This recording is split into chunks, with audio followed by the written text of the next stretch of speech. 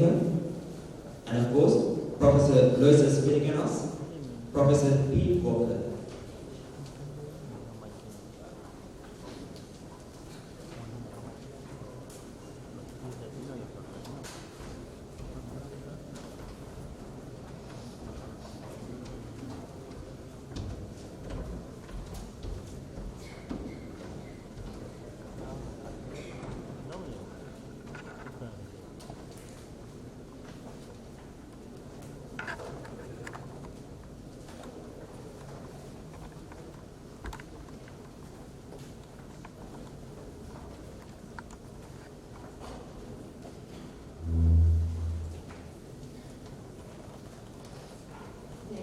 To welcome you all, I would like to invite Head, Department of Civil Engineering and Co-Chair of the ICCA 2019, Professor Iccea Spurudilaka.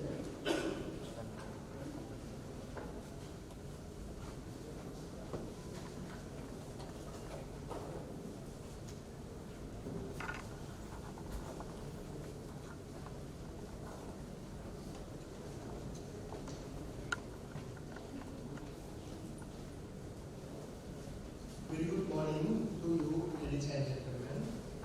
Vice Chancellor, Professor Kapil Pereira, Deputy Vice Chancellor, Professor Mahananga, Dean, Faculty of Engineering, Professor Allen Kavarchi, former Vice Chancellor, Professor D.T.F. Silva, and keynote speakers, Professor Pete Walker, Dr. Loises Villicanos, Professor Raman Reddy, Dr. Damit Malikarachi, Dr. Malik Maharaji, Professor David Kamaratnam, Professor Ukul Athanayaka, Professor Gregory Costa, Professor Sanjay Senadira, Dr. Daniel Marcel, Dr. Sean Pat, Dr. Ashley Nidasulia, Dr.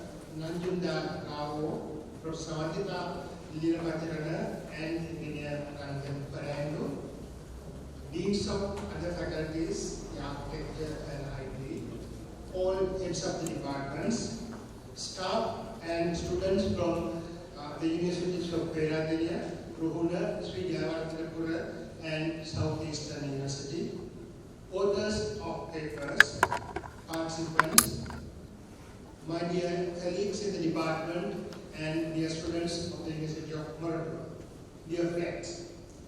I welcome all of you warmly to this International Conference on Civil Engineering and Applications 2019, the first of a series of events that will be organized by the Department of Civil Engineering.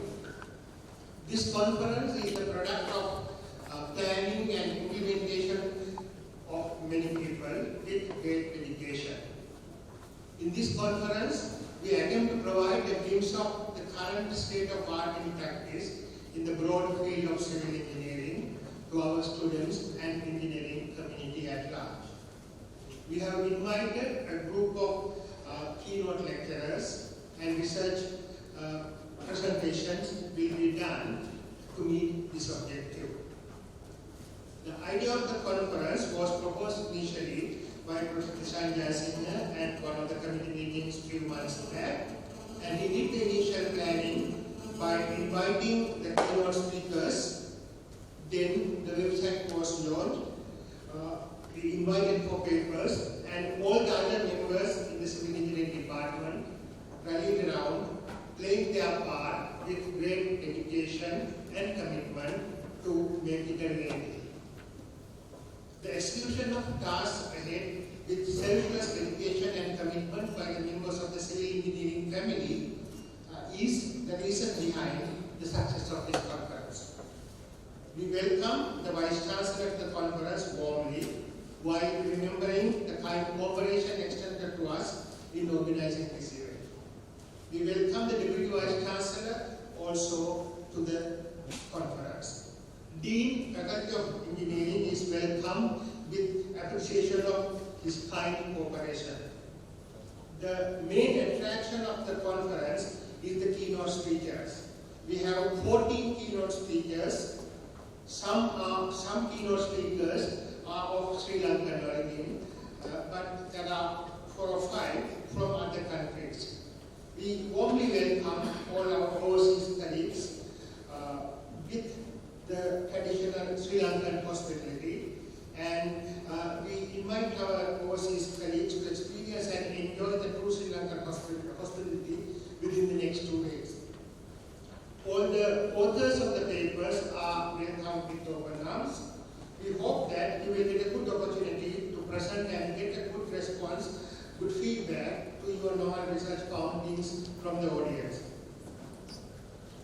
We welcome the deans of faculties, IT, business, and the dean of graduate studies, and heads of departments from earth resource engineering, electrical engineering, and many other departments who are present here. So your kind cooperation that you have extended to us in whatever the way, when the support is needed, is gratefully remembered.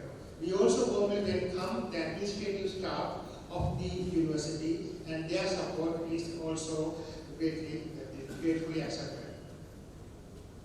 We wanted to provide our students as well as the civil engineering students of the other Sri Lankan universities an opportunity to attend an international conference, listen to academics and practitioners of high repute from international community, and get abreast with the new knowledge and findings in the broad field of civil engineering.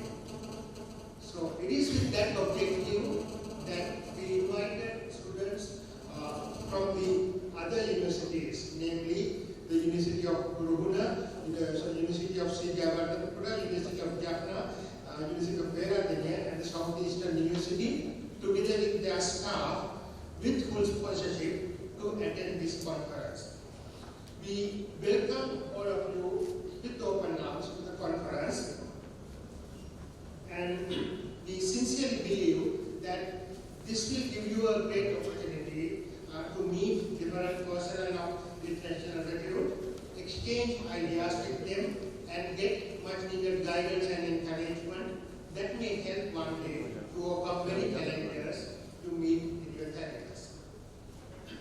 I also welcome the works engineer and the staff of the maintenance unit, and gratefully acknowledge the work they have done in the last few months to attend to all the necessary requirements in the department. To all my colleagues in the department, both academic, non-academic, and very especially to the students, you are warmly welcome to this event. This is your conference. This is our conference. All of you work tirelessly with selfless attitude as one family, the civil family, to make this a success over the past few months.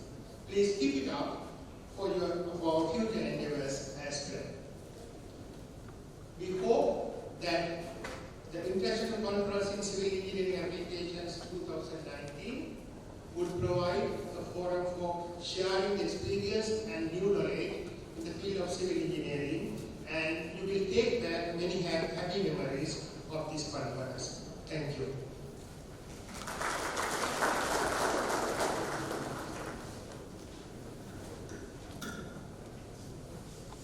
Thank you, sir.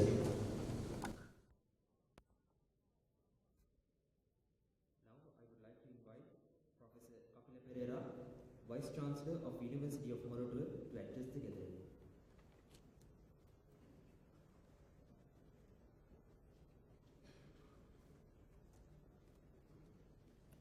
Thank you. Very good morning to all of you. Ayubowan, Vanakkam, Assalamu alaikum. On behalf of the students, staff, and all the University of Moratuwa family, I would like to express my sincere gratitude to the organizers of this conference. Deputy Vice Chancellor, the Registrar, all the deans of the faculties, the distinguished keynote speakers,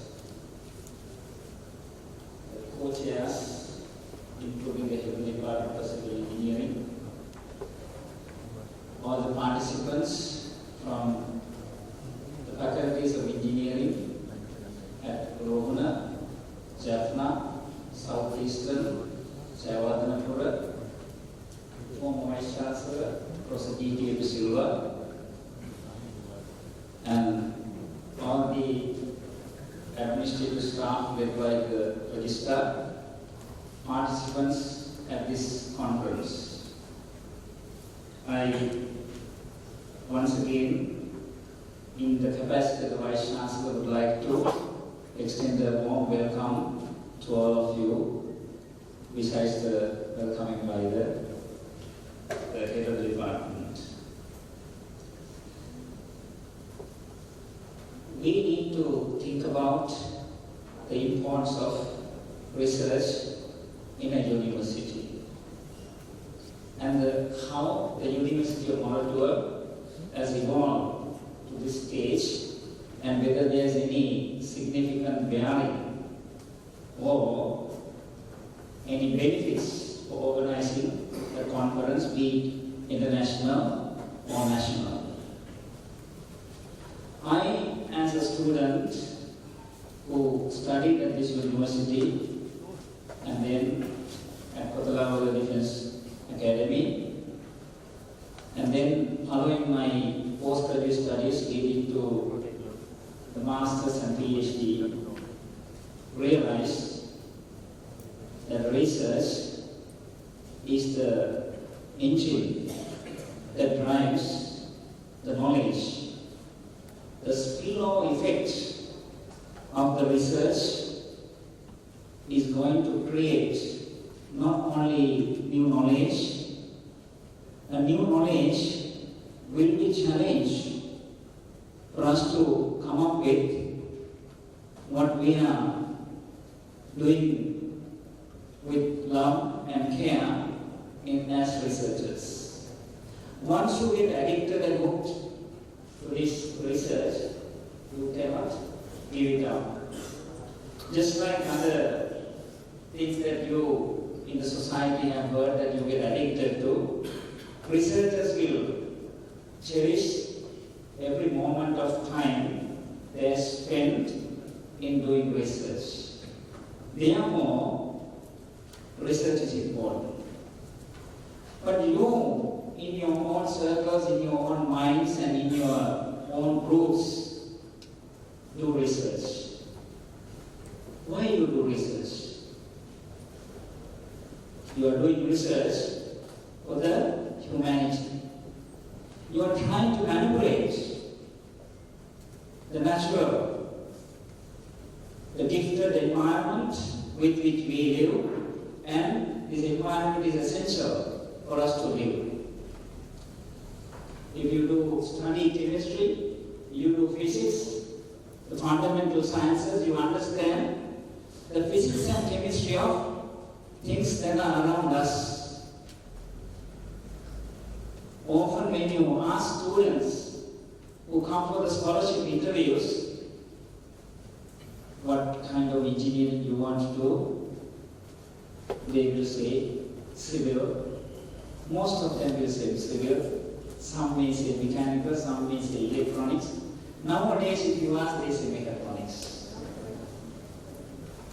But still, there's a good number of people who say civil engineering, and if you ask why you want to do civil engineering, they will say, I like civil engineering because of the bridges, because of the buildings.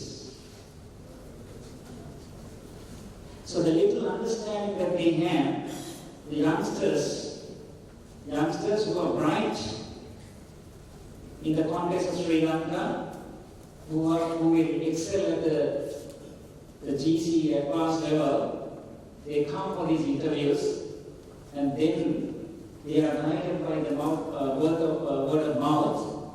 Civil is what I want to do, electronics is what I want to do, computer science is what I want to do. But if you ask again the civil engineering, they will talk about only the bridges and the buildings. But if I look at this research conference, this will give you career guidance for the civil engineers. This is international conference on civil engineering applications. There are 21 tracks besides bridges and the buildings. 21 tracks in this in civil engineering. So it tells you, and it gives you the inclined cross-section of the start of the civil engineering. From the building materials to structural and solid mechanics, sustainability of built environments, ancient structures and architectural construction, construction safety standards and implementation, alternative building materials and applications, foundation and geotechnical engineering, environmental issues, hydraulics, coastal, wind, toll. So these are the depths and the types and the varieties of civil engineering other than the bridges and the buildings.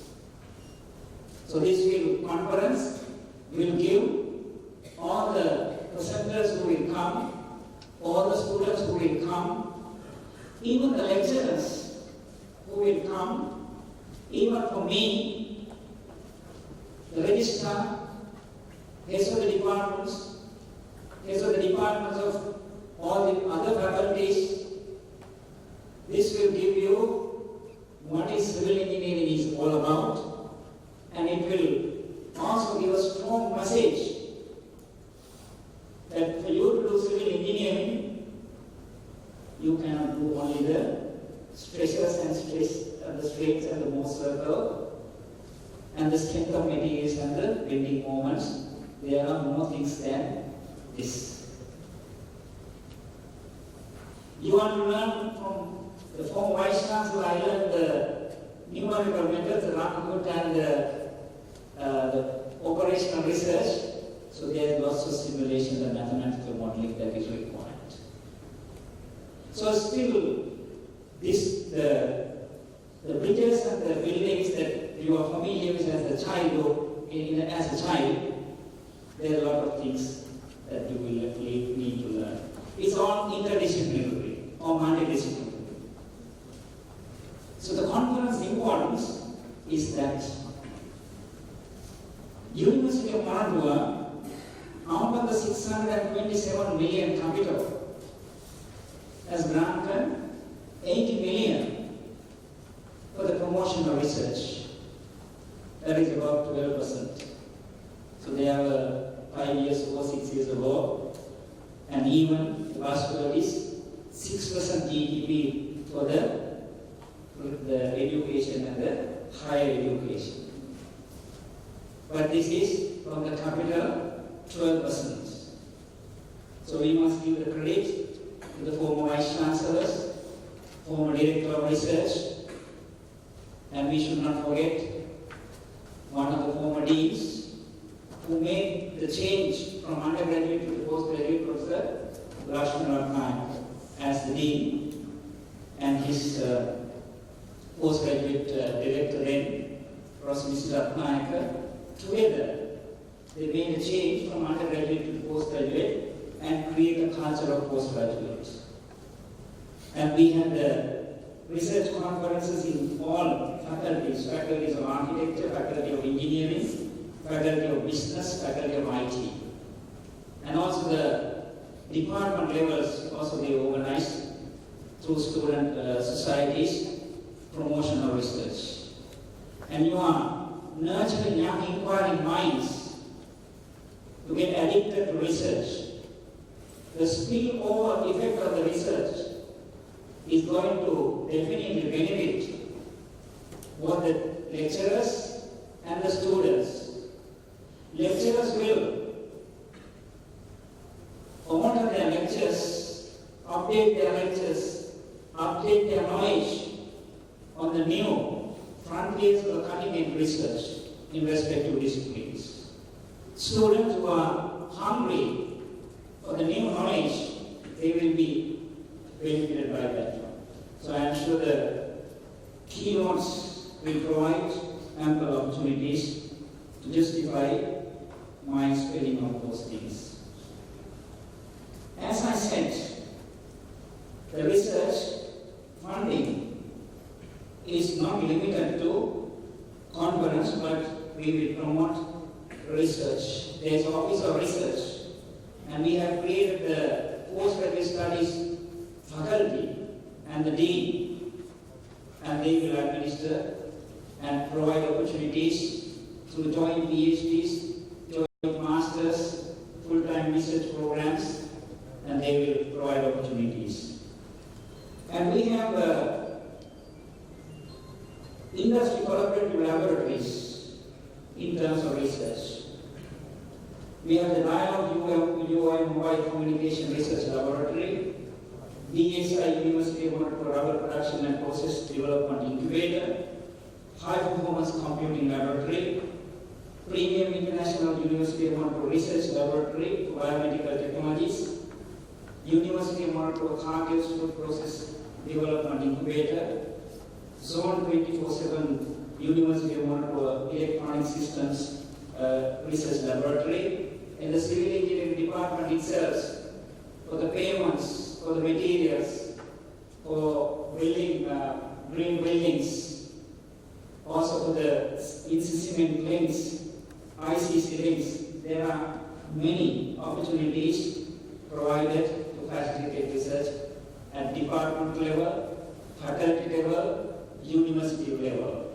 It's not only the money that is provided in the minute amounts of 12% from the capital allocation. Without the industry support, we could not do the research. That's why we have created these centers of excellence. And then we have the multidisciplinary research centers. That is also an initiative by the Director of Research.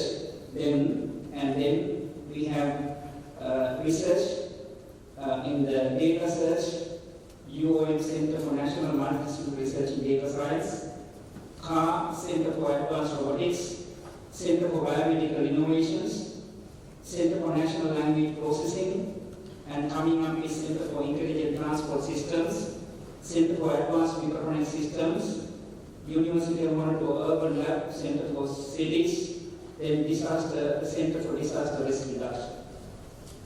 So these are some of the initiatives in the name of research, facilities in research. I just mentioned a few. So ladies and gentlemen, University of Moratuwa is very much interested in changing gears because we are conducting a benchmark, national benchmark undergraduate programs in engineering, architecture, IT, and then we have started the business category recently, which complements as per the accreditation requirement from the Washington Accord for the engineering, IT, and the architecture degree programs. That's also a unique one, and we are facilitating this benchmark undergraduate programs, and Department of Civil Engineering has pioneered, along with some of the international collaborations, hydraulics, the structures, some of the toll course programs, postgraduate programs.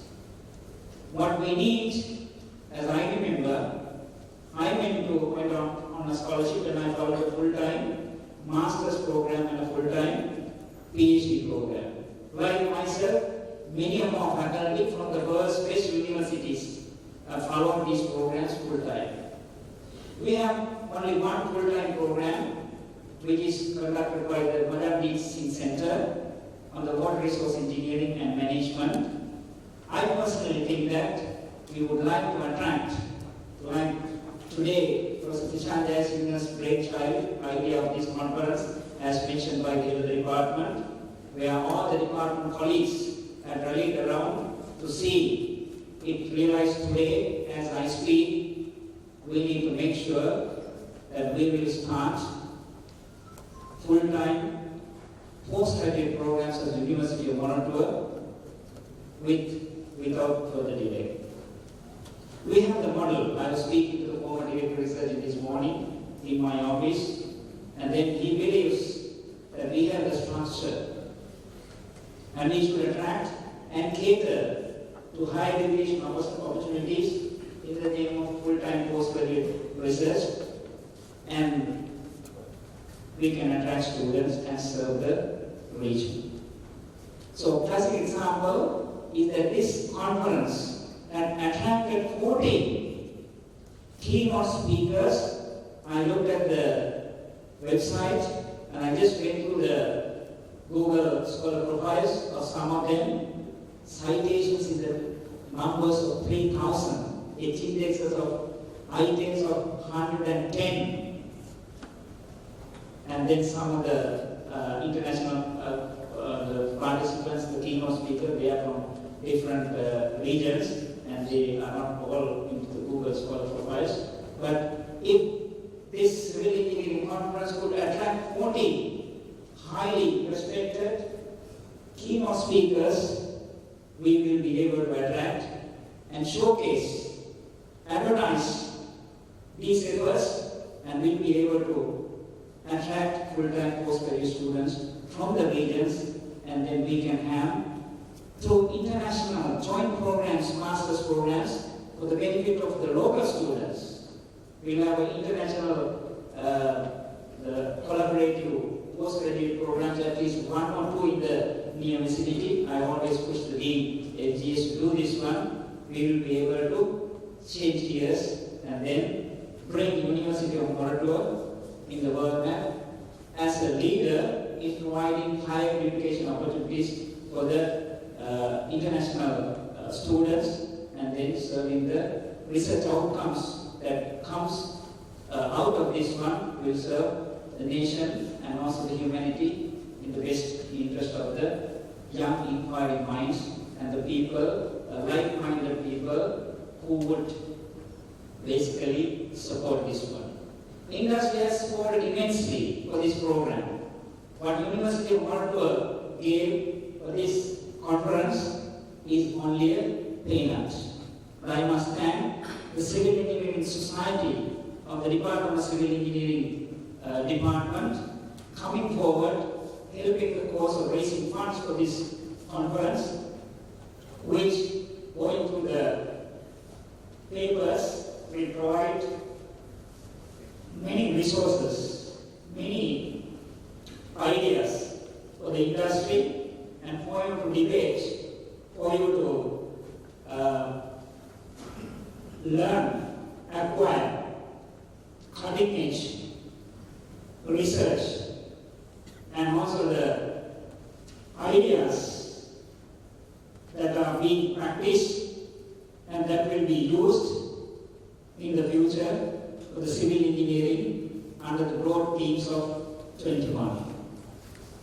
There's also an award, the Best Paper Award, that is all inclined to the sustainability. There are sustainable development goals, and this each of the themes you can link to these sustainable development goals of the United Nations that is also being pursued by the university and by the government of Sri Lanka.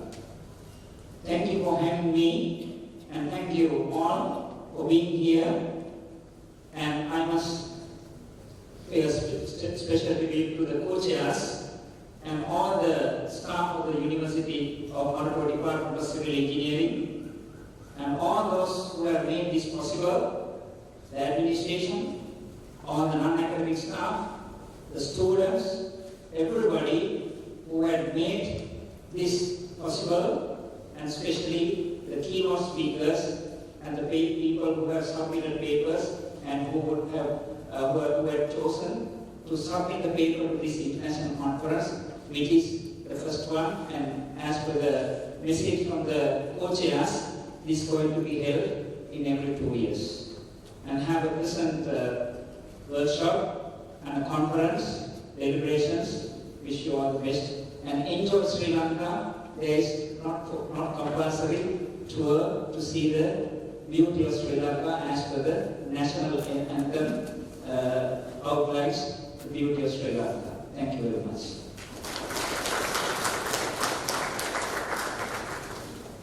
Thank you, sir. Next, I would like to invite co-chair of this prestigious event, Professor M.T.R. Jayasinghe, to speak a few words.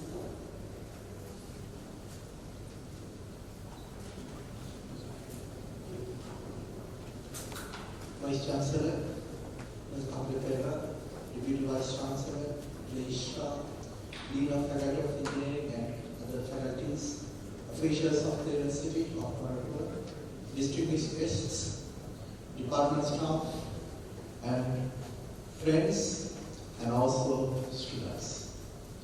It's a great pleasure to speak few words as one of the co-chairman of the International Conference on Civil Engineering and Applications 2019. So I have to tell a brief history. It all started with the idea of giving an opportunity for our students to meet well-known researchers of the world and share research experience. So we are really thankful to all our keynote speakers who accepted our invitation and decided to give their active participation for this conference. And altogether we have 14 keynote speakers and 16 keynote speeches. We also encourage many of our current and past research students having success with their research to present at this conference. And in addition, we got many presentations or many research publications from many other researchers. So after a proper referring process, I'm happy to say we were able to select over 50 research papers for presentation over 2 days at this conference.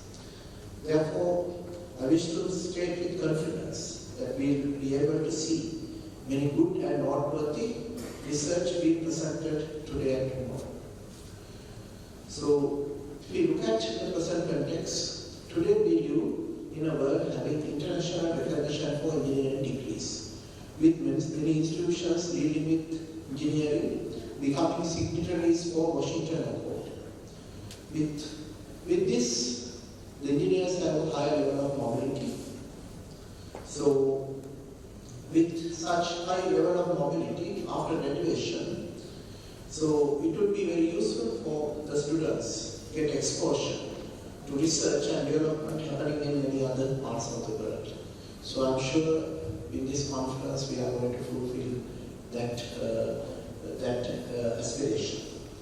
So to select good research for presentation, we had a very structured referring process.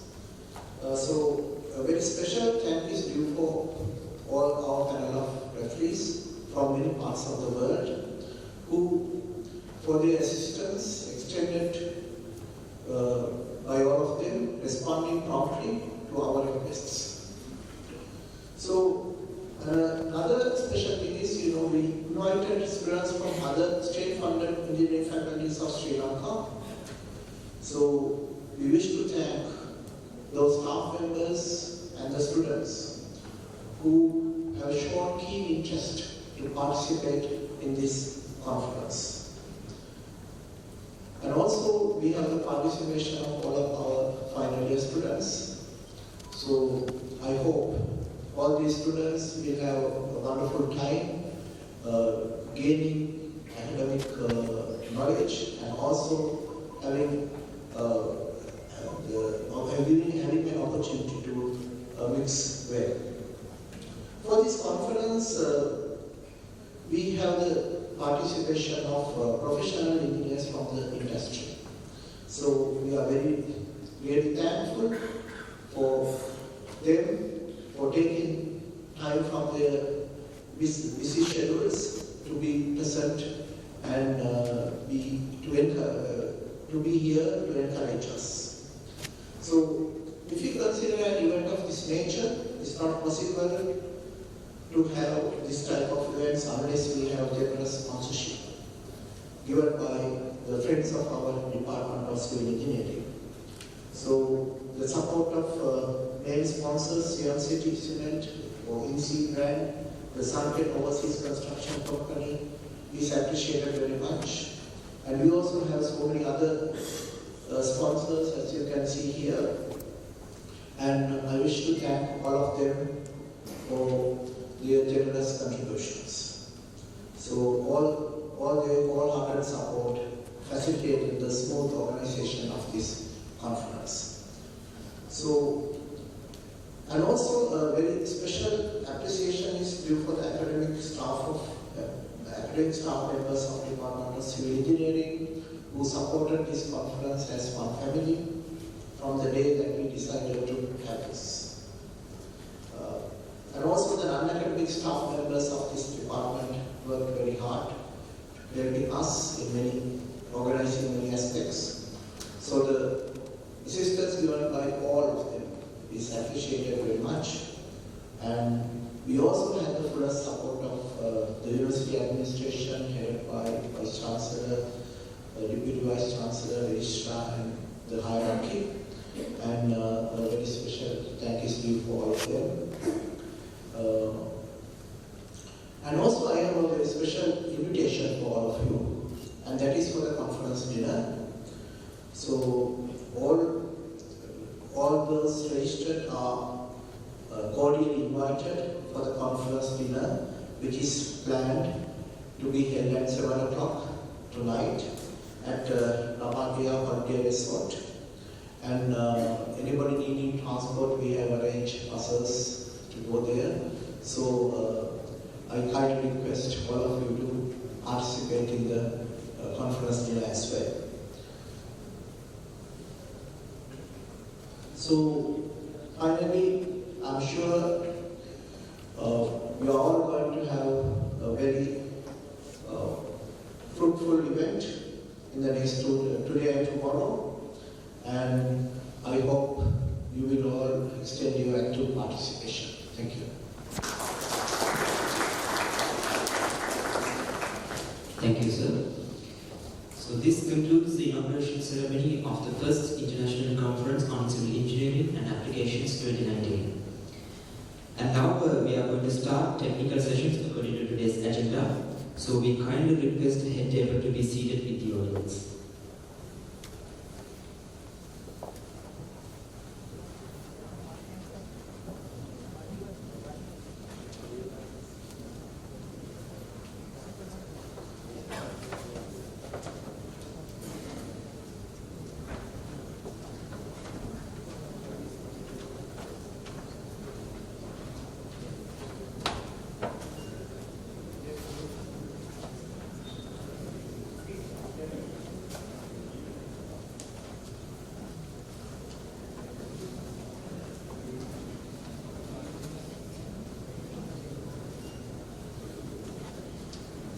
Professor Pete Walker and Professor M.T.R. Jayasinghe to commence the technical session with the keynote. Thank you.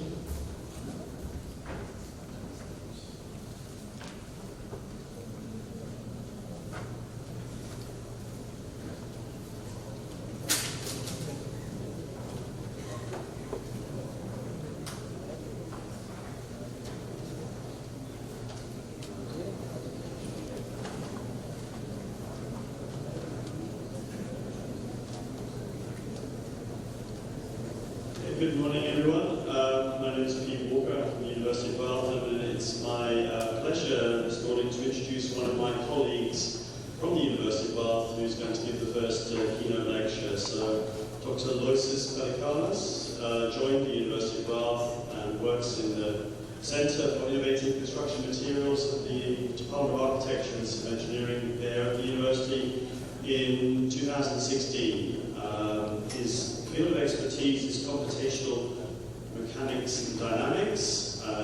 He teaches in geotechnical engineering subjects at the university, and his education, his background, he did his master's and then his PhD at Imperial College, and then subsequently did postdoctoral research for 3.5 years at the University of Cambridge in their Centre for Smart Infrastructure and Construction. So I know Loisis is kindly agreed to give 2 keynote lectures, and this is the first of the 2. And I'm at a loss because I don't know the title of his first presentation, but I'm sure we're about to find that out. So thank you very much, and give the floor to Loisis.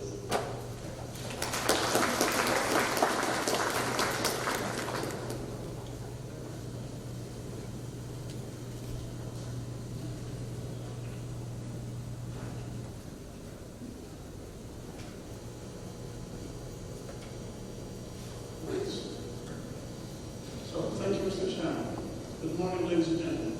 So I am Loisis Pelikanos. I'm a lecturer in geotechnical engineering at the University of Bath, and today I will present some research we did on numerical thermomechanical modeling of energy piles.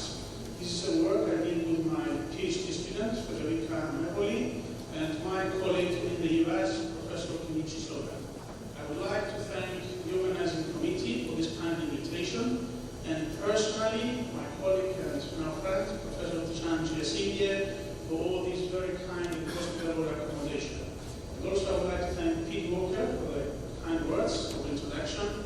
I have to say he was the head of the department when I was interviewed at Bath, so he's the one who appointed me.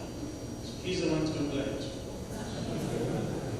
So, before I go on with my presentation, I would like to say that it is really a great pleasure to be here because I met 4 PhD students at Cambridge, graduating civil engineering from this department. All 4 of them were doing very good research in advanced computational modeling. When I say advanced computational modeling, I mean real programming, not using commercial software, but really doing cutting-edge research, linear finite elements, material point method, and so on. They were so good that they built a reputation that there are very good researchers coming from Sri Lanka, and especially from this university. So well done to the university, the academic staff, and please keep up the good work.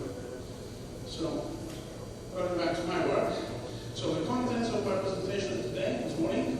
So I will start with a very brief introduction on energy piles, how we use energy piles to harness geothermal energy. Then I will very briefly touch upon the thermal soil structure interaction, things that we need to be aware when we study these structures. Then I will introduce a very simple finite element model we developed to predict the response of energy piles. And then I will show 2 applications we did with this model, and then I will draw some conclusions. So firstly, energy piles. And yes, we are all aware of geothermal energy. This is energy that is stored in the earth. Basically, we know that at some depth in the earth we have constant temperature. That varies in the world, but in London we have about 12 degrees. We go 20 meters below ground and beyond. Now, having this constant temperature in the ground throughout the year means that we can get temperature from the ground in winter, and we can dump temperature back into the ground in the summer. Right? So if we have, for example, in London 12 degrees in the ground, in winter we have 3 or 4 or 5 degrees, we can get some fluid, go down in the earth, get this heat up, we go up in the structure and we can heat our structure. Likewise, in summer we have 25 degrees, let's say, then we have a building of 30, and the building is heated up, is already hot, then we can use the fluid, go down to the earth, get cool, we will bring it back into the structure, and in this way we have a sustainable way of getting our temperature in the buildings right, and also we can use this build to create electricity and other forms of energy. Now, getting this geothermal fluid in the ground, we need to have appropriate infrastructure. We have geothermal boreholes and other infrastructure, which cost, like every structure. So one possible way, one practical way of getting this geothermal fluid pipes down deep in the ground is to use existing or new foundation piles or structures. So if you have, for example, a fluid, let me see if I can make this. Yeah. So we can get fluid from the building down into the ground using the foundations of the pipe or the structure of this pipe. So there are loops going down into the ground and then coming out. So we can basically use these concrete foundations to accommodate these pipes. Now, from a geotechnical and civil perspective, civil engineering perspective, what is the issue here? Having a pipe with a hot or cold fluid in concrete, this may generate thermal expansion, contraction, and with cycles over the years, this may lead to some degradation of the material and possibly compromising the structural capacity of the pipe. And this is not something we want to avoid. That's why we need to study from a geotechnical engineering point of view energy pipes. Now, before we do any modeling, we need to understand these interactions, thermomechanical interactions with these structures. So, first thing we need to remember is from fundamental mechanics, when temperature is involved, there are 3 kinds of strain. We know from mechanics that strain is deformation, basically the change of displacement over the length. But when we have thermomechanical interactions, we have three kinds of strain. We have the so-called mechanical strain, which is basically the reaction from the stresses. So mechanical strain is stress over Young's modulus, for example. This is what the structure feels, okay, because of the forces, the reaction forces. Then we have the real strain, which is also called observed strain. This is what the structure undergoes. So this is what we observe. The structure expands. There are displacements. So from these displacements, we can get the real strain and the thermal strain here. Epsilon thermal is a free thermal expansion. Okay, so this is constant for each temperature. So we have a coefficient of thermal expansion. This is constant for concrete, for steel, and so on. Times the change in temperature. This is epsilon thermal. Now it's important to understand the difference between these three strains. So I will give you a very simple example. Here we have a free column. Let's say it's a steel rod. If we heat this up, therefore we have positive temperature change, this will expand, right?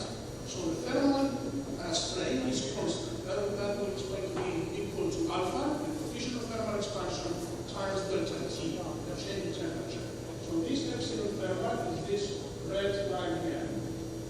Okay? So that, as I said, depends on the applied temperature, not on the boundary condition. Now, because this column, as I said, this could be like a steel rod, it's free, it's in the air, so it's free to expand. There is no restraint, okay, no reactions. Therefore, the real strain, which, as I said before, is what we see from the displacement, because this is going to displace, right? So to get larger, it's going to be exactly equal to the thermal strain. Okay, so whatever strain thermal you apply, this will expand, and therefore the real strain, what you see, will be equal to that thermal strain. Now, the mechanical strain, which is the reaction, and this is the difference between real and thermal, as I said, will be zero. There are no reactions, it's in the air, okay, therefore there will be no generated stresses within that structure. No stresses, no mechanical strains. Now, the opposite scenario would be if this column is restrained at two ends. Okay, again, if I heat this up with the same temperature, the thermal strain will be alpha, the coefficient of thermal expansion, times the difference in temperature, and this is constant throughout the length of this column. It's this epsilon thermal here, the red line. Now, because this is restrained, this length cannot change, right? Therefore, the displacements will be zero.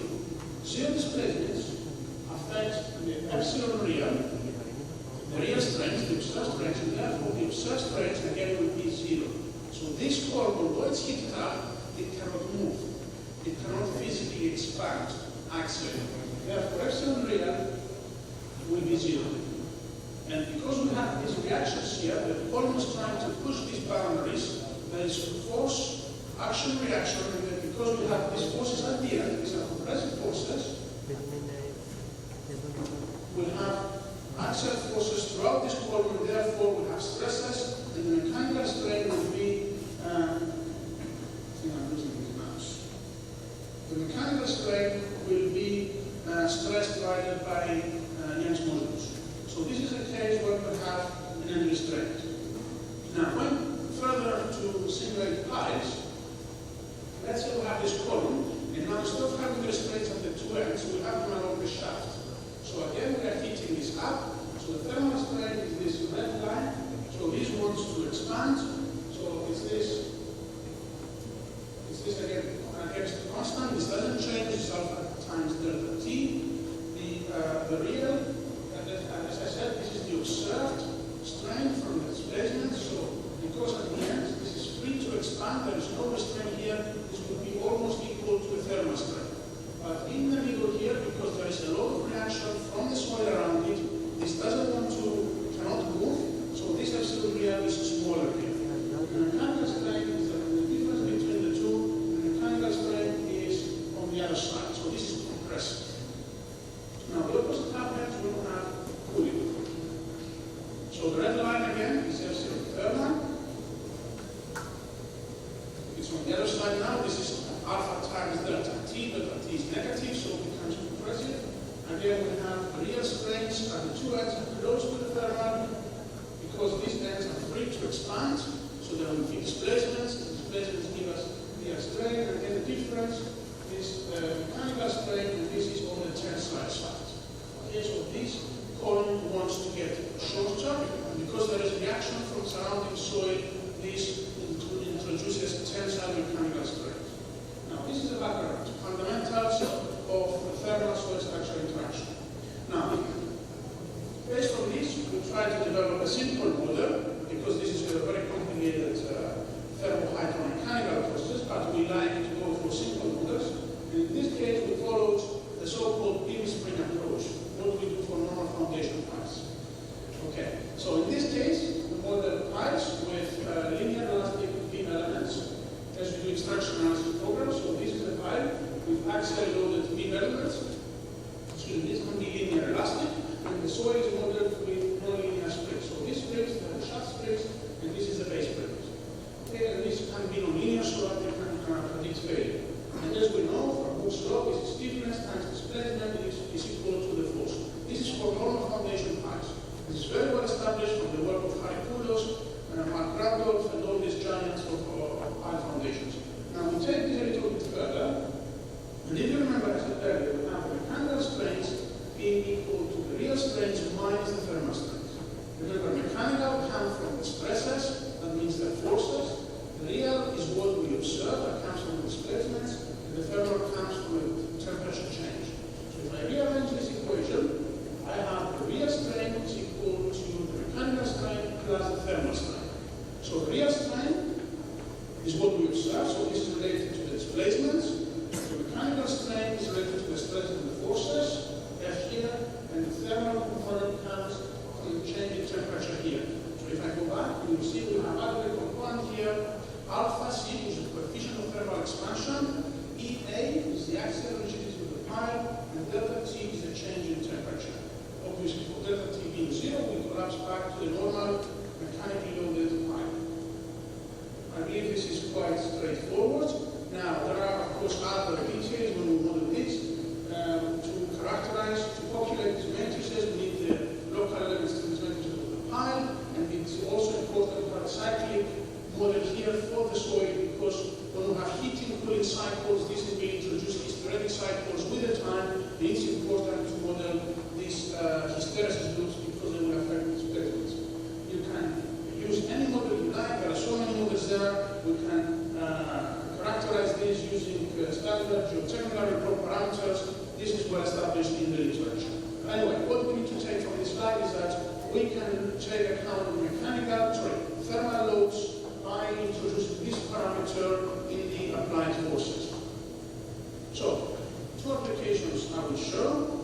So the first one is the so-called Lambeth College London. This is one of the very first thermal response tests carried out. It was carried out in 2007 in London, and I believe this is the most widely cited paper. It was published in Geotechnique, and this is very widely cited. Everyone has been, not everyone, most of the people working in this area have been calibrating their numerical models based on this field test. So we look at this field test first. So this field test, again, was a pile which was, I believe, 23 meters long. The soil stratigraphy had some made ground and weak soils at the top, and then most of it was in London clay, a very well-studied soil in London.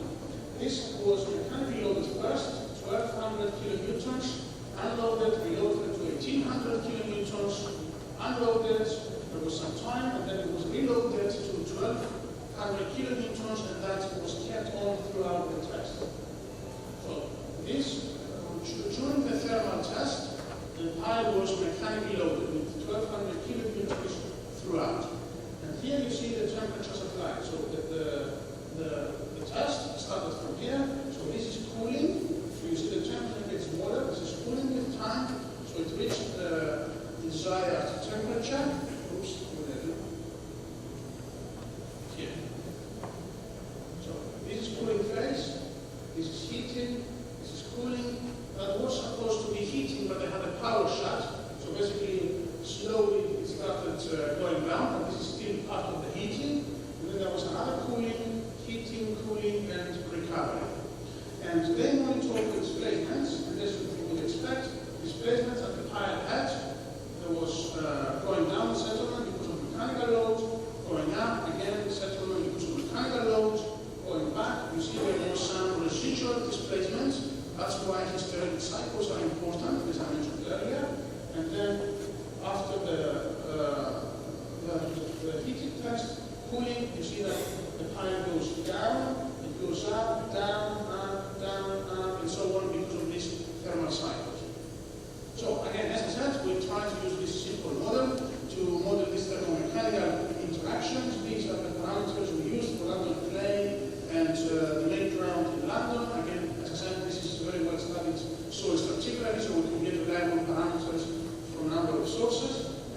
modeled the pile using this technique. So here I show the monitoring data.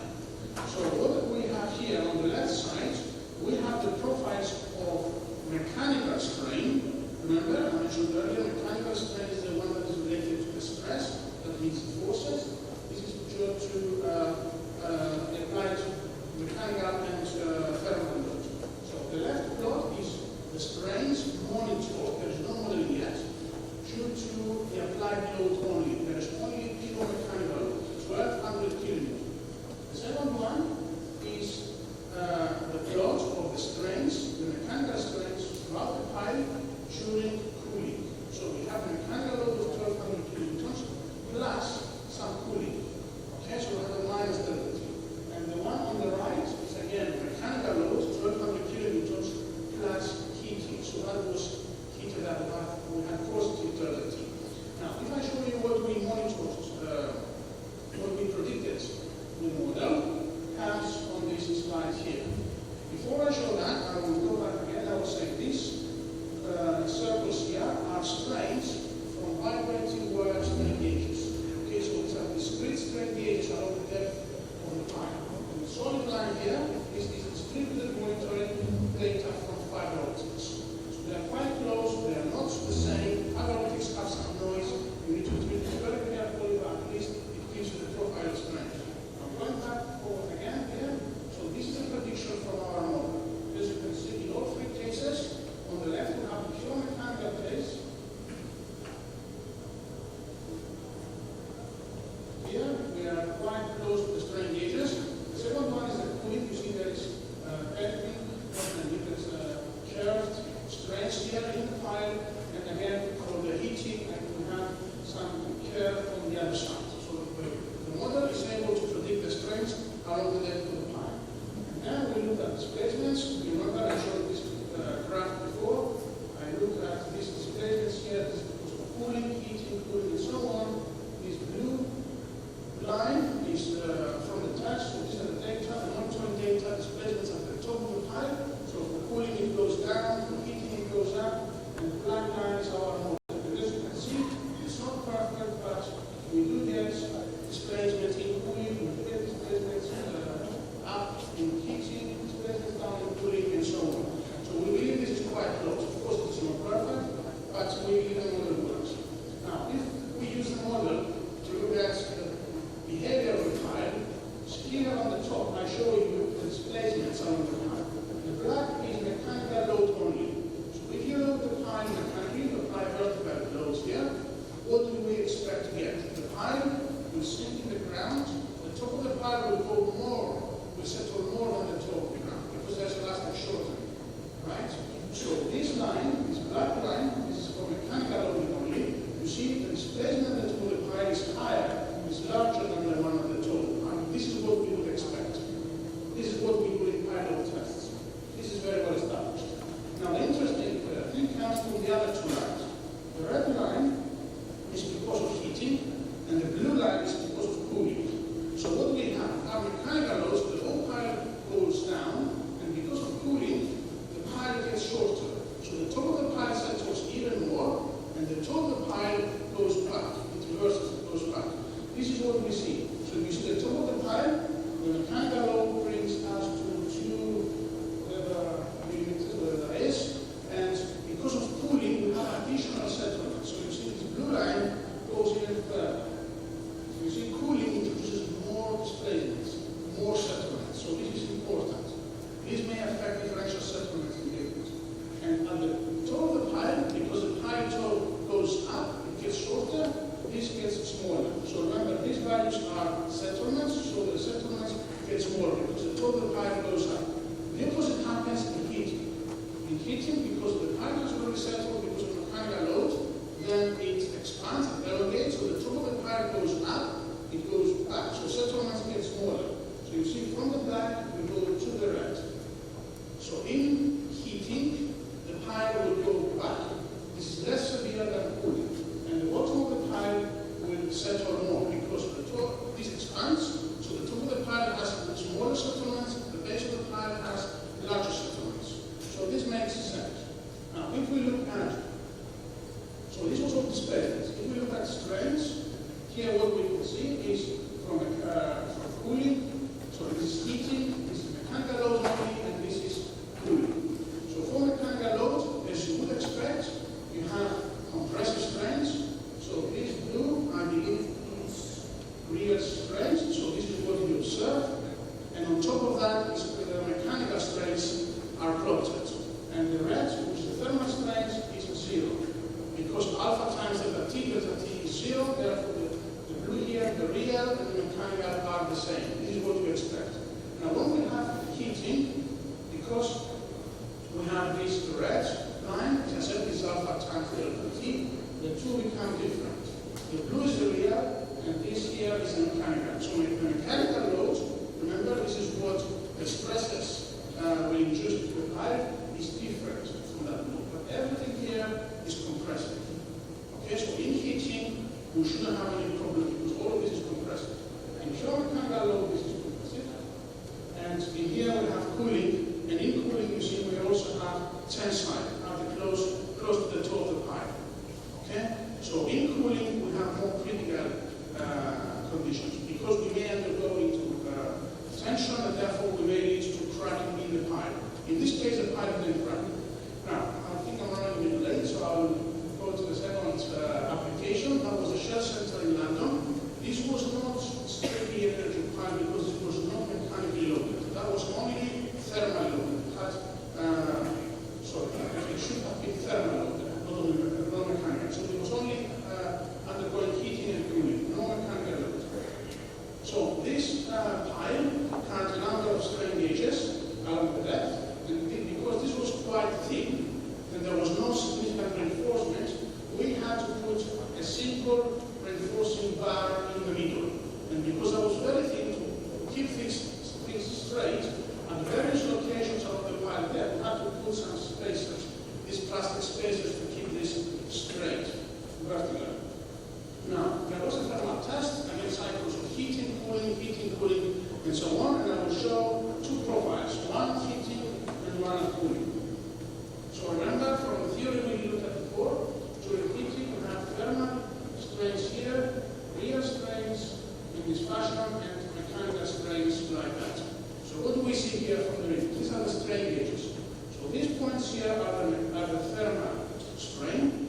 So they are pretty much constant, as you would expect, like this line. And these points here are the real strain, okay, as you would expect. These from the strain gauges. If we superimpose the fiber optics, this is what you get. Still, the thermal strains are quite close to the ones we monitor from the strain gauges. However, the real strains are a bit messy. So they do follow a trend, as you would expect, but as you can see, there are 1, 2, 3, 4, 5 spikes, which were unexpected. Now, if we look at cooling, remember the model we looked at before? This is thermal strain here, constant. We have real strain in this fashion, and mechanical strain on the other hand. Now, thermal strain, again, this is here, so it's on the negative side, as you would expect. However, the real strain, instead of being plotted on the right side of the thermal, it's being plotted on the left side. So this is unexpected. And we superimpose the readings from fiber optics that continues, and especially continues distributed data. And again, as we can see, this line here is thermal strain, pretty much vertical, constant, similar to the strain gauges. But the other line, which is the real strains, again shows these spikes we saw earlier. But more interesting, it's also plotted on the left side. Again, as we didn't expect. So something is strange here. Now, we went back to the model and we played a bit and we said, let's see what happens in this pipe. Again, we use standard random plate parameters. These are the details. You can find this in the paper. And then, again, if I run a model, the same model, again, this is what I get. The mechanical, so the thermal strains plot very close to the fiber optics and the strain gauges. And the real strains plot on the left, as I would expect. But the magnitude is much smaller, as you can see here, than the ones we have monitored. So something isn't right here. Likewise, so before I go to that, so what we did, we said we went back to this, if I go back to the beginning, we said there are these plastic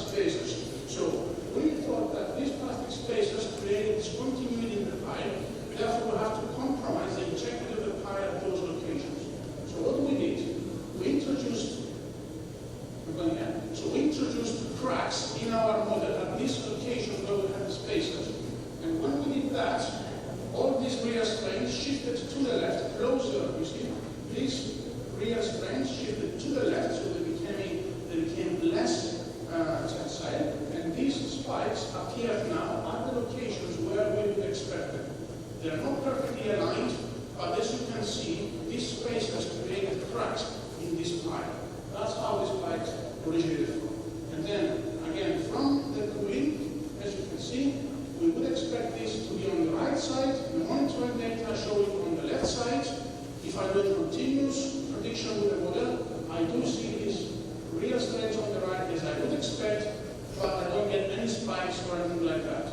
We introduce the cracking model, and the whole thing shifts to the left, and these spikes appear. Okay, this is because of the cracking. Why this happens? We believe that these spacers created some cracking because of the thrust cooling. When you have heating, all of this expand, so even if you have a crack here, these two segments will expand, will close the crack, and that will not be too much of an issue.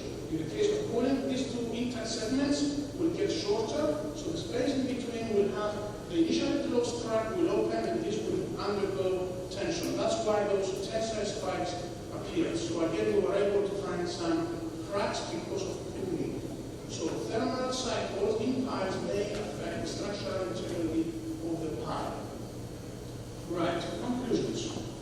So there is a complicated thermomechanical solid structural interaction in energy piles, and when we use geothermal loops in foundation piles, we need to be careful.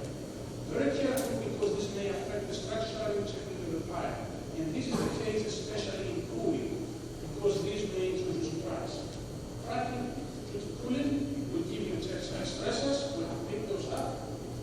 We can model this with a simple thermomechanical flow transfer model. As we have shown, you need to do a bit of clever stuff to introduce the cracking, but this is very straightforward.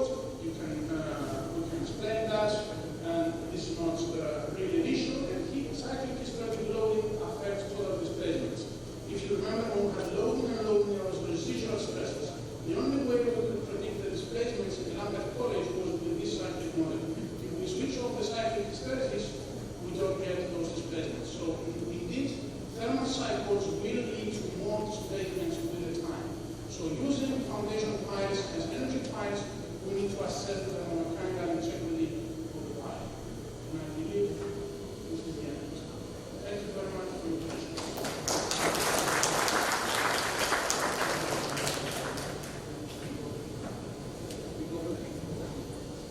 Thank you.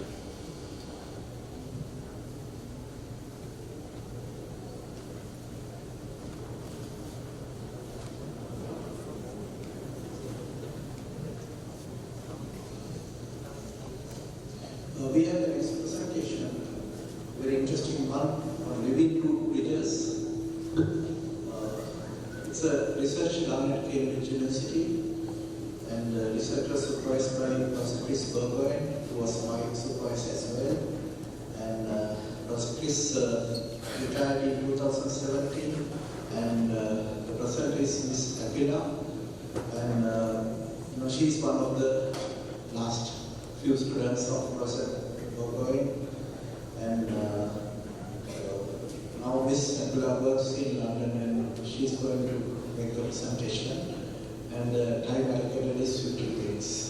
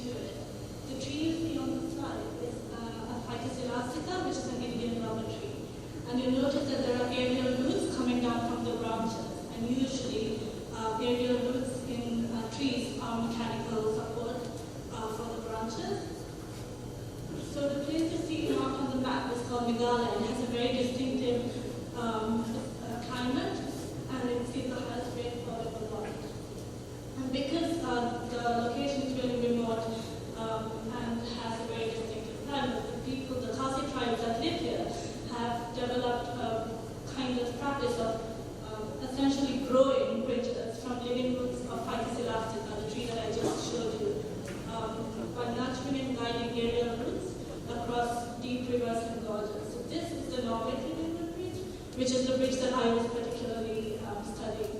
So you'll notice that there are aerial routes being guided along, and how there are like soil and rocks used to plug the holes in the and create a walkway. So these bridges can span anywhere between 15 and 250 feet, are grown over 15 to 30 years, but last several centuries. And these bridges are worth looking at because even though conventional bridges have a design load and performance, living root bridges have some advantages in remote and ecologically sensitive climates because they don't need, they're obviously sustainable, and they're robust in these extreme climate conditions and also have a progressive load-bearing capacity. So we know that bones, like human bones and animal bones, grow in response to stress. So we were kind of interested in looking at if the dead load applied on the bridge, so as like all of the rocks and soil and the leaves, contributed to changing the material properties of the aerial roots of Ficus elastica as the bridge was growing. So the main aim of the study was to investigate and understand how this bridge worked, and the first part of that was to identify what the material properties of the roots that we were building this out of was. So the preliminary experimental work was basically to kind of estimate the order of magnitude for the strength and modulus of the bridge, and then those values were compared to aerial roots of Ficus elastica that were pre-stressed under uniaxial tension for a period of about 3 months. All of the experimental works were carried out here in Sri Lanka, in Colombo and Kandy, and these are the kind of stress versus strain trends that we saw. So the initial bit is the linear elastic region, which corresponds to the primary and secondary bond stretching, and then that is followed by plastic deformation, which in plant materials are usually due to rupturing cell walls.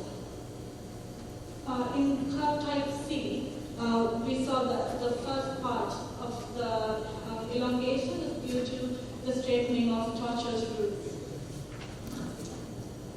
So in the second part of the whole, just investigating what happens when we pre-stress an aerial root, which is basically what happens when we hang a weight at the end of a root sample for 3 months to see if it changed its properties in any way. So the blue dots are the pre-stressed root samples and the red dots are the free-hanging aerial root samples. And we found that in general, the strength and modulus of the aerial root samples decreased with increasing root diameter for both cases. And this is generally because cellulose, which is what is responsible for strength in an area in plant materials in general, decreases with increasing root diameter. And the whole point of the experiment was to find out if the pre-stressing changed the material properties in any way. And we found that although the experimental work is very preliminary and has lots of limitations in the experimental method, so there is no conclusive evidence.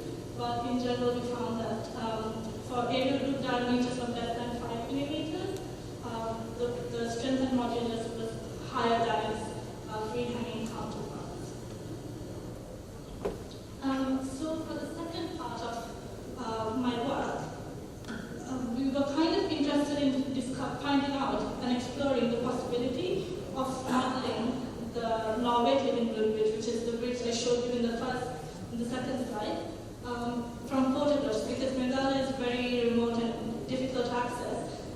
So we sent off Mr. Sanjay Shankar, who is an architect, on 2 expeditions to Meghalaya, and he got us 92 photographs, which was then processed through a photogrammetry software called Eyewitness to give us this point cloud. So the picture you see on the slide is basically a large data set of spatial coordinates, and in the corner of the slide you can see the photos, where the photos were taken in the perimeter of the bridge. You have to consider lots of things like lighting and shutter speed, and make sure that the bridge is not deflecting under wind or people to run through the post-autonometry process. So then the point cloud was plugged into SolidWorks, which is derived 3D modeling software. And the whole 3D model that you see is just modeled using dimensions from the point cloud. So none of the dimensions used for the model is measured. It's just using the point cloud as a basis. But you can see there are some obvious difficulties because there aren't enough coordinates in the walkway. So it's quite difficult to model areas of the bridge where you don't have enough spatial coordinates.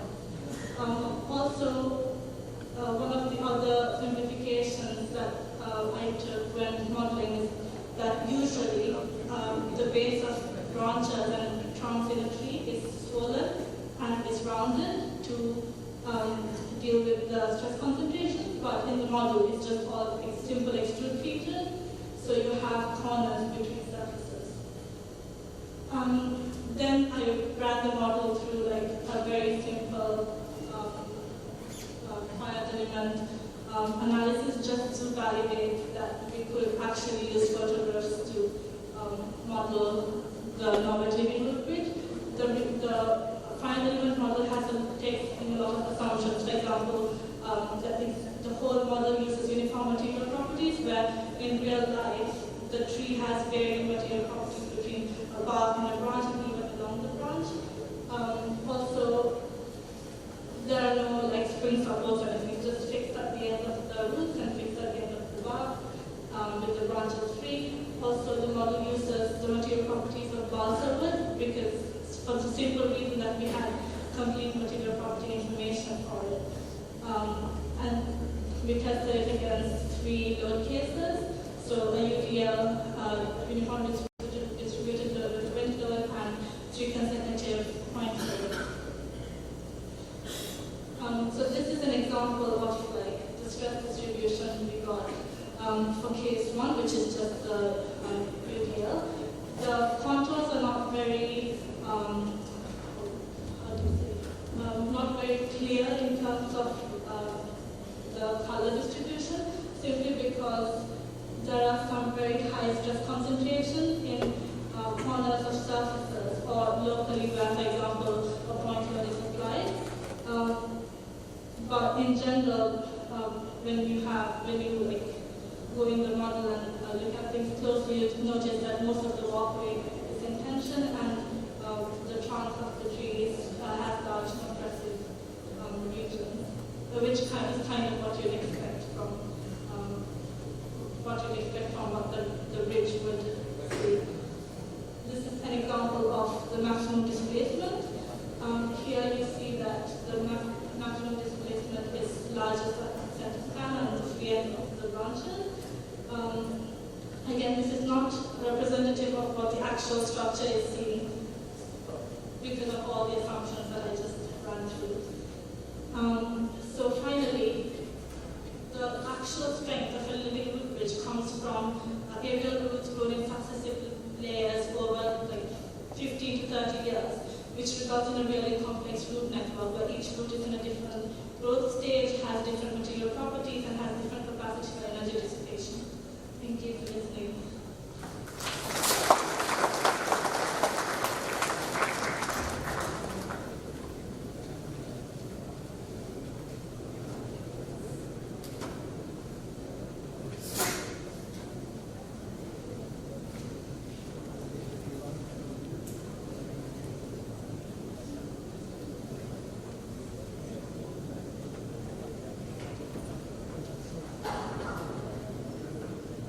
Dear ladies and gentlemen, we have a small announcement on today's agenda.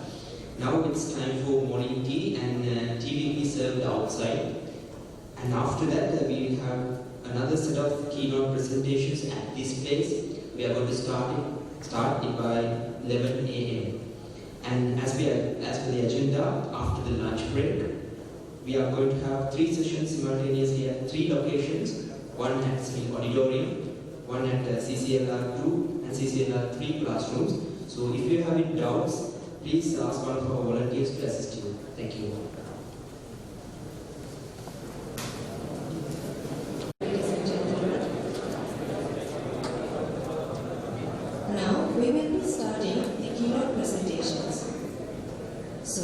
I cordially invite the session chair, Professor Iccea and Dr. K.S. Rao to commence the session.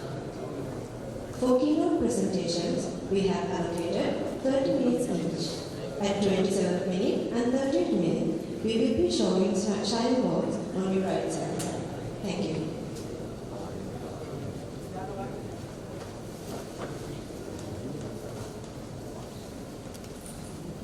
Good morning, everybody. I'm pleased to introduce this well-respected academic, Professor Pete Walker, from Department of Architecture and Civil Engineering, University of Bath, United Kingdom. And he's also the director of BRD Centre in Innovative Construction Materials. So his current research interests include bio-based construction materials, materials for improved indoor air quality, structural masonry, and innovative timber engineering. So since joining University of Bath, he has led various research projects, having attracted funding as the principal investigator and co-investigator from various funding bodies. So since working at University of Bath, he has also led research projects developing straw bale construction, hemp line construction, and innovative timber engineering. His research work initially centered on physical, mechanical, and structural characterization, but has developed to include work on microstructural analysis, heat and moisture transfer in porous materials, life cycle appraisal, environmental monitoring and testing, and most recently, indoor environmental quality.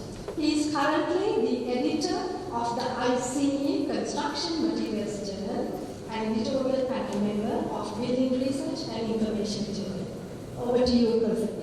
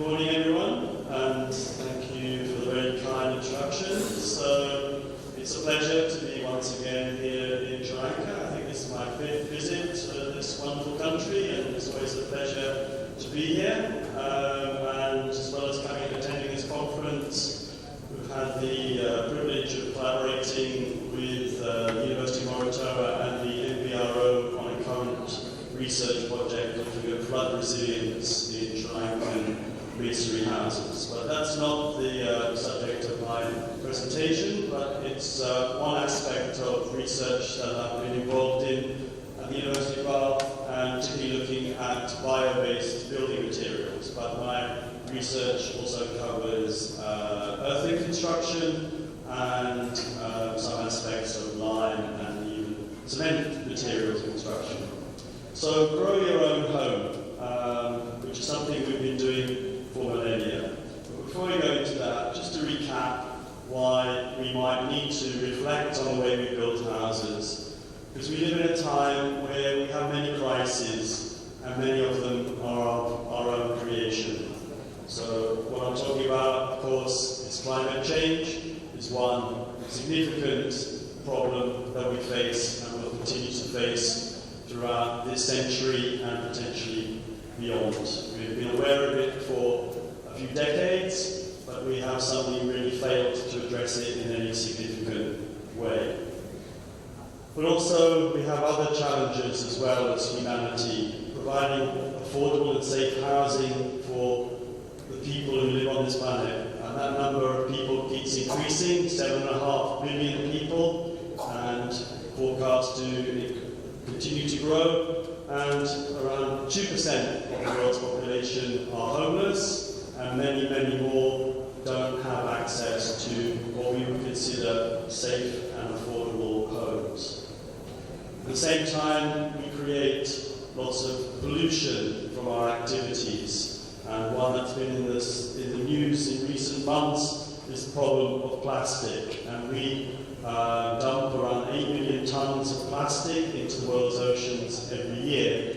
And looking on the internet, in 30 years' time, it's estimated to be, if we don't do something about it, the gross mass of plastic in the oceans will be greater than the total mass of fish in the oceans. And it's reckoned that pretty much every animal that lives in the ocean has some small piece of plastic within it. We still fail to provide adequate clean drinking water, and many children, people die from lack of simple basic necessity of life, clean drinking water, with around 2 billion people still without access to safe drinking water. And there is growing inequality in our world as well. World's 26 richest people, these are individuals, own as much wealth as the poorest 50% in the world. And that number of the richest people seems to get smaller and smaller, whilst obviously the 50% of the world gets bigger and bigger. So these are some of the challenges that we face as humanity. This conference is about civil engineering and construction, and we have a role to play very much within that as civil engineers and architects and builders and product manufacturers, and as educationists and teachers and researchers. And so just remind ourselves that sustainable construction, or any aspect of sustainability and the solution to be sustainable, has to be socially sustainable, bearing in mind what I've said about equality and access, has to be economically sustainable as well as environmentally sustainable.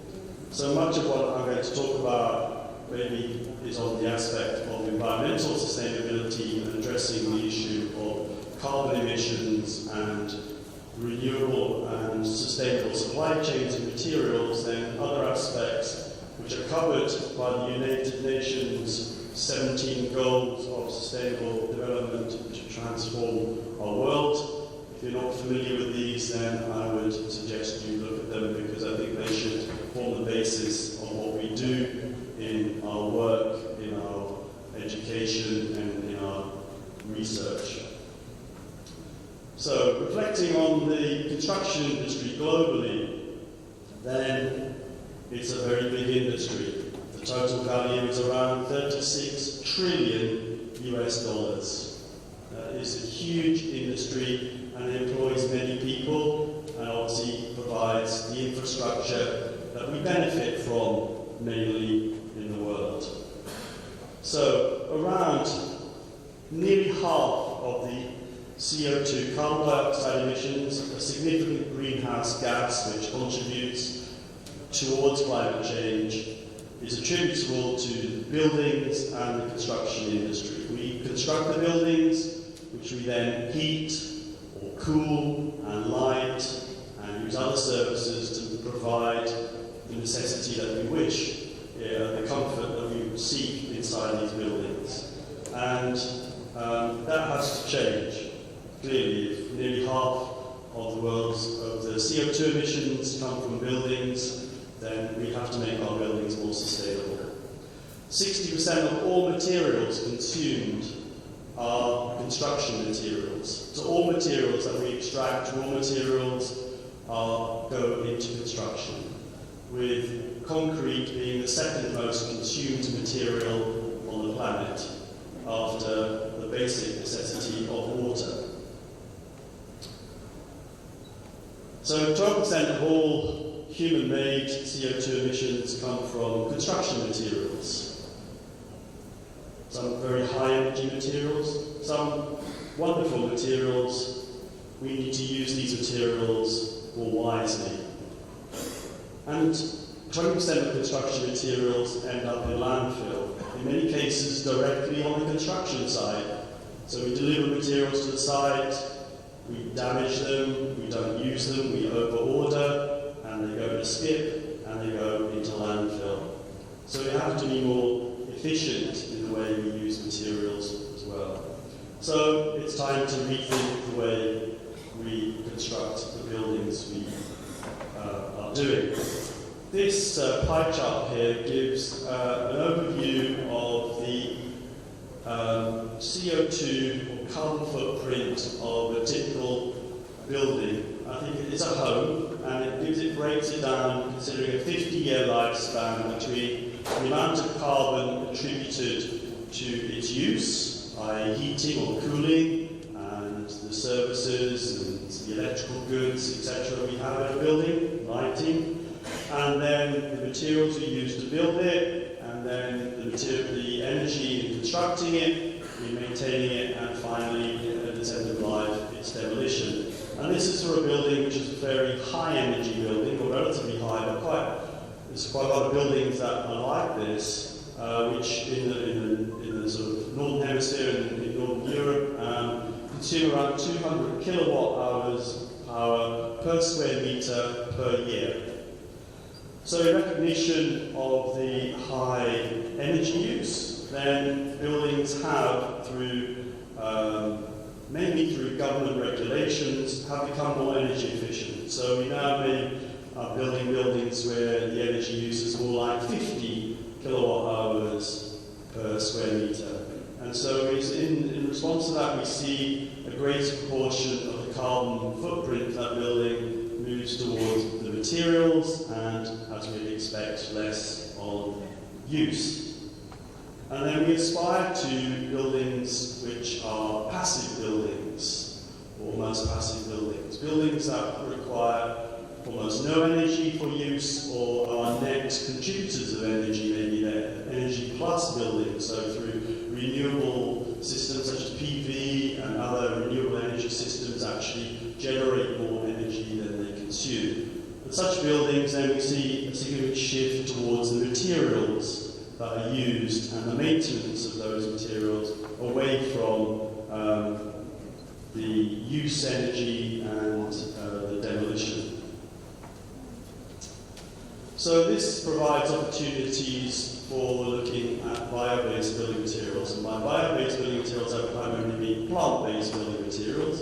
But there are also building materials we use that come from animals as well as from plants. And of course, historically, these have been used for many centuries, millennia, as one of our basic building materials. But the opportunities and the drivers for bio-based building materials include having an efficient resource chain, a renewable supply of materials, reduced waste, and through use of plant-based materials, reduced greenhouse gas emissions, that's the GHG there, reduced CO2 emissions, and hopefully we can also provide healthier buildings and develop new markets for agriculture, for example, and for other aspects of industry. So as a renewable resource, then here we see a timber forest plantation in which trees are grown, harvested, replanted, and then harvested again. So you can see the two different aspects, the mature trees and then the young trees in the foreground there. So we can grow trees and other plants sustainably in keeping with the environment and replant and reuse. Plants grow and sustain through photosynthesis, and so through the action of their leaves and the sunlight, then they take carbon dioxide out of the atmosphere and store it within the plant material, within the cellulose, hemicellulose, lignins, and that carbon remains locked within the building material until that material breaks down. So for a piece of timber or plant-based material, you might be able to store around 1.8 kilos of CO2 for every kilogram of plant-based material. So these materials become an effective store of CO2. And as we look at various industries are looking at ways of storing carbon, so using from fossil fuels to generate energy, where do we store the CO2 that we produce in those industrial processes, maybe stored within old mines or old oil drillings, etc., that we actually have a very efficient natural process available to us that requires no technical development, as nature provides it through photosynthesis. And people have recognised this. So this is a building in London that was built in 2007 and uses timber. And I'll talk a little bit more about it in a moment. But in the UK, just at the moment, it's not a large market for renewable building materials, timber being the largest. We store around 9 million tonnes of CO2, not with necessarily direct intention, but through its use, which is about 2% or so of the UK's annual greenhouse gas emissions. Also, buildings, bio-based buildings, can be energy efficient. This is a heat image of a straw bale building showing how uniform and cool the surface of the building is through the high insulation value. Also highlighting rather inefficient door or window frames used in this particular building, where the heat flow is coming out. Also, you provide new markets. So this is harvesting hemp in the UK, which is grown for its fibre, but also used as construction material. And hemp the growth of hemp was banned for many years in the UK because of its association with cannabis and drug use. But industrial hemp growth was reintroduced in the 1990s for fibre and has been reintroduced in other countries as well. As historically, it was used for many years for making robes and textiles, etc. And healthier buildings also, hopefully buildings with lower VOCs, lower off-gas emissions, and naturally ventilated in some cases, vapor permeable, and so to provide a building space that is healthier and better for our well-being.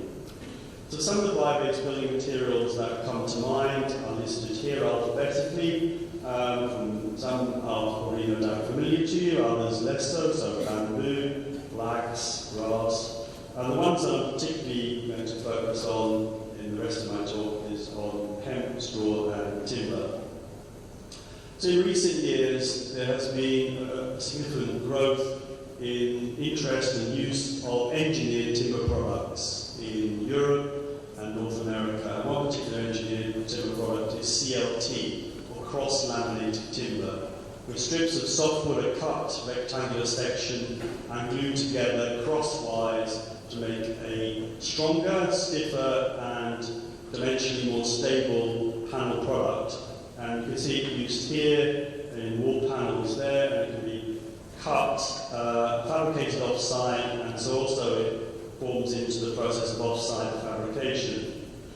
But it's also being used increasingly for tall timber buildings. So this is one of the earliest ones in 2007, I showed it already in London, the Stout House it was called. And it's a 9-storey building. At the time of its construction, it was the tallest residential timber building in the world. And it was built, I think, about a floor a week. So it was built in 9 weeks, the structure, 1 floor per week.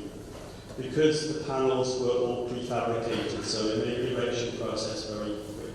But the main driver for using timber at the time was to look at storing carbon, so looking at the energy efficiency and carbon footprint on the building.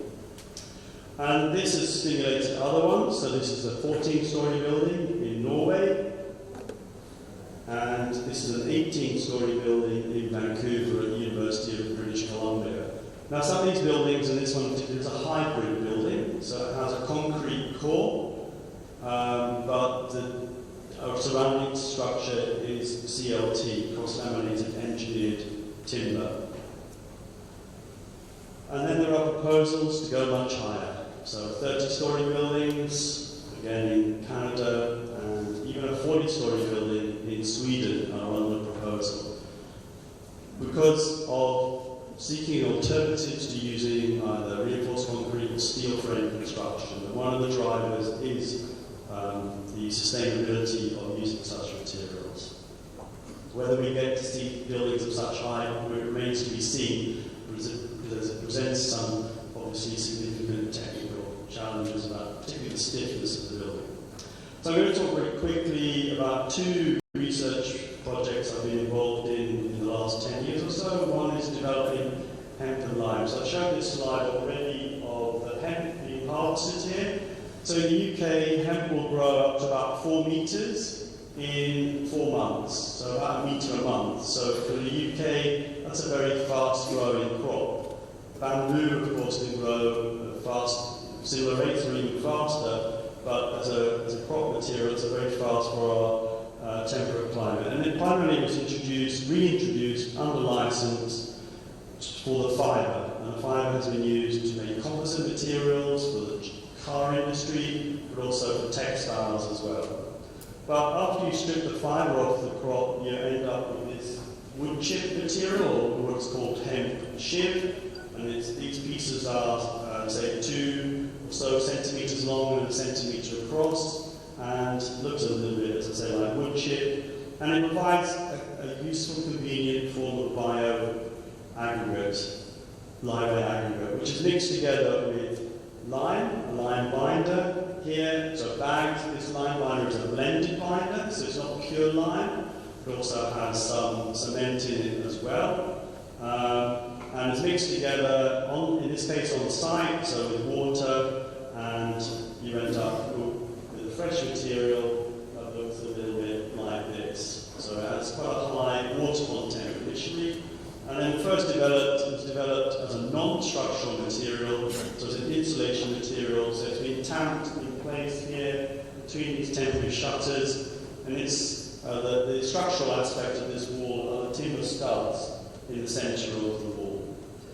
And then the finished wall looks a little bit like this, which is then finished off with a plaster or render on the inside and outside. And you have a very simple form of wall construction, a solid wall with studs and plaster on either side. And through using that hemp, then the material has a net negative carbon footprint.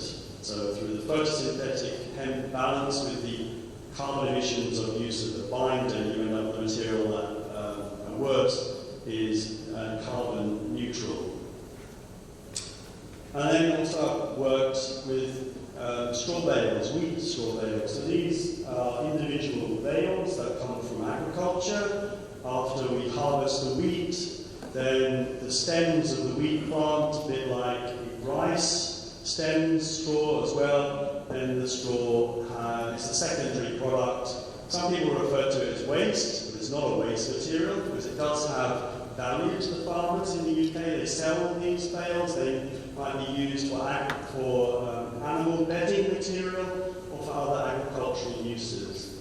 It's been attracted self-builders, so people like this who want to build their own home, but it hasn't really made much of an impact in mainstream construction because the bales are of variable quality, they are susceptible to moisture damage during construction, and there are other issues around as well. But despite these challenges, then here, this is a house built in Lincolnshire, and the second one here. These are houses that are procured by the local government as social housing, built using load-bearing straw bales. So the bales are stacked like large bricks, and they actually carry the weight of the roof, and in this case the floor as well. And they provide a very effective insulation to the wall. So in cool winters, but also in warm summers, they provide a very comfortable internal climate. But there are challenges about producing this material acceptable to mainstream construction. So one way of overcoming these challenges has been to use prefabricated panel techniques. So to make panels in a factory, and then this is a hemp lime panel, and this is a straw bale panel, and then to deliver these panels pre-made to the site. And the benefits of prefabrication improved quality, reduced waste on site, and faster construction. So this is an example of building cladding steel frame structure with hemp-lined panels for a well-known department store in the UK. If you've ever been to the UK, you'll have heard of Marks and Spencer's, and they built this department store here and the supermarket clad in hemp-lined panels because they wanted to produce a store with a lower carbon footprint. And then also for the straw bale, then this is a building called, which I've shown an image already, of the bale house, a prototype building, where the panels are manufactured off-site, and then the house was built in 3 days. Once the foundations have been prepared and cast, then the above-ground structure was built, only a 2-story building, was built in, no, there's my phone, it's through there, is built in 3 days. And here's the finished building, prototype building that was built now 9 years ago. And these panels here are insulated with straw bale, and the timber frame is the structure. And that prototype gave rise to a housing scheme in the north of England, in a city called Leeds. These 27 houses here as part of the Lilac Trust, and then a school building in Bath, and you can see maybe on the side the helix, the DNA helix, which is etched into the line, and it's the science block for this school. And the next image is from a company called Carbon Visuals, and this is a model of the building, and this is a representative scale image of the amount of carbon dioxide, estimated to be 376 metric tons of carbon dioxide stored within the timber and straw of this building. And this is the volume of that carbon against the size of the building, stored within the fabric of the building. Briefly, one of the other projects I've been working on recently, which is in the news in the UK, is this building here, which is built entirely of cork. Cork is a bark of the cork oak tree, and it's traditionally used as stoppers in bottles, wine bottles most notably, but also flooring material and other uses. And here, the walls and the roof, which is a corbelled sort of dome structure, is made entirely from this material. So you end up with a very highly insulated building, and also internally you never want for a space to pin up your notices, because all the walls are made of cork. And it has just been nominated, shortlisted in fact, for the RIBA Sterling Prize for the best building in the UK for 2019. It's a very low energy building. It's a one-off prototype at this stage. Am I doing time? 4 or 5 minutes, right, quickly. Okay, just to talk about some aspects of bio-based building materials you may not be so familiar with. In hygrothermal performance, buildings are, some of these materials are hygrothermal, which means they respond to changes in relative humidity, changes in moisture, in response also to temperature and the environment, changing environment around as the relative humidity changes.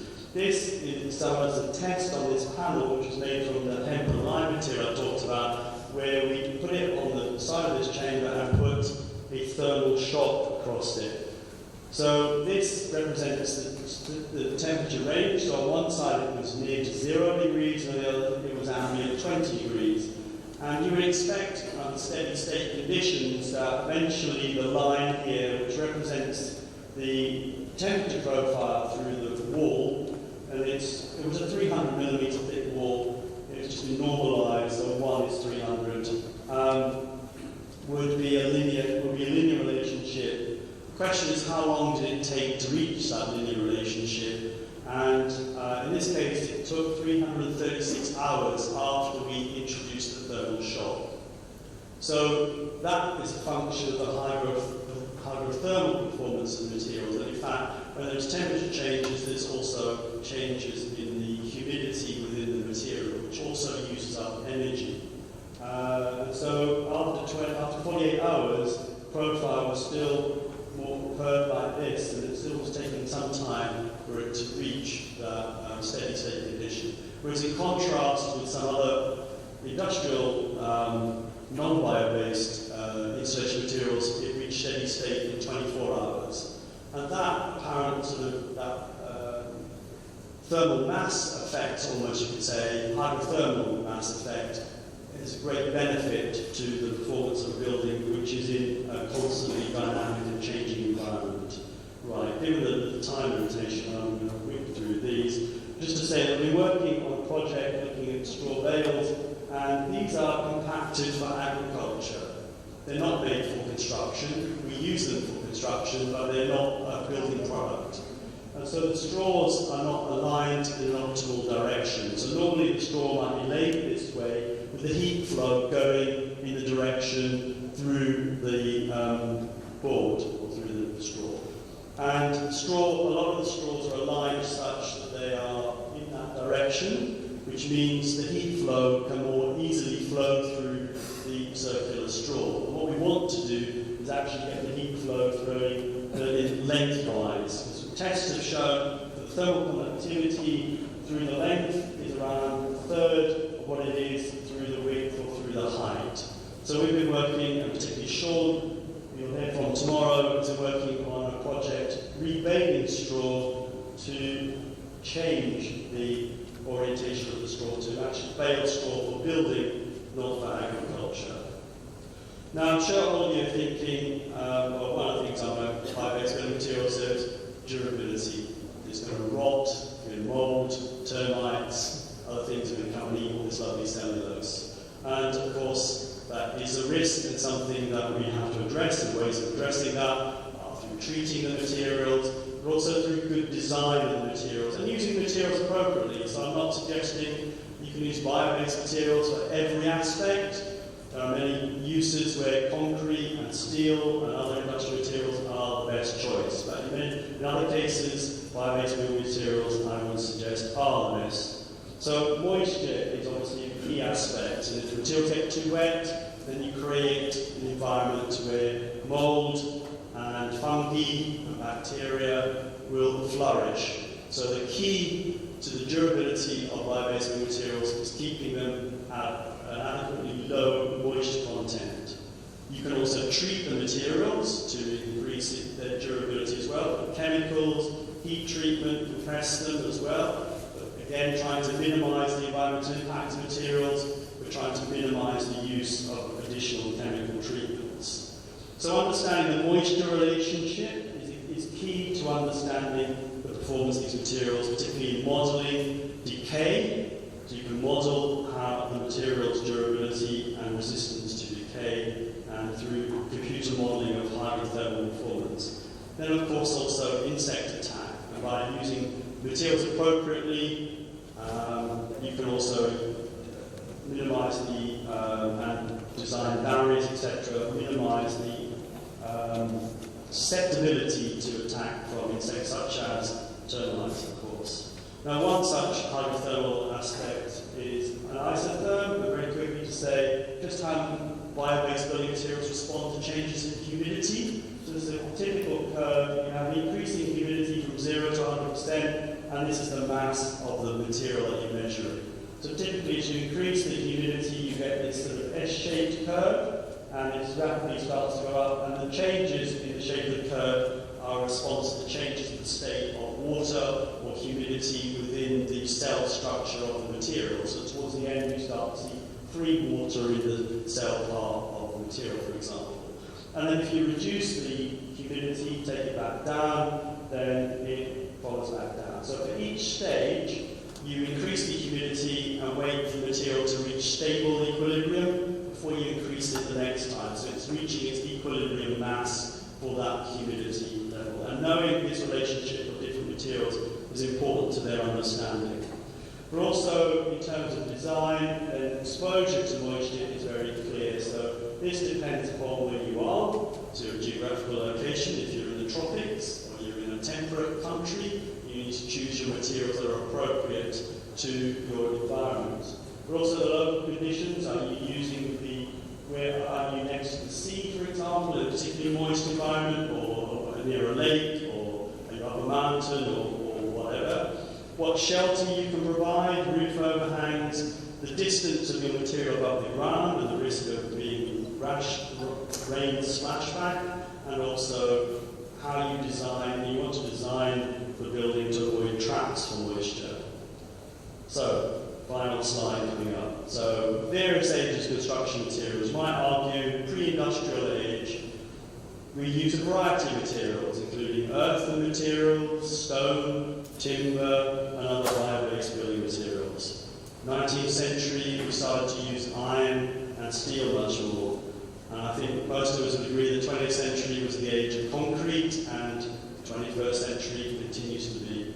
But we have an opportunity in the 21st century to use more plants. I'm not saying we should build all buildings with plant-based materials, but we can use a lot more plant-based material. So just to acknowledge some of this work has been funded, and there are the funders. Much of this work was also the research work was done by students and colleagues and staff at the University of Bath, and we also worked in collaboration with many industrial partners as well. So just to acknowledge their input and to say thank you for your attention, and if you have any questions I can answer later. Thank you.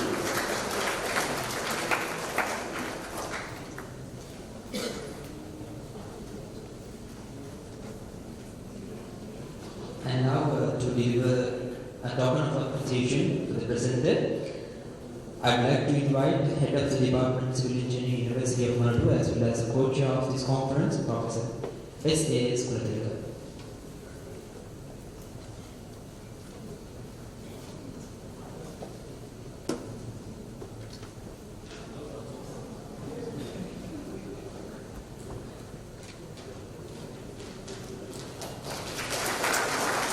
Thank you.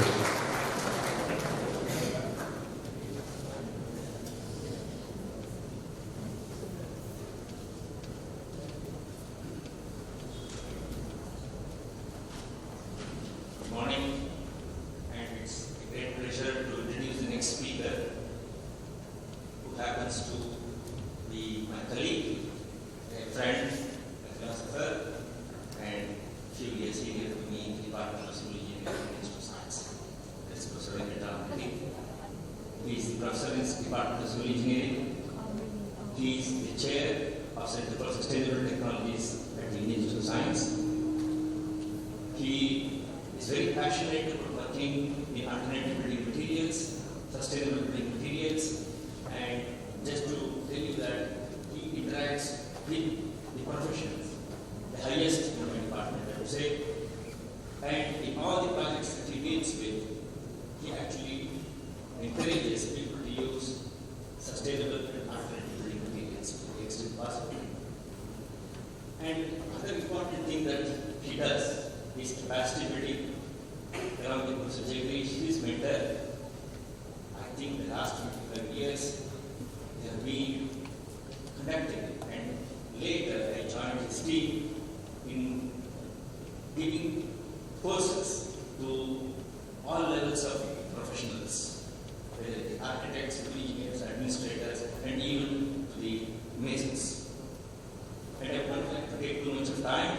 The recognition of his work has received several awards, and one of them I would like to say is the 1820 award, which was given to him by the Center of Sustainable Technologies and Institute of Science, which is also recognized by the government of Karnataka, India, and very recently he was a visiting professor at the University of Bath, and without taking too much of time, I request him to please.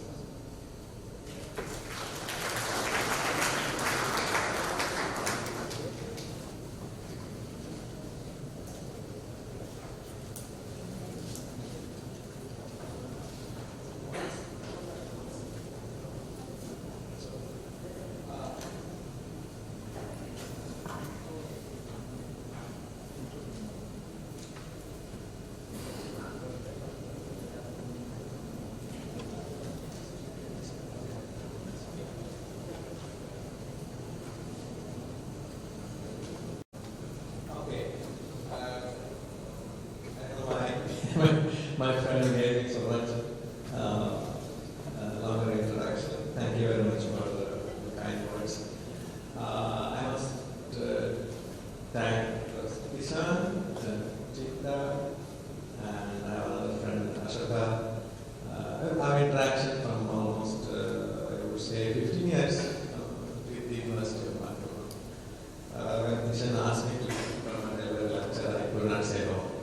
So thank you very much for inviting me and for the nice hospitality. Before I probably take my presentation, I must thank Pete. I think this presentation tells very well with what I'm going to talk. Maybe a little bit of repetition. I hope we didn't discuss the talks when we made presentations.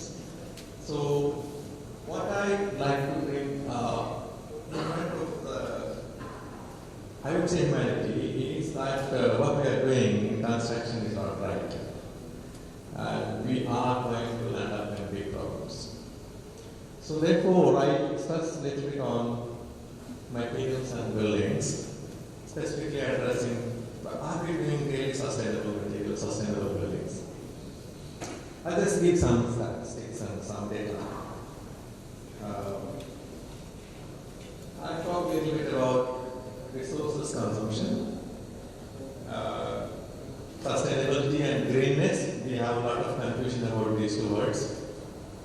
Then a little bit on, I don't know what I will not talk about building envelopes. Rating systems, a little bit on recycling of materials and what we should do to make the construction sector sustainable. Peter has already given some information on that and how we should go about it.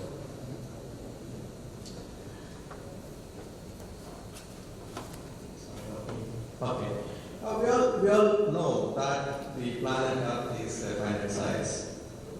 We can estimate what is the amount of wealth we have on this planet. It's very easy. You get this by Googling and then you get a lot of information. That's the information you have it. That much mass of resources available for us on the planet Earth. We can say that the material and mineral wealth we have is limited. And it's not renewable. It's not renewable in the life scales which we are living. It is renewable if you take 2 million years, probably. Everything goes back and then you get back the materials. I just tried to compile this information. I took this as a base because that's when human beings started using fire as a source of energy for not just for building materials, for everything. That's when it started. Fire was there earlier, but they started using fire. Prior to that use of fire, we had mostly natural materials which were being used for the construction of buildings and other structures. And they have zero embodied carbon. There is no other processing which involves energy consumption. Then we started using fire, or I would say thermal energy. We produced all kinds of materials and these time scales. People treat those are medium embodied energy or medium embodied carbon materials. After industrial era, or probably you can look at we got into this modern materials, especially after the 1800s.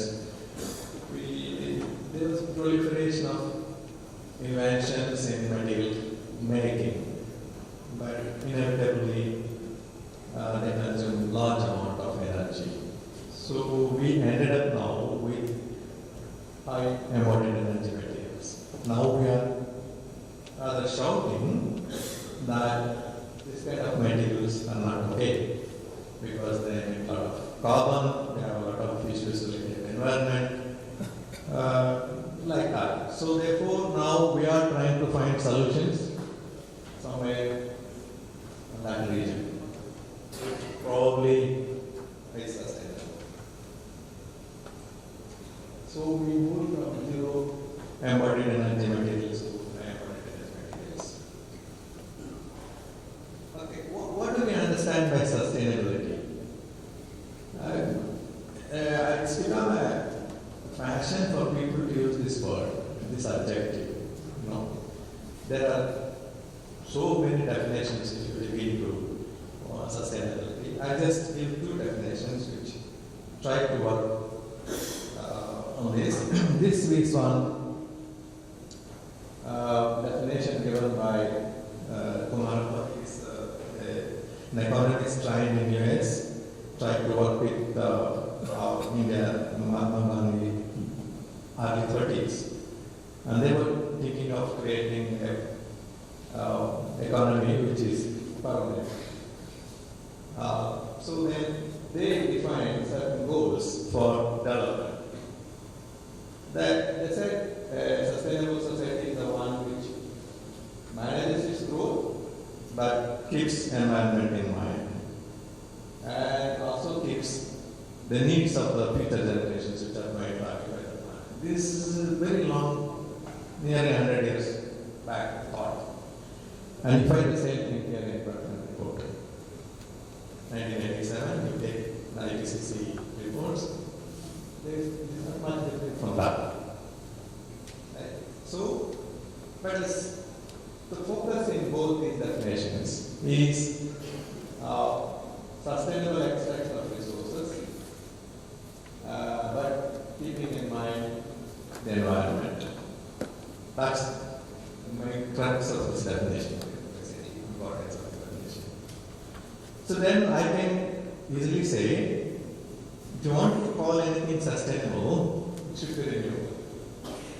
Or we should be in a position to regenerate. If you have a supply which is continuous, that is sustainable. Okay, what is green? Everything green may not be sustainable. Right? See, this is about decarbonizing the whole issue. We use fuels, and the fuels have two components, carbon and hydrogen. Majority of the fuels use. So when you use fuel, you generate energy, and then you generate a bit of carbon which is going into the nature. If you just look at the carbon hydrogen ratios in some of these fuels, so we want to move away from firewood and go to hydrogen because hydrogen doesn't have carbon, it's a fuel. So then, greenness is only about emission reduction. It's nothing to do with sustainability. Now, the current trend is to go towards low or zero carbon emission while using fuels for energy generation. So, in built environment, it also gave a lot of information.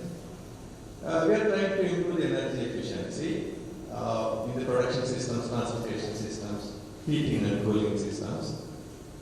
And what we don't do is the issues pertaining to material resources depletion. The way we are extracting materials, we hardly give any importance. It's not adequate and addressed. Then, if you want to call a construction sustainable, you should address both greenness as well as the resource consumption. That's very important. And now, the challenges for the construction sector, especially sustainable construction sector, is managing both the materials and energy resources and the waste generated. We generate a lot of waste in the built environment. Right? So, this implies we must conserve non-renewable mined resources. We are mining majority of the resources from the planet, and we should efficiently utilize renewable resources. So, in the context of future generations, this report, one report here, said we should pay attention to the assets we have on the planet. One is finite stock of non-renewable materials. We have renewable resources, and our capacity to absorb the waste generated, pollution generated. This is UNCHS report in 1990. Talks about essentially what we should do. The planet hosts, other than human beings, many other living organisms, but human societies occupy only 2% of the planet resources, surface area, but we consume 70% of the planet resources. Okay, that's what's going to happen. I don't know if number might increase with time. We have varieties of buildings and building envelopes. Buildings, basically, you can classify into conditioned and unconditioned buildings. In conditioned buildings, again, actively conditioned, passively conditioned buildings.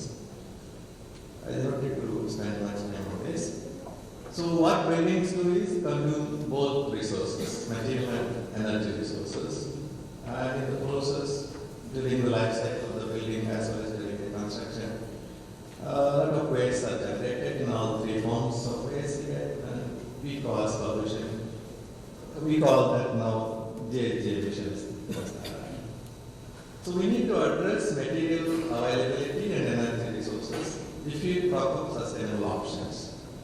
We must minimize pollution, we must minimize waste generation, we should know how to manage the waste, and whatever you do should be in agreement with the environment. That's very clear. The construction materials, let us say, take stock of what's happening now. We have raw materials, except timber biomass, all other material quantities are limited, and we are mining these materials. Anything mined is exhaustible. If you do it indiscriminately, you cause damage to the environment.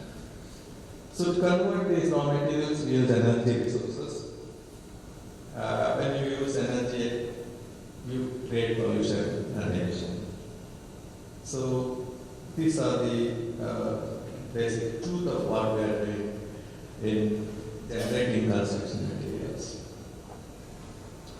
You can classify the materials available on the planet into three categories: exhaustible, renewable, and recyclable.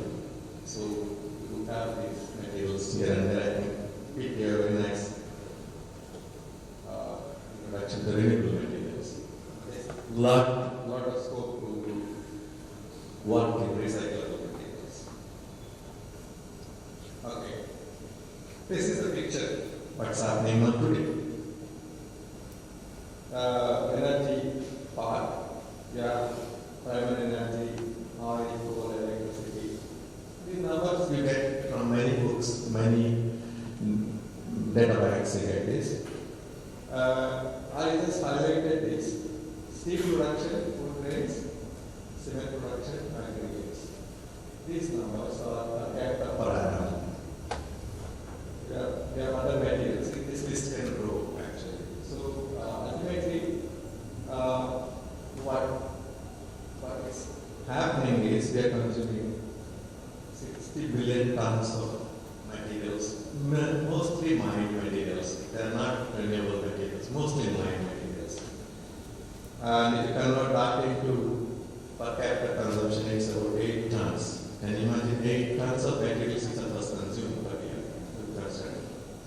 And out of these 8 tons, 2/3 is aggregates.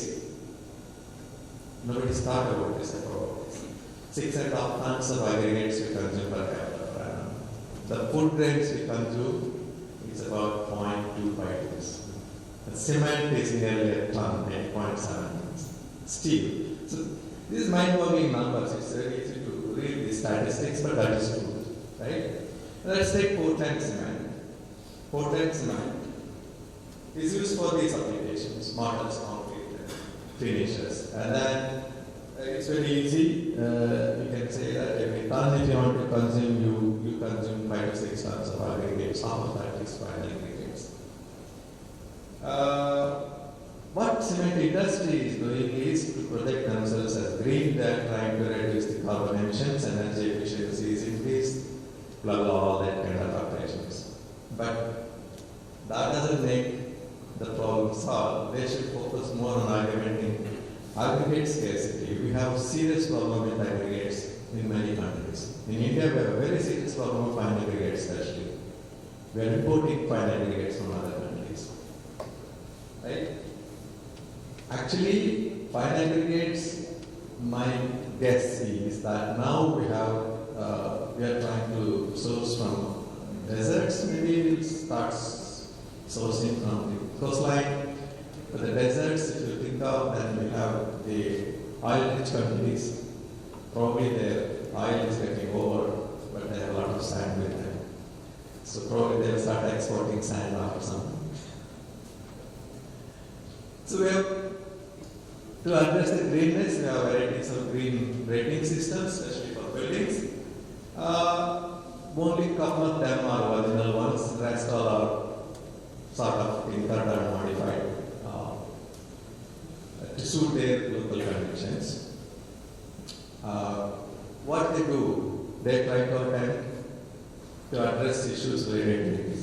They give points or weightage to these kind of parameters, like managing water, site planning, healthy living conditions, things like that. They also give weightage to these parameters: energy consumption, energy generation in the system, indoor environmental space condition. But the weightage they give to this is much larger than to other parameters. For example, if you try to decipher the three rating systems, I took one from India, early USA, the kind of weightage you get for managing your materials or using different types of materials is probably about 10%. And the amount of weightage you get for energy-related, pollution-related issues is more than half. So basically, rating systems address only issue related to greenness.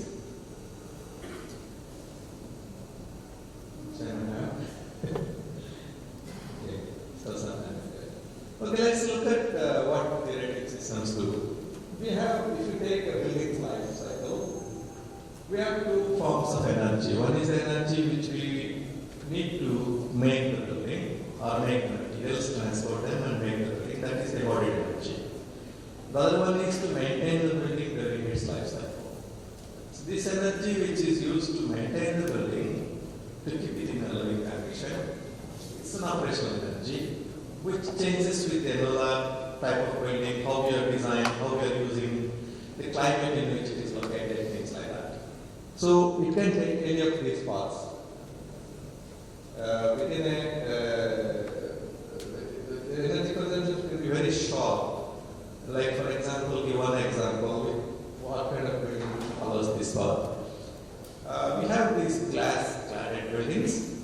They're basically originally planned earlier for the climates in cold countries, cold regions, like maybe US or UK or Europe, things like that, where they were trying to put some energy into the building through solar insulation. So glass is a good material, it's one-way greenhouse effect. Sends energy in, it doesn't allow energy to get out, or the heat to get out. But what in India we did, I think in India I know a lot about these glass-cladded buildings. When India became sort of software capital, the software guys went to other countries, they saw these glass-cladded buildings are beautiful, then we copy them.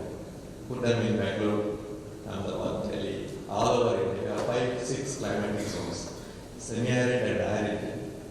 There, what we did, this kind of buildings in this kind of high sunlight harvested insulation areas is that you harvest a lot of heat into the buildings. And then you put a 5-star rated air conditioner. Say I'm green. That's what exactly happened. That's the path this kind of structures take. Right? Now, embodied energy is basically it's a one-time investment. It doesn't change with time except you keep adding some things after 30-40 years. Some little incrementing embodied energy takes place. So as I was mentioning that the see that kind of building. These are the paths which it takes. These are typical middle class buildings, and these are, I would say, poor man's building. That hardly consumes any energy. Right? Both avoided and maintenance energy. So the rating systems zone is that. Because in this zone there is not much business. There's a lot of business here. We do that. Right? So what rating systems do is they emphasize too much on energy conservation and pollution reduction. And they say that these kind of concept of green buildings are sustainable construction. It's only a fraction of the sustainable construction we are actually addressing. So there's this emphasis on conservation of material resources and then the environmental damage we are doing due to mining of the resources. Well, what are the possible options for us then? Now, I think some of the options Peter has given already. We must learn how to use the materials judiciously. Don't abuse the materials, concrete, steel, and other high energy materials. We must use them very judiciously. Must use natural materials or materials with lower embodied carbon. May change the material with little bit of changes so that when you throw the material into the nature, you should get back the material, original material. We must think of reducing and recycling. We must think of when designing the building, what is the, at the end of life, what is the status of the material which I am using. I give one small example. In Germany, they were dismantling a building which had a core for thermal insulation, which is some plastic waste material. Large quantity came out of the building. They didn't know what to do with that, how to dispose that. So we face those problems, plastics, like we gave very good examples of how we are throwing plastics into the sea, things like that. We actually future is biomass-based materials, like 21st century projected. That's exactly true. And we have hope here, we can recycle the materials. Just to give one example, construction demolition waste in India, we produce about 0.1 ton per capita per annum. So Indian population you multiply. How much CO2 waste we generate? And then we have 500 million tons of waste are generated every year in India. I just give this is just some thought about the kind of waste we get. We have organic waste. We have where you can recycle them. Inorganic solid waste, where you can recycle them. The mine waste, we have plenty of mine waste throughout the world. You can use them for bricks, blocks, tiles, binders, aggregates. We have hazardous waste. Can probably convert them into boards, bricks, cement, tiles, ceramics, etc. And in fact, there was one presentation I heard that they're recycling plastic into, red mud into a ceramic. So this one can list and then work on them very easily. But I think I'll just go for a few slides with some examples of materials out there. Different from the conventional ones. That is pure waste structure. Basic civilization, cement, lime, and that probably. This is a 200 years old structure in Germany. And it's extremely renewable.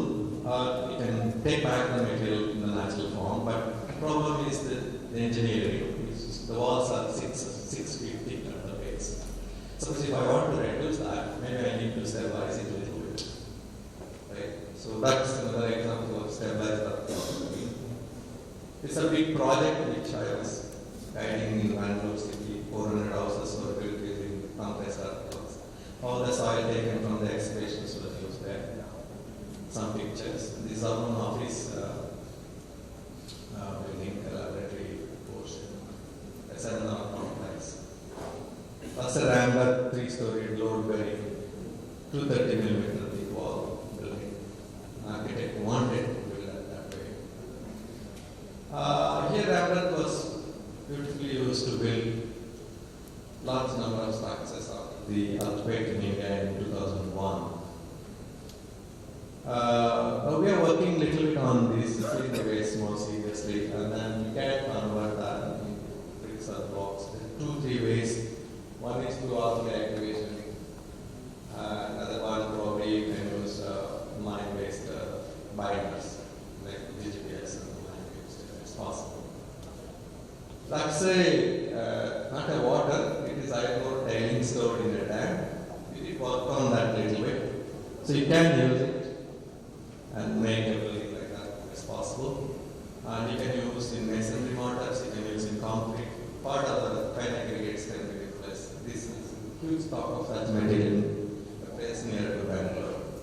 Where the slag is another thing, but it is a third shape. But we need to process this little bit, and these sharp edges can be smudged, and you can produce. This is a surface texture of natural sand, so that resembles. So this kind of materials can be modified. We call them processed granulated phosphorus, like this is sand, this is unprocessed, that is processed. So you can use that, and somewhat quite our laboratory on this issue. This I did not have to show much. Stavel House and some of his pictures only maybe. That is another area. And this is completely timber structure. It's in US, I guess, this person has a picture. And it showed these buildings, so that is the use of timber. Okay, now, if you think of sustainability of construction sector, energy emission issues is one that is possible to control easily, or maybe with some difficulty. But mining of resources, I don't know whether really we can totally convert to recycle and renewable materials. One has to make some calculations. So sustainable development or living will be concerned with managing resources, both energy and materials, and protecting the environment. Maybe addressing some issues of change. So finally, I just thought about this. What we are doing in construction sector is this. If I take sustainability as that big circle, it includes several parameters. And in that, you have a circle which represents the problems coming from materials, mining and all that. And what energy issues are only part of the whole system. So green buildings address only this highlighted portion. They are not addressing that portion precisely. So green buildings address only part of the sustainability issues. So they need not be sustainable constructions in my view. So our focus should be on both material resources management and minimizing pollution. These are the basic issues, the energy issues. So large chunk of materials we are consuming, let us pay attention to that. Sustainable construction should address both the issues. Currently we are depending on mined materials, and I don't think mined is unsustainable. We must pay attention to the use of renewable materials and recycling of non-organic solid waste and building products. Put a question mark for what we are doing is sustainable. Thank you.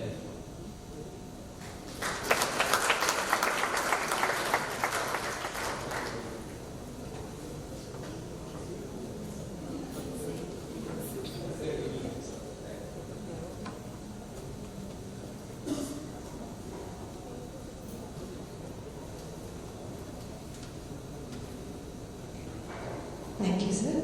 Now, to deliver the token of appreciation for the presenter, I would like to invite the senior professor of Department of Civil Engineering, University of Moratuwa, Professor Iccea.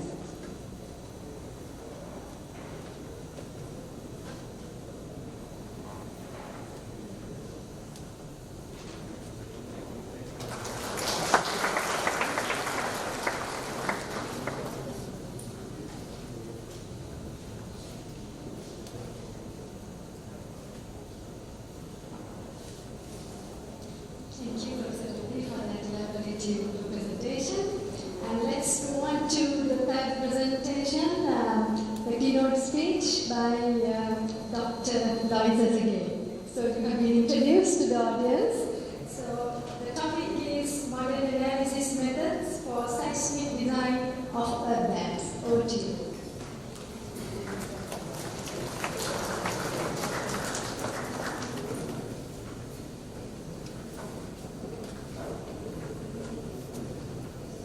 Hello again. Luis Graham from the University of Bath. I promise this is my last presentation. So, this is on modern methods for seismic analysis of earth dams. So,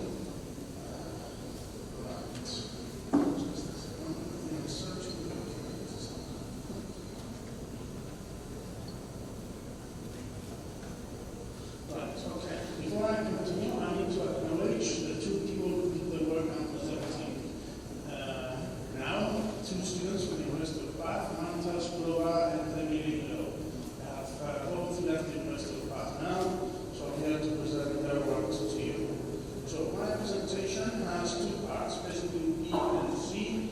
So B talks about the pseudostatic method of analysis of earth dams, and part C, the dynamic element analysis. But before I go and talk about these two methods, I will just give a very, very quick introduction of various seismic analysis methods. So, seismic analysis of dams, there are mainly three methods: the pseudostatic method, the shaping method, and the dynamic element analysis, also called time history analysis. In the pseudostatic method, basically, we look at slope stability, and slope of the dam is the main issue. That was the oldest method of seismic analysis of dams, and basically what we do is equal as we do in soil mechanics, stability analysis of the slope, and we have a horizontal and a vertical, or usually only horizontal, inertial force to accommodate for the seismic event. So basically we have usually horizontal force. This is the static method. And again, we do calculations, we find factor of safety. The factor of safety is larger than 1. The slope of the dam is stable, so the dam is safe. That's an old method. The newer method, still quite old, is the so-called shear-beam approach, in which case we start to look at the dynamic response of the dam, and this is an analytical method, still not computational. This is based on a 1D wave propagation. The seismic wave propagates through the dam, so the dam shakes, and this gives us information about the modal dynamics of the dam. So period to vibration, frequencies, mold shapes, and so on. So with this method, we can get basically the period. That's the main important information we get. And the third method, which is the current state of the art, is the so-called dynamic finite element analysis method. When we build it, we call it linear time history analysis. So in this case, we will both at the stability and the dynamics, and this method gives us information about a number of things. If we have enough dam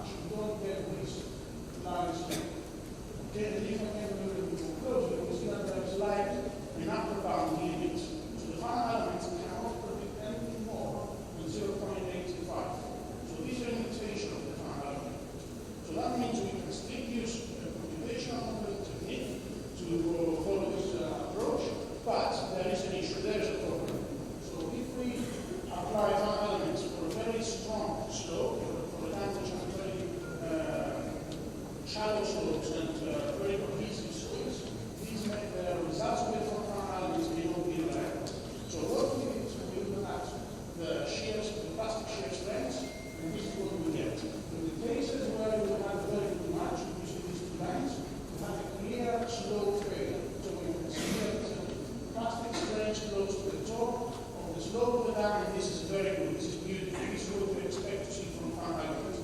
Now, in the cases where we had difference, the ones that saturated, that's the point because of 85, we got this mechanism. Can we see this little thread again?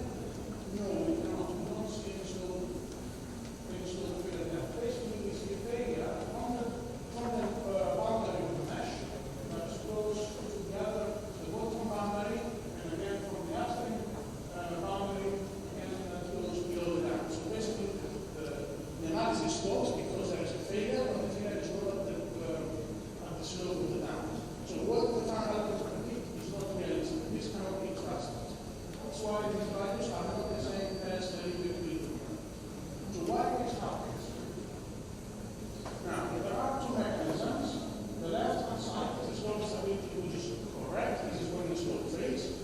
And the right one is wrong, because this is when the mesh fails. So we try different sizes of meshes, double the length 4 times 8, and so on, different measures, and we always get the same problem. We try different slope properties, we always get the same problem. We try different boundaries, and springs, and other soft boundaries, and still the same problem. We believe this is the capacity of the mesh. So this is as much as the farm element can go. I won't give you anything beyond that. And we look at the equivalent mechanism, plastic analysis of frame structures, and we were all familiar with that. Possibility. So we will have, from our structural mechanics, we have plastic analysis of simple frames. There are different mechanisms that can be formed, right? So we can have a pin mechanism, we can have a sway mechanism, combined mechanism. Which one is most critical? It's the one that is associated with the smallest collapse load factor, right? So in that case, in the cases where this collapse load factor is smaller than the slope stability, this is the one that will be formed first. Right? So for very strong slopes, the mesh will fail first, and therefore it will not be able to give us information about the slope failure. Right? So this method, the farm elements are very good for steep slopes, not very strong, but for very strong and mild slopes, this will not give us the right mechanism. So, comments on this pseudostatic analysis? Yes, we believe pseudostatic analysis can be performed with farm elements by using horizontal body forces. We saw that for small earthquakes, this is quite reliable. Right? Basically, we introduce the limit analysis, the limit equilibrium and limit analysis plots because we want to verify the model, but there is a benefit in using farm elements for more complicated geometries, right? When you cannot use with equilibrium. But remember, not for very large earthquakes. Because a complete mesh mechanism will be formed, this is a case for very high values of KC, and this is for mild and strong slopes. Okay? Now, as we said, this is similar to the plastic analysis of frame structures narrow, and the mechanism that we use first is the one that's associated with the smallest collapse load factor. Right? This is the most common. So we can use these farm elements, but be careful. Always close the plastic shear strength to see whether you got the correct failure mechanism. So that was the first part on pseudostatic analysis. And the second part is on dynamic farm element analysis, which I believe is more, is the current state of the art is more complicated. We need to be very careful. So the question is, nowadays we have all these computational tools, we can do many things with our computers, and we can model complicated geometries, complicated material, complicated loads, and so on.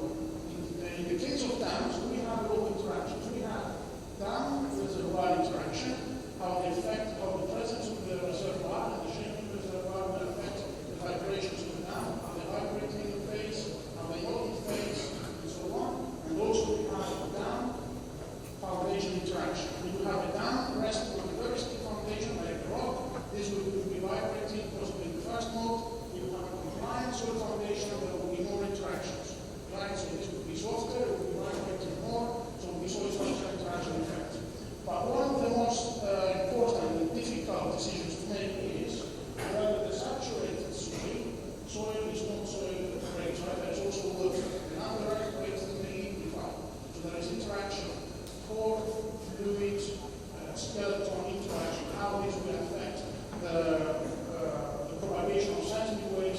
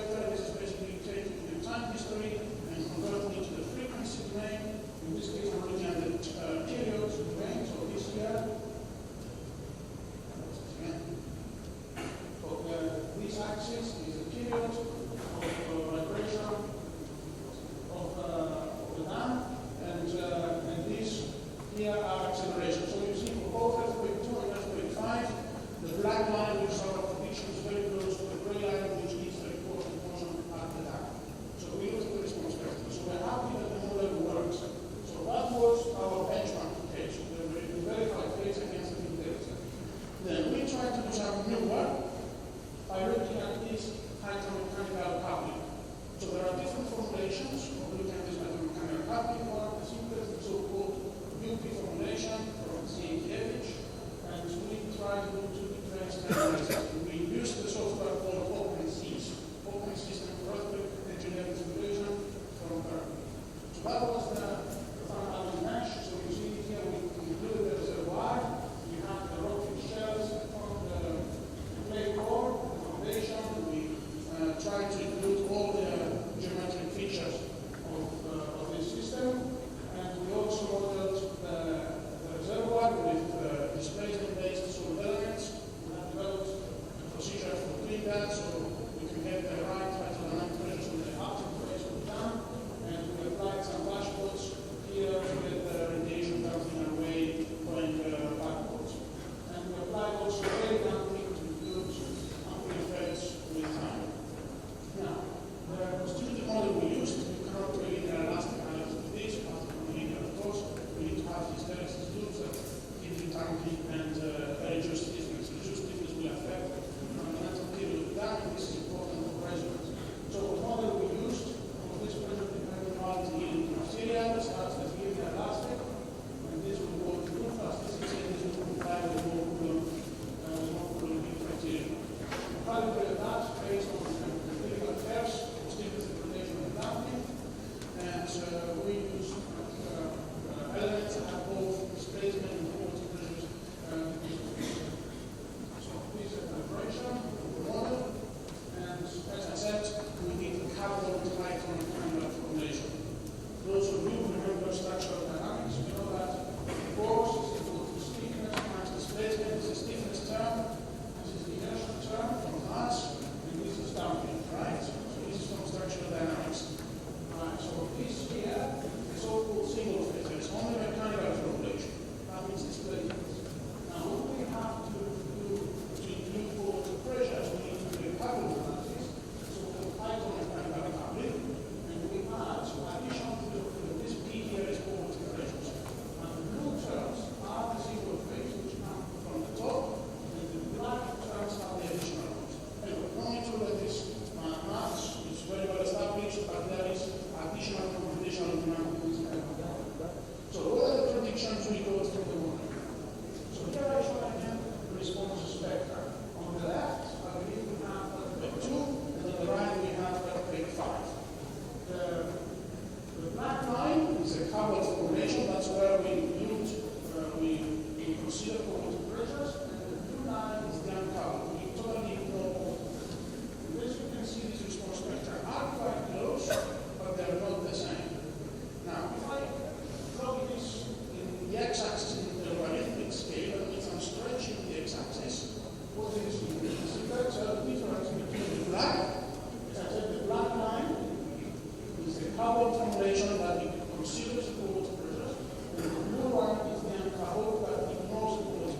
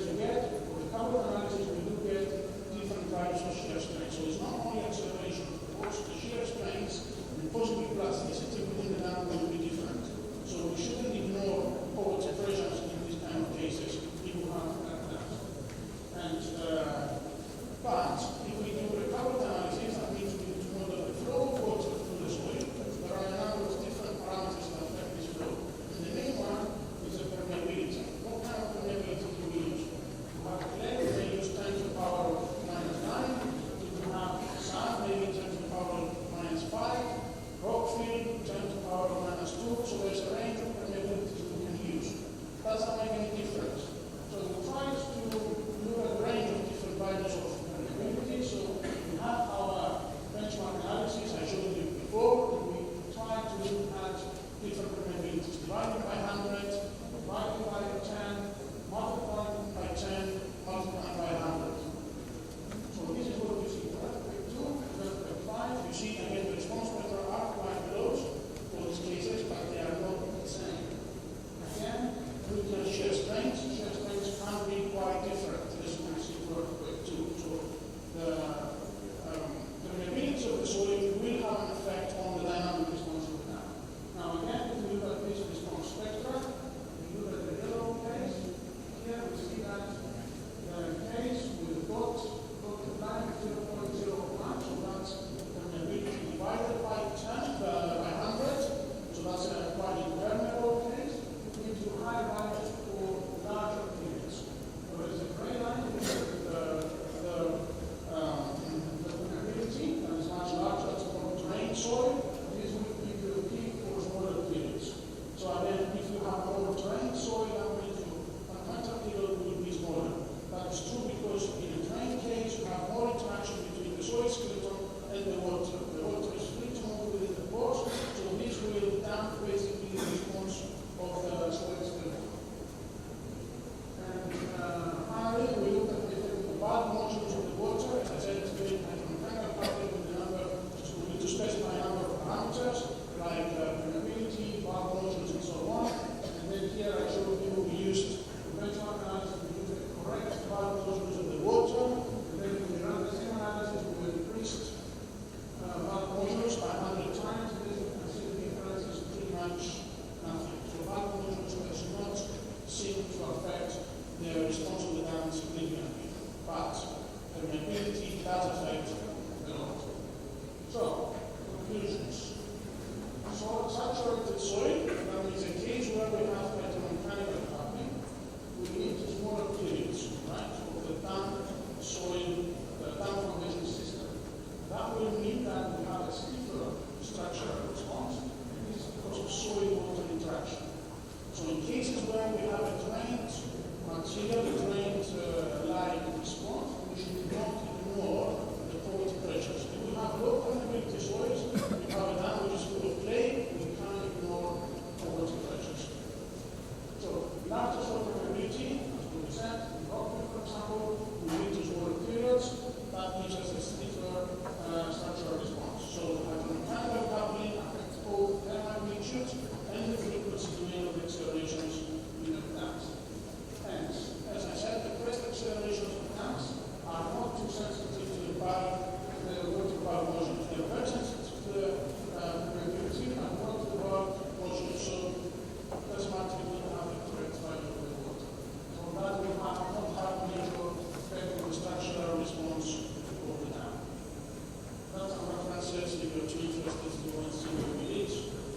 And thank you very much.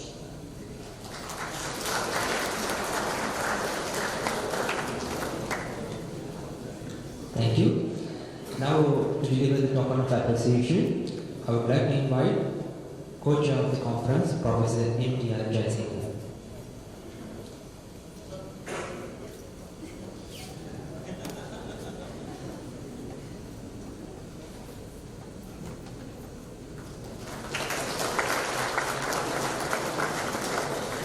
Thank you.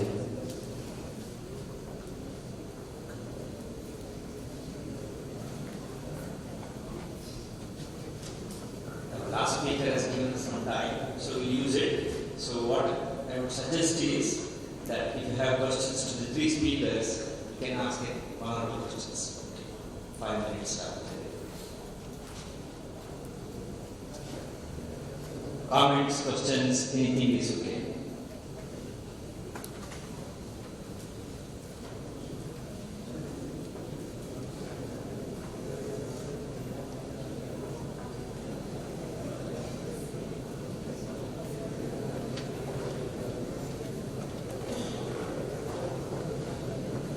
If there are no questions, let us thank all the three speakers for nice presentation.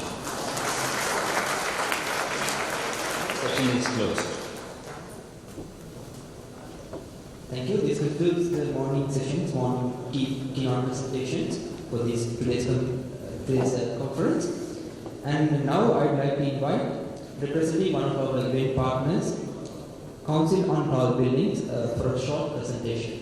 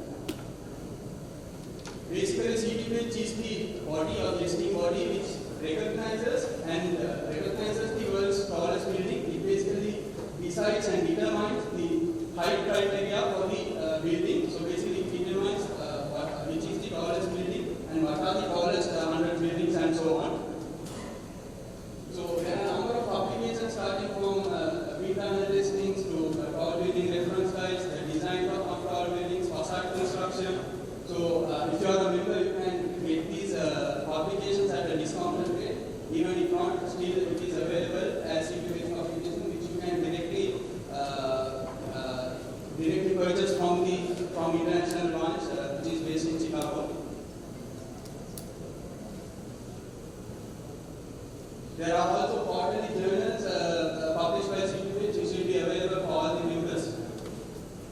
This will have a wealth of information. And also, if you are really passionate in tall buildings, if you think your tall building is worthy of an award, if your design is innovative, you can apply for the awards at the international level, where they will decide the best tall buildings internationally and will be awarded for the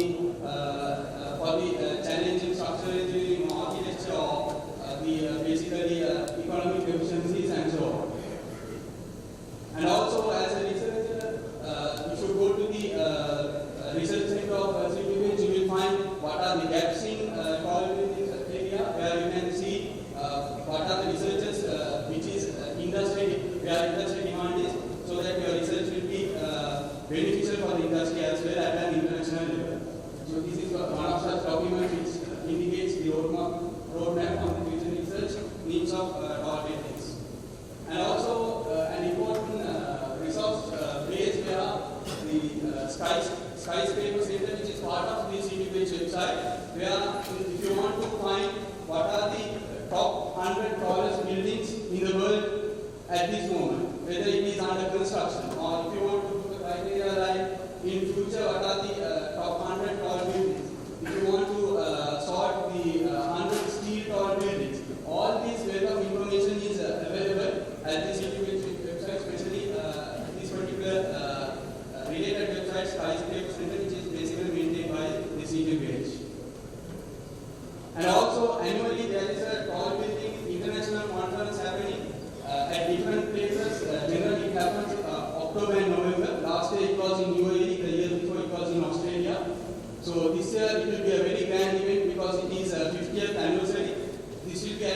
Chicago, USA, where almost 1,500 tall building professionals will be gathered at one particular place, representing more than 50 countries, including the designers of super tall buildings globally. Even the tallest building will be basically present for this particular conference. So, in addition to the knowledge sharing, there will be an opportunity for networking and interacting with the other related tall building professionals.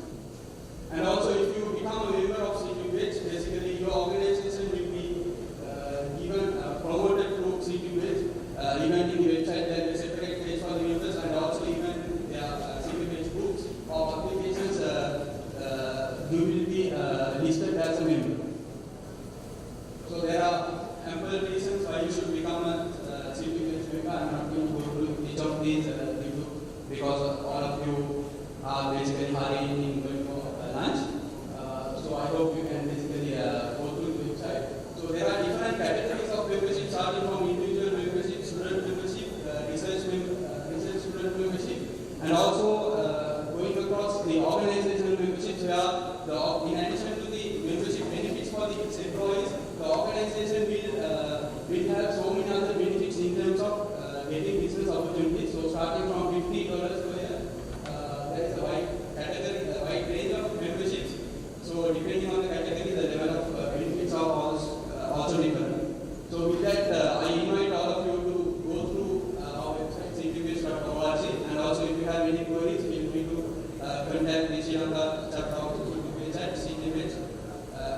With that, I conclude my short presentation, and I wish you all the very best in the coming 2 days with this particular conference, and I sincerely wish all the very best for the conference organizers. Thank you.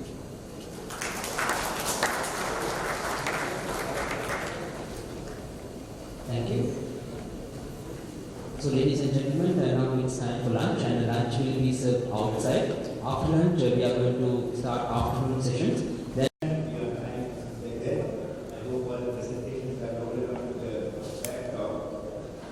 we have 3 speakers.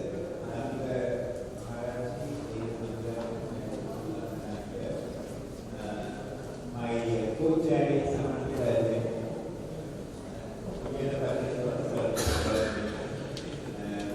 and both of us will have managed this session so that we can design.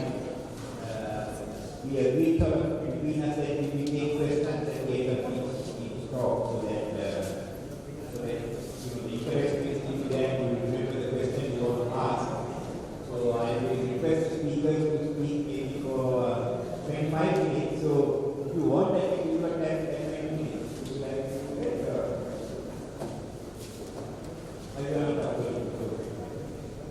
So maybe I give you a 10 minutes, right? And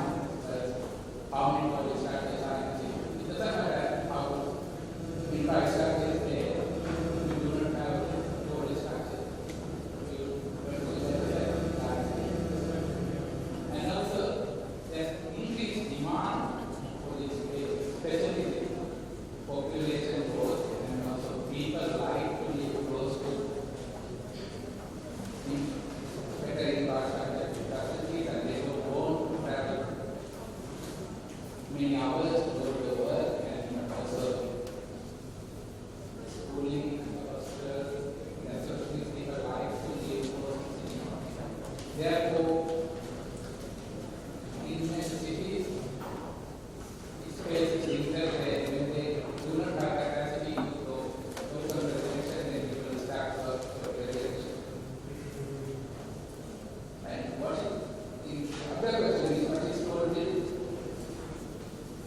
Told building is usually more one affected by lateral forces in doing or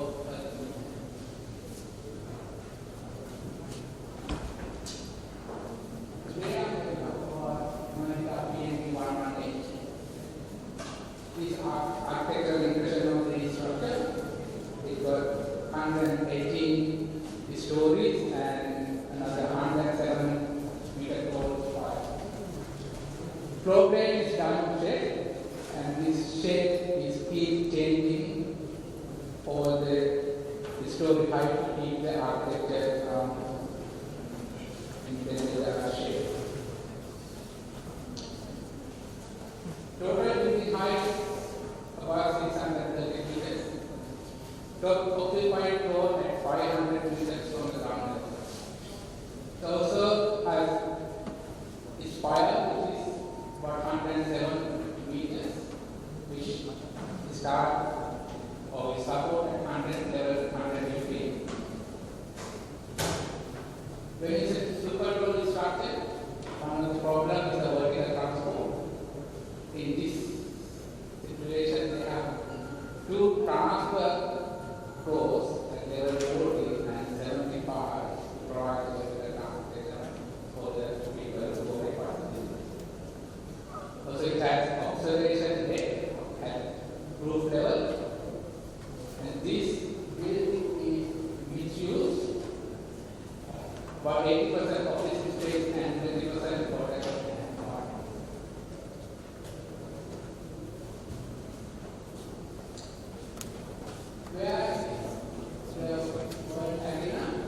when we start design of the structure, it was going to be the tallest building in the world, but when it is completed this construction at the end of next year, it will be 5th tallest in the world.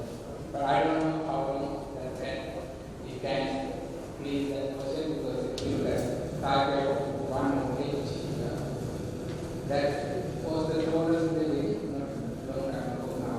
It's almost disappearing from the screen.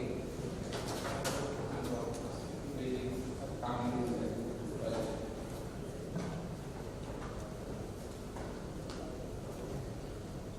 So this structure definitely some of the super tall structure.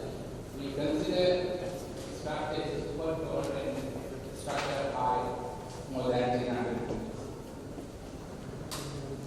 Then when you design the structure, we need to consider many loads in the system. There are permanent depth loads and also permanent lateral load coming from out of balance forces into differential escalation or differential surface profile and more pressure. Then upward forces, lateral transient load. These are the governing of waves in vertical structure. And also this new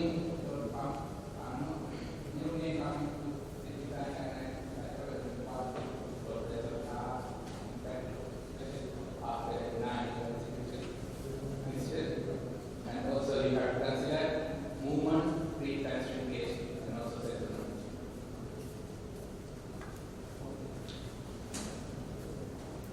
These are the musical floors I was explaining. And then when you examine the structure, then you have to make those floors, and then there are different performance criteria will be added. It should be able to resist maximum critical forces without being damaged. And serviceability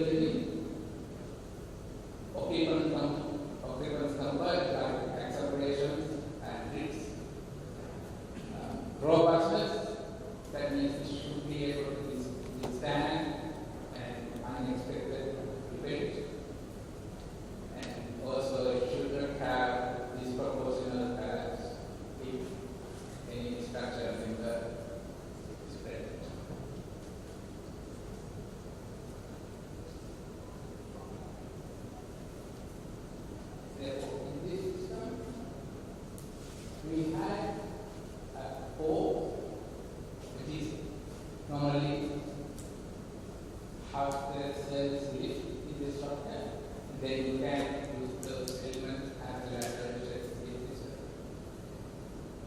You got to find the craft, and also 8 megavolts. However, when you are considering superconducting structures, the stiffness of the surface core may not be enough. You have to engage perimeter brain system to provide the stiffness to the structure. In this case, we use 3 levels of outriggers. Each outrigger is about 3 stories. 6 sets of belt trusses, and also at base level we have 3 walls. It's like trusses support forces.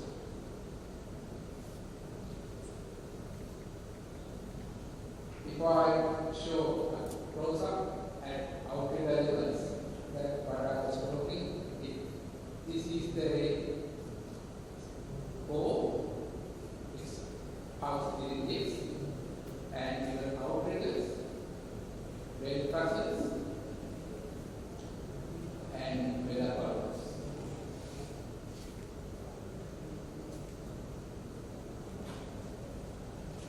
When we select the structural system, we can select 3 different options. First one, we consider walls, metabolons, diagonals. In this one, actually, we can remember the shape. That to get that shape, there are some inclined columns, which is actually support the facade system. We were looking at whether we can use that as a structure supporting it. And 8 megacolumns, service 4, and it consists of outriggers and 6 outriggers. In the second option, we were looking at the stiffness system without considering the bed columns.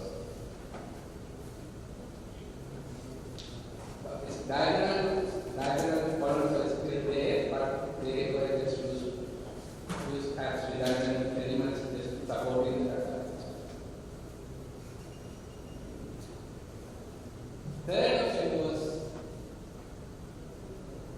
that train was concrete service 4, and the blade columns were modeled or designed as train was concrete columns.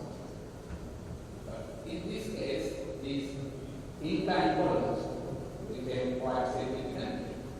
You need about 3.2 meter by 3.2 meter.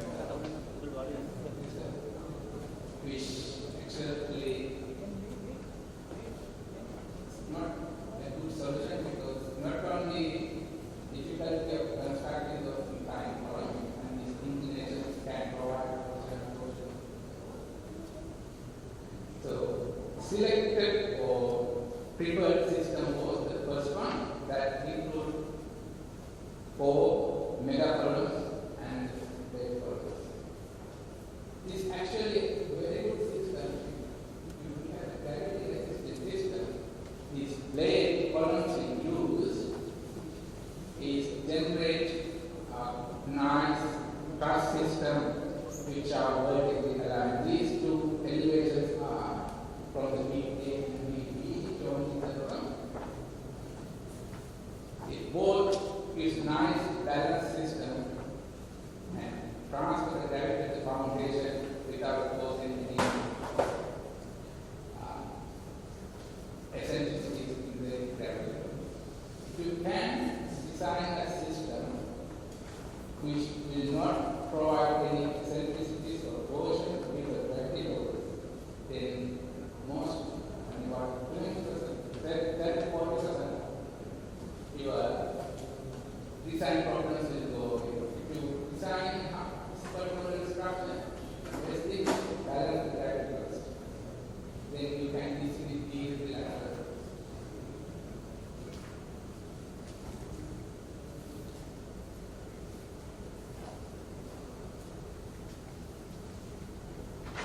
if you go back, so you can see this transfers actually not transferring total load, gravity loads.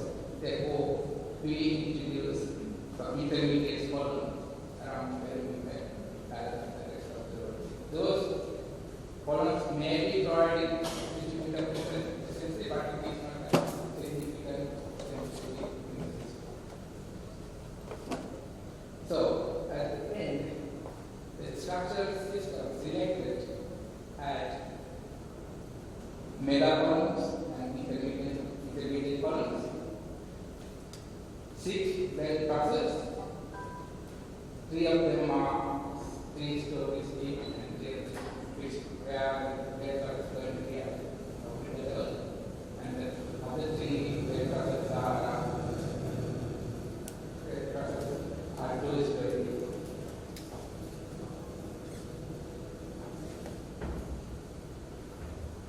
Then rope framing, when you consider super gold structure, slab framing actually contribute about 60% of the total cost. That if you can optimize the rope framing, you can have big saving, and also it will be a very good element to be considered for the structure optimization. In this case, we consider 4 different rope framing options. It's still composite option, as in the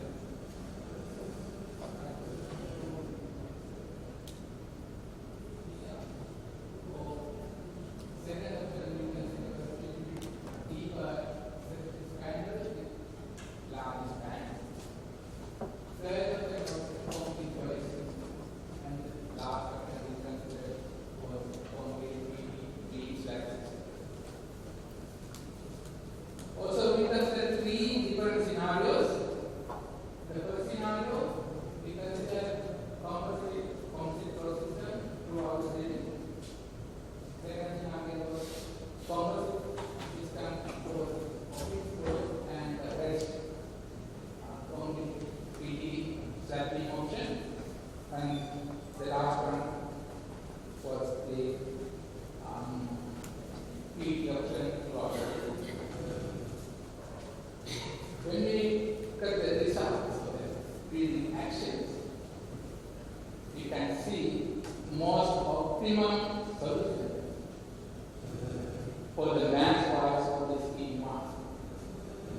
When you move to section 2 to 3, you can see mass increased by 7% into 15% in 3. This increased mass has significant effect on building performance, because the slabs will not provide any additional stiffness, vertical system. That means it is mass. Building period is the mass divided by the stiffness of the building. When you increase mass, building period is going to go up. So, if building period go up or if building become more slender, that affects building. Slender building has more window compared to the stiffness. In this case, from scheme 1 to scheme 3, wind moment at base increased by 21% compared to scheme 1. Therefore, there are no choice we had to select.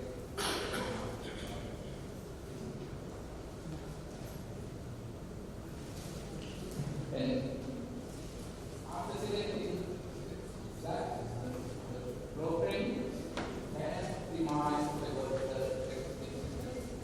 In this one, these mega columns, that the yellow colored one, are varying from 3.8 meters by 3.8 meters to 2 meters by 2 meters. These mega columns, they are in 3.2 meters, I think 3.2 meters at the base. And the tower is 1.6 meters. And the shear wall, this red color one, we call hammerhead because of the shape. At the base, it's about 3.5, I mean, around 1.5 feet.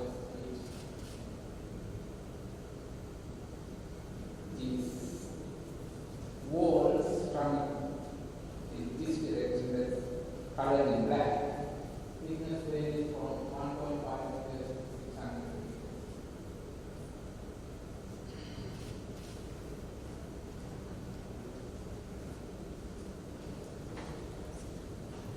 feet. The spine wall, the blue color one, thickness varies from 1.4 to 600. Actually, we did not want these 600 thick walls at the top. To accommodate the output at the top level, actually we need to have that because it's not a statement for the construction issues.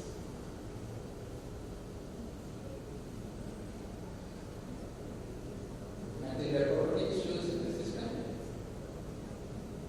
And if I show you what the final structural system is, a composite blow plate, and the structure has the outrider level that comprise outriders which connecting core and the metaphors, belt trusses. Actually, belt trusses are used to reduce imbalance forces to benefit the columns can cause the collision as showing. When you have belt trusses, it's even out the load distribution among the columns and you have load distribution. Yes, we can central gas short.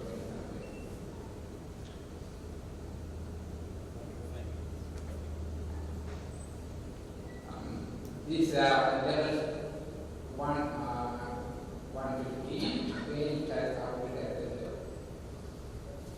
So I'm not going to do much detail on this series. These are the column options we selected.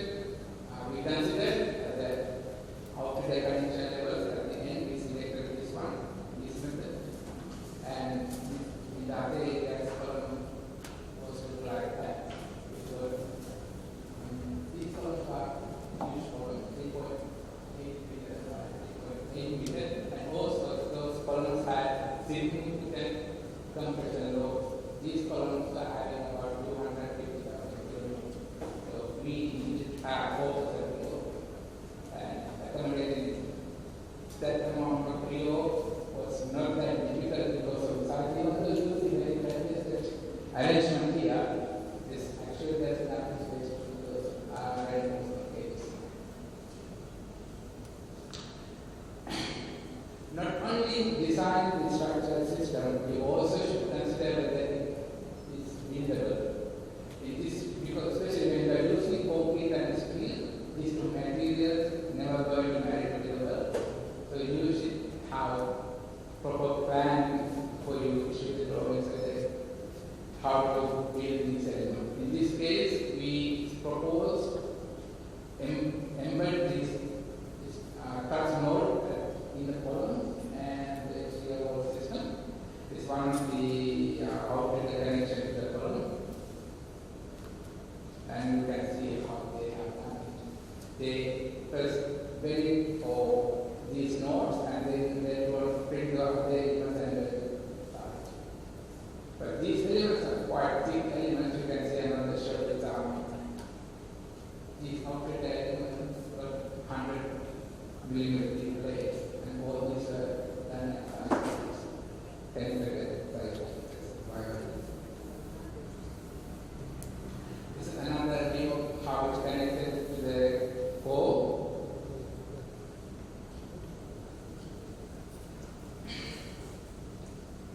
And as I said, model structure means that government part and the law.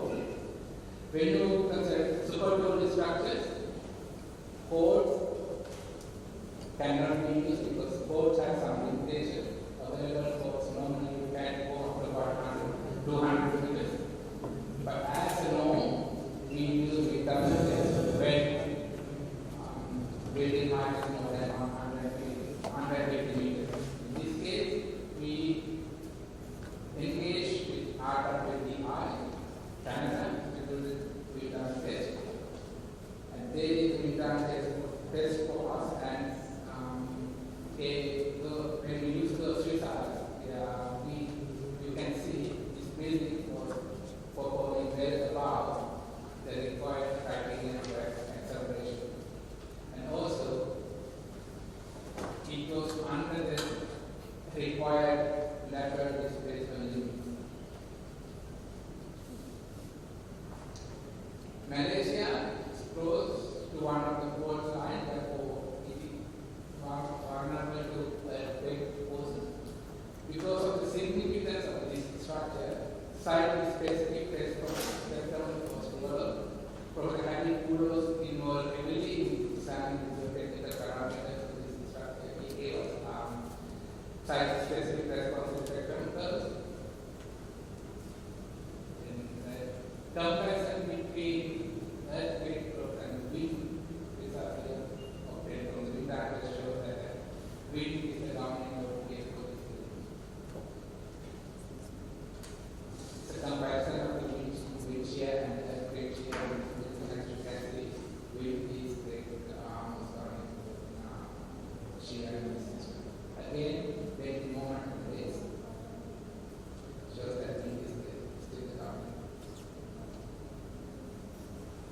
When you design this structure, you have to design not only for the ultimate service condition, you also look at the robustness for the proportional disproportional collapse of this structure. That means if a minor element is broken, that should not bring down the whole system. In this case, we consider three different scenarios. What happened? And they column or one of the very member affected, and we detail both elements such a way that the missing element actions with the missing element can be absorbed. Pre-branching case in supertotal structure, that is one of the governing parameters because when you compare the huge core and this small column, even though they are huge columns, 3.8 meters by 3.8 meters, compared to the core, they are tiny and they are heavily stressed. You can get differential shortening, especially when they are connected to outlets. These shortening of the columns will not provide the actual purpose of the operation, rather than providing stiffness to the system. Those columns can hang off the core if there are access shortening. We have done different material models to use the access shortening and get the approximate answer to address that. Again, this structural height is about 45 meters.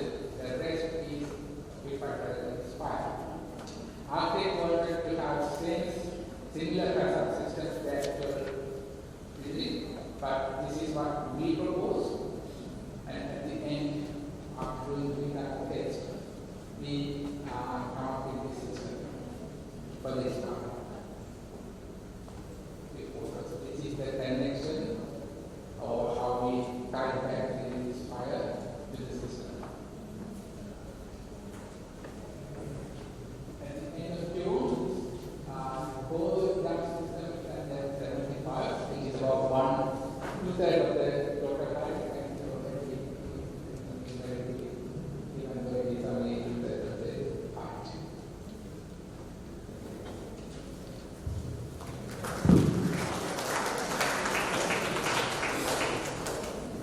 Thank you very much. Any questions? We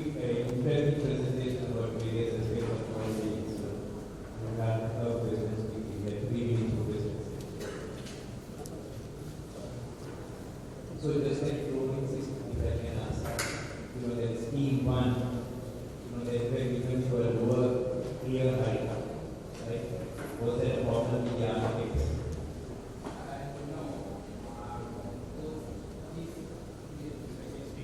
Traditionally, close to floor height was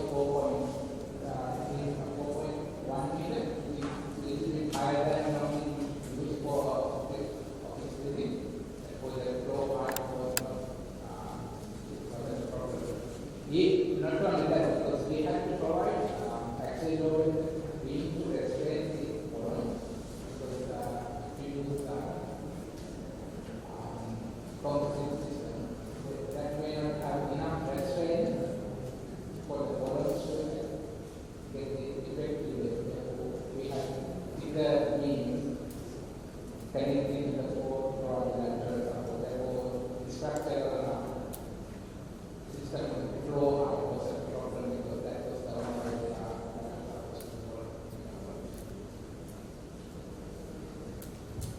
Any other question? One more question?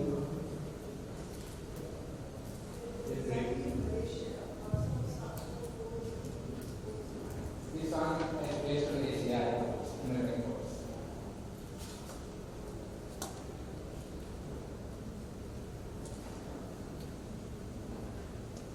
And your students are asking a question.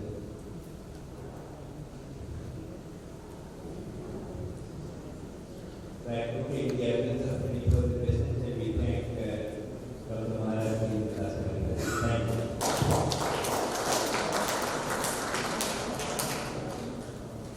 So let me introduce the next speaker, who is Professor David Kamira. He has prepared something and given me saying that he was research interest in the area of structural dynamics with applications in structural and monitoring structural vibration and structures under impact and blast loading. But of course, more significantly, he has over 400 publications and has graduated more than 80 PhD students. Right? So in that context, I'm very happy that he taught me structural analysis in what those days we used to call part 2 and part 3. That is our third year and fourth year course. And while working at the buildings department as a practicing structural engineer. And so therefore his lectures were in the afternoon and sometimes if we were lucky, some of us used to get a lift to Mount Mini or Angela, so used to pass that way in his car. So since then he moved to National University of Singapore and now Queensland University of Technology. He truly has an impressive career, with all of these students graduating under his supervision. Looks like there is some problem with getting his presentation out. But Hasisa is also one of his graduate students and he has joined as staff when he started his presentation. So the subject of the presentation is structural monitoring of large structures, basics, applications, and education. Thank you for the dais. It's a pleasure to make this presentation here. I remember about 15 years ago, I did have a presentation on structural dynamics that enabled me to attract some good students who are all over the world. One of them is something that a few came back. Yes, the topic is Iccea or structural monitoring. I will call it Iccea from this point onwards to be easy. I have purposely decided to do the mathematics and the theory because it's a little conference with water, transport, and also different kinds of years. So theory is kept to minimum. You can get the publication that is cited at the back of the paper if you want to get theory.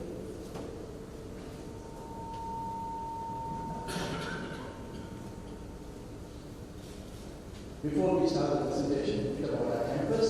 Many of you, including Dr. Dias, have been there. That's our city campus.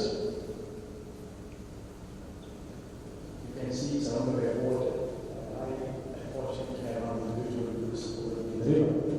Then to that, the Kuripa bridge, the pedestrian bridge.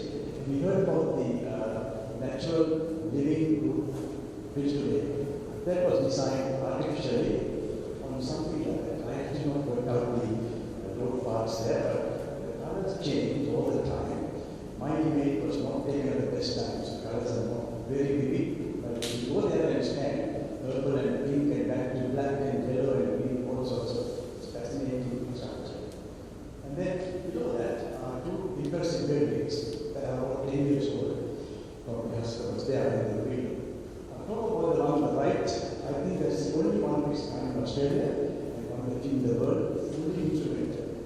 Vibration for me, but displacement, settlement, pressure, wind loading, temperature, humidity, you name it, we got all the sensors there. So it's a living laboratory, and I'll refer to that later on. Right, the purpose of research, we don't sit in our room and imagine a project, we can publish a paper, and that's it. No, rather, we bring it to the classroom, we find things, talk about it in the last part of my presentation. So students who will be later engineers can apply that in practice and bring the benefits to the community. Then from the community, any problem comes back to the academia for research and decide that it's community. So that's the way I work, that's the way many of us work, academics. So I have 3 topics today, contents of my presentation. First of all, basic theory, kept to a minimum. As I promised, little mathematics. I'll show application, but here they will be all simulations. But believe me, we have tested them on models, laboratory models, as long as nanometers, to show that this theory works on physical models. We can't do damage or anything which we can't do. We will wait for it to happen and then see whether our method can detect and locate the damage. So that's why all the big structure simulations, all the big structures are done through simulations. So what is SHM or structural health monitoring? That's the classic definition. And why do we need that? So the question is there and can be answered below that. An example of the first topic is bridges, for example. I look at a bridge outside my window, or 8 years old. That bridge now is having trucks going at faster speed and carry heavier loads than it was designed 75, 80 years ago. It will be the same story in many countries, in many bridges. And so with the buildings, they carry different kind of loads. You might decide to put a library in one floor. So the loads can change with time in big structures. We talk about dams and cooling towers as well. So that's why unexpected damages can occur in the structure. And we need to know where it is and how serious that is. I will talk about the first two. Is there damage? And then where is it? Yes, I must talk about this because I think just during the time, we have what is called Australian Network of Structural Monitoring. We started with DBT about 10 years ago, and we have annual workshops across the country once a year in different universities. And everybody gets together, plus industry, to see what problems are there, how much we have progress in research, how much can we apply, and what is next. So as you see here, all the universities involved in this work, and many industries are members of that network. Activity is driving research because we started it. So we have at any one time a large number of participants, one of whom Dr. Darcy and Iccea.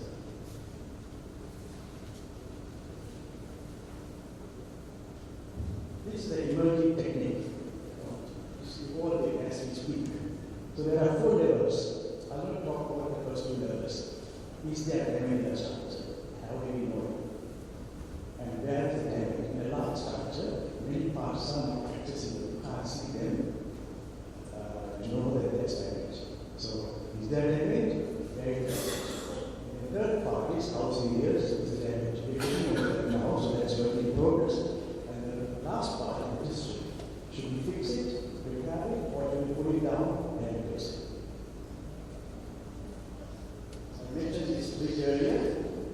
So we believe that anybody who comes to Brisbane, you can't miss that. It's an iconic bridge. Massively overloaded today with heavy trucks and buses going at very fast speeds, full of people or full of roads.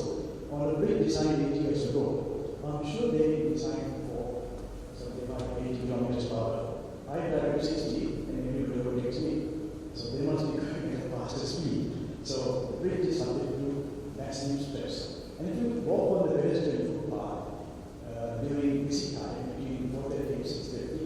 vibration there is just crazy.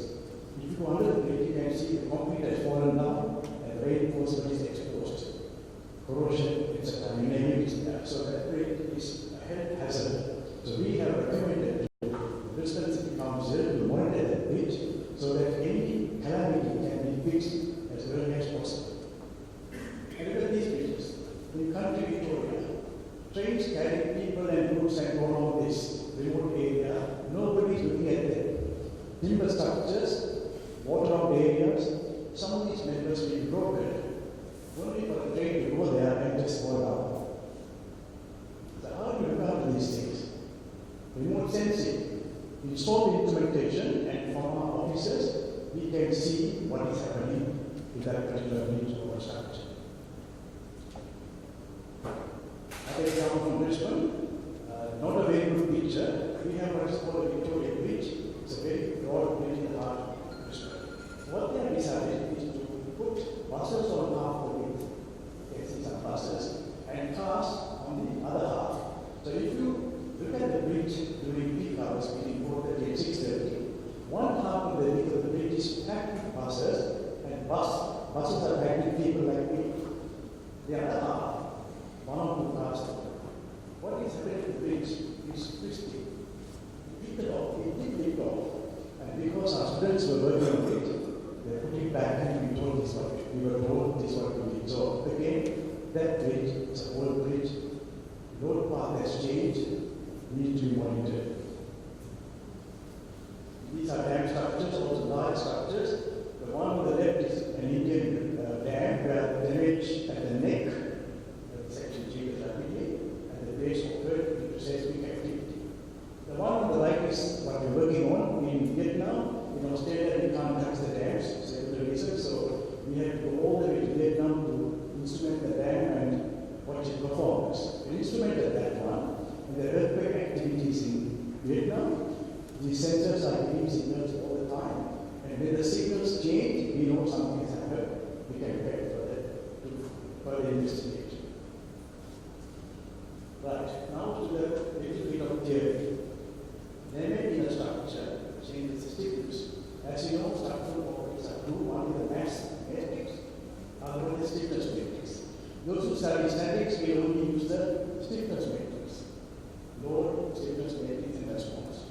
In dynamics, you also have the mass matrix.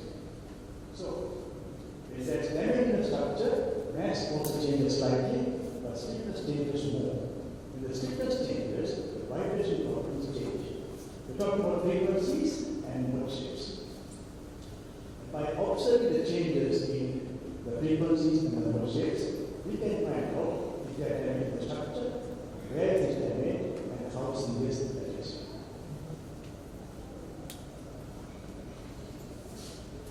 Simple example, simply supported B with damage and impact.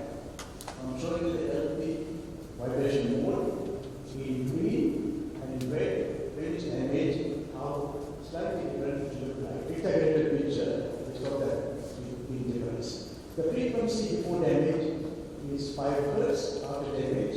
For example, is 4.5. So by looking at the green data and the red data and the difference between them, we are able to tell that that is damage. I'll show you 2 examples. And the parameter we use is called the modal flexibility, which is a function of natural frequencies and mode shapes. Take the formula for modal flexibility. Right at the top, you can see it's a mode shape multiplied by its transpose divided by the frequency square. So you can see that the frequency increases. The first mode frequency is, let's say, 5, second one is 10, third one is 15. The terms converge very rapidly. So with 1 or 2 modes of vibration, which are easy to pick, we can do our job. That's the benefit of that particular method of mode flexibility. So to do that for the healthy structure, the baseline structure, now we wait for vibration to change, measure the frequencies and mode shapes again, and you can see that formula equation 1, we have the damage value minus the value. You plot that across the structure, you see the graph showing us what we want. Sometimes we also normalize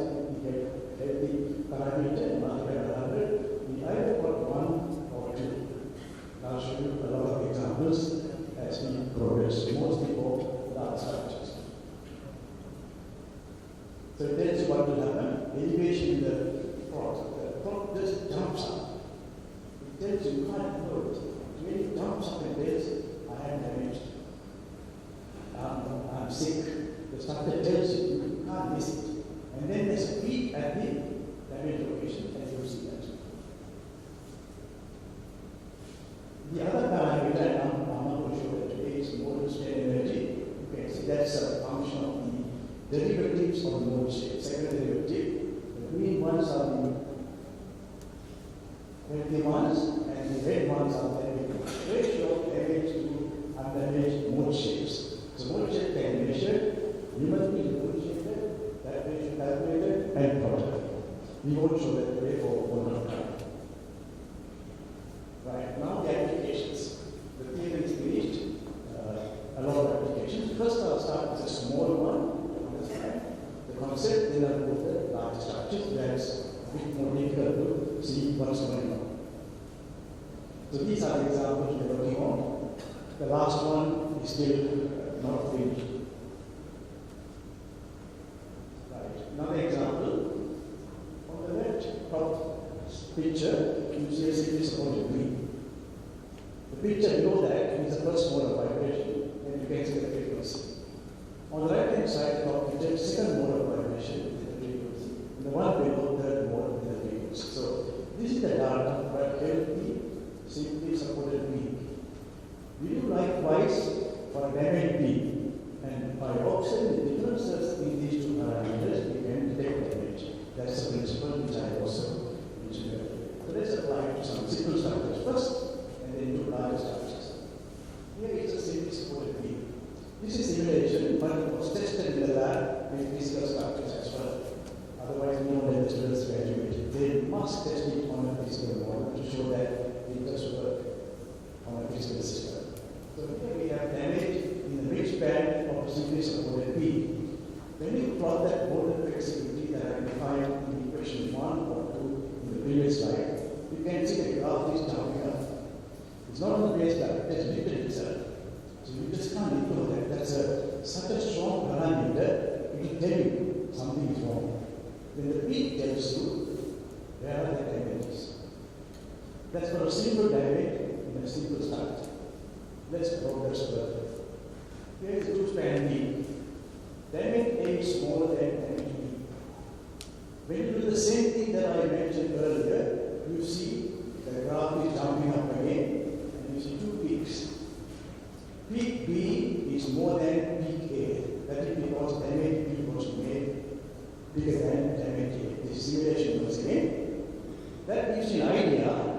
Can we quantify the damage using this data? The answer is yes, we are working on it on some structures. This is for a big step for a slab. A 2D structure, the same thing. You plot delta F or the modal flexibility change, you see the peak giving you the location of damage. Now let's go to bigger structures. This is a suspension bridge in Iceland. We took this bridge because somebody else measured the vibration data in that bridge. They have given us the mode shapes and the frequencies. We use that information to validate our computer model. We have to validate it, otherwise we put garbage in and garbage out. We have to validate all computer results. So, next slide shows you validation. On the left is the first mode validation. On the right is the third mode validation. You can see the numerical information and the measured information, they match very closely with respect to mode shapes. They did so for the frequencies as well, according to the numbers. Then we know that the computer model of the bridge we have is a true replica of the bridge. Sorry, before that. You can see here there is the upstream cable and downstream cable.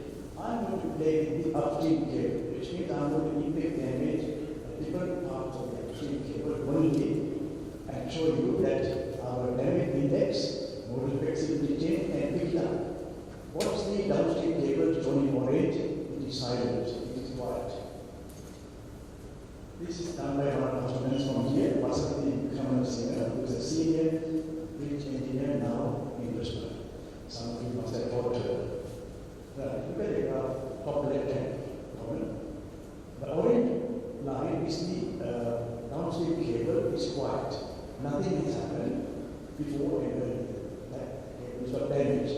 If you look at the blue graph, that graph is jumping up from baseline. It's telling you that there is damage in the structure. And the peak shows you the location. Going to the right hand side, that damage was at 3/4 span between the surface of the objects. On the left hand side bottom picture, smaller damage with the blue graph and bigger damage with the red graph. Again showing you larger damage, larger the peak. And then the last picture, two damages, 3/4 span and half span, and we split up by this. That was for a suspension bridge cable. We tried that with the hangers, and you can see that the results are quite convincing. We take hanger number 1 and hanger number 5. Very clearly, the graph shows a massive peak at this location, telling you this is the location where it is. Now, something different we started with one of our students, also from here, called Education Summer. She started looking at why should I look at the full mode shape? Why can't I look at the component? When I start to vibrate, there are dominant components. Maybe horizontally, maybe vertically, maybe longitudinally. I will take only the components and do the same thing and see what's the success. That's what I'm going to show you here. We can simplify the procedure and make it more effective by looking at only the dominant component of vibration. Either horizontal or vertical. You will see that in some of the applications. This is the video it's supposed to work, but it's not working. Here is the arch bridge, which shows the vibration boards.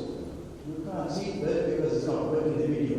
Vibration both in the longitudinal direction and vertical, and nothing in the lateral direction of this paper. When we had the other kind of bridge where the deck is hanging from the arch, then the vibration was mostly out of play. So we know by looking at the mode shapes which ones are dominant and which ones to use in the calculator to simplify and to get more efficient answers. So here it was the longitudinal vibration and the vertical vibration which we used. So we tried it on a 200 plus meters span arch bridge or Gold Canyon somewhere in the US. And you can see the vibrating shape and the frequency. And we tried 2 damage scenarios. Here is the damage on the arch rig. Now people have worked on the deck. You can see the damage on the deck because you drive on it or you walk on it. But the arch rig below that can go unnoticed. So we purposely did damage on the arch rig. You can see the graph jumping up and down and telling you that's damage there. And likewise on the column, C1, when you get damage, the graph below tells you such a big jump and you just can't handle it. That's the good thing about this damaging base. The difference is so large, you can't miss it. Whatever the structure is, a simple supported beam or a big bridge like this. Now we got dams. I mentioned dams get damage in the neck or the base, which says we activate often, or sometimes we do overloading. So we want to study whether our method can pick up damage in a big structure like a dam, which can easily go unnoticed. So here's the finally model. And the first mode of vibration in this plane state problem is shown in the picture below. This is what we did. There are 3 cross-sections here called 1, 2, and 3. You can see them at 4. In cross-section number 2, we put some damage at the base. And the model is this is the graph of either vertical or one is vertical component and one is the horizontal component, just to show you that either one works well here. So you can might as well choose only one and make your work much simpler. So when you plot the cross section 1 and 3, you can see the baseline that stays intact. It doesn't move. But if you plot that flexibility damage index for cross section number 2, the whole graph is shifted to the right. There's screaming at you that there is connection. And then of course, the peak at the base shows you the damage location. Same thing for for this graph and that graph as well. So either one then is okay. Looking at the components of the vibrating modes, not the full three-dimensional mode shape. Next, damage at the neck. Also same thing happen. Cross section 1 and 2 are almost intact. Cross section number 2 jumps up, goes to the right hand side, and has a massive change in curvature of the ramification. But that is ongoing work. Now for our fully instrumented building. Look at the building, we are very proud of that. That was the building that I occupied when I first started my work at KUT. The wealth of it and the old boys and the girls, we have a lot of damage, a lot of money to demolish that old building all the way up. This beautiful building here, fully instrumented. What I am showing here are only the sensors with harmonics, vibration, and dynamics. Other people have settlement of support, wind forces, temperature, heat, people coming, going out, and everything is automatically in the building. The only one is like Australia, one of the few in the world living laboratory. So those sensors are spitting out vibration information all the time. And how do you know it's correct? So we are waiting for it to happen. The building is new, by the way, not even 10 years old. Just to show you this exercise, we were able to measure the vibration in 6 modes of vibration in the building we measured, and we made up a computer model and validated it for the system. So we are waiting for any damage that might happen in the near future. Like this. Now it's new, maybe 10 years later, it's right now, anything happen, and many years later, anything happen. While we are waiting, we are very fortunate. An earthquake happened in north of Brisbane, 125 kilometers away. So we will get worried. Here is our vibration signature from other senses. During the earthquake, it jumped up. Tell you something is wrong. 125 kilometers away from this building. After the event, the vibration will be back to the course. So two things we know: the sensors are sensitive. Secondly, the building is okay. That's good. So we're waiting for any damage in the future. Probably I won't be there. My future students, my former students, will make use of this lab. Last two slides. These are some fascinating buildings in China. I go to China very often because my son works for Microsoft there. The first building on the left, I saw it, and I took a photo of it on the internet. Unsymmetrical wall buildings. Something like what I'm going to show us.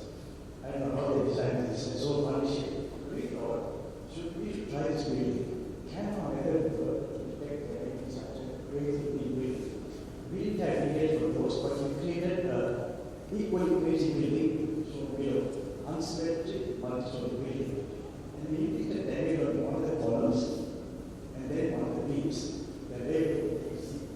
And sure enough, the method worked beautifully, showing a massive peak where the damage was for the column and then for the beam.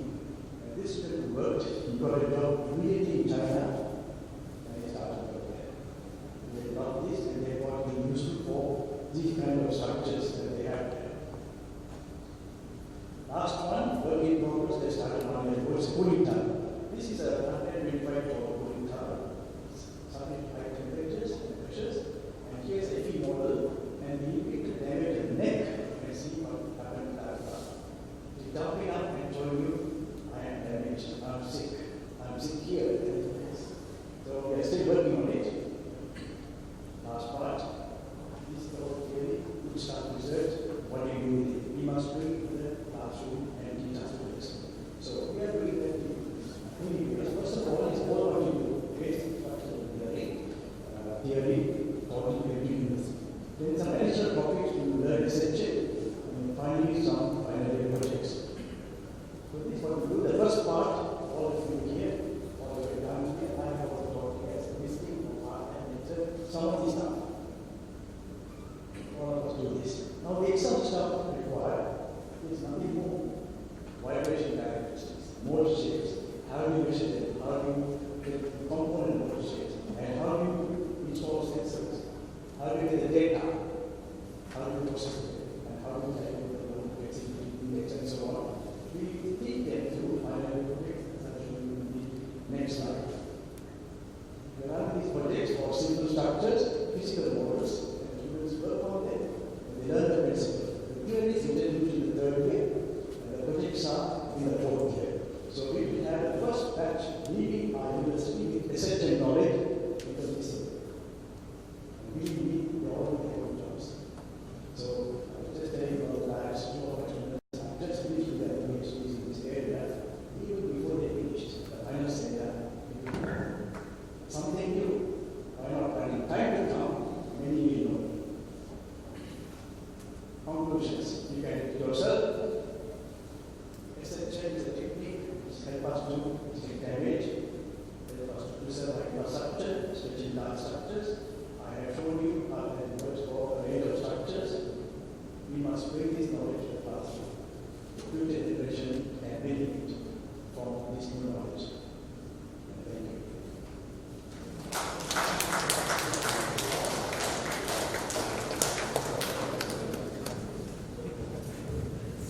Any questions for Professor Moratuwa?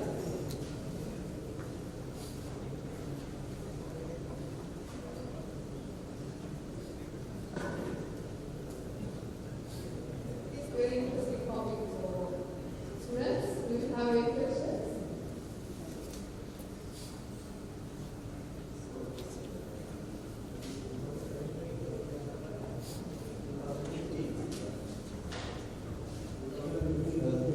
That's the third case, 2015 third case. So, what was the not very much. I can remember 5.5 or 5.8, not very high. It's quite far away. Hardly around there, right? Yeah, it's higher than the rest of this one. We don't know that we can read by the census data. Yeah.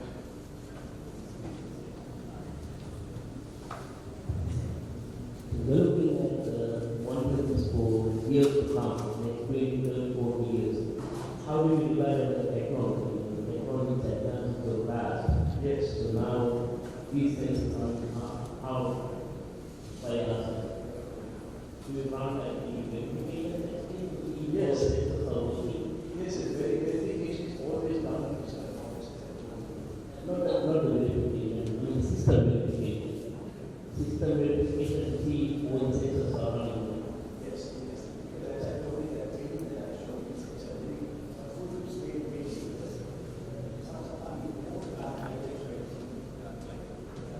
Yeah, results are coming all the time, so we know that something coming and the test case of the signals jump out and then get back normal. So we know that that's working. Likewise, some leaders in Australia, especially in Sydney, are instrumented already and they're spreading out the vibration data all the time. This network is across Australia. There is one university in Brisbane, but many other universities are also participating in instrumenting these large structures, especially builders, because they are old and the load has changed over the years. So, through those things, we believe that the system is working. Sometimes when you ask a question, I tell my students, if there's no question, the students, of course, either they understood everything or they understood nothing. So like you are talking about damage. Yes. So now what is the amount of damage that you will take? Yes. A significant amount of damage. No. Before these things respond. No, that's a good question. Significant damage is absolute collapse. Right? So 10% difference, 20% maximum.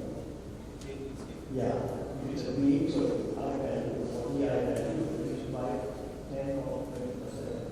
I think the pieces you examine at maximum stiffness value. I don't know what's the name, but yes. Any more questions?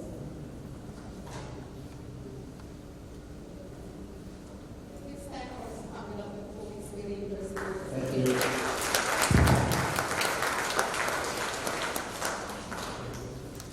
Maybe I can also say that I'm glad for all the research performances. He was also that's the best, most outstanding teacher, someone who's taken an SUV, right, after a very rigorous evaluation procedure.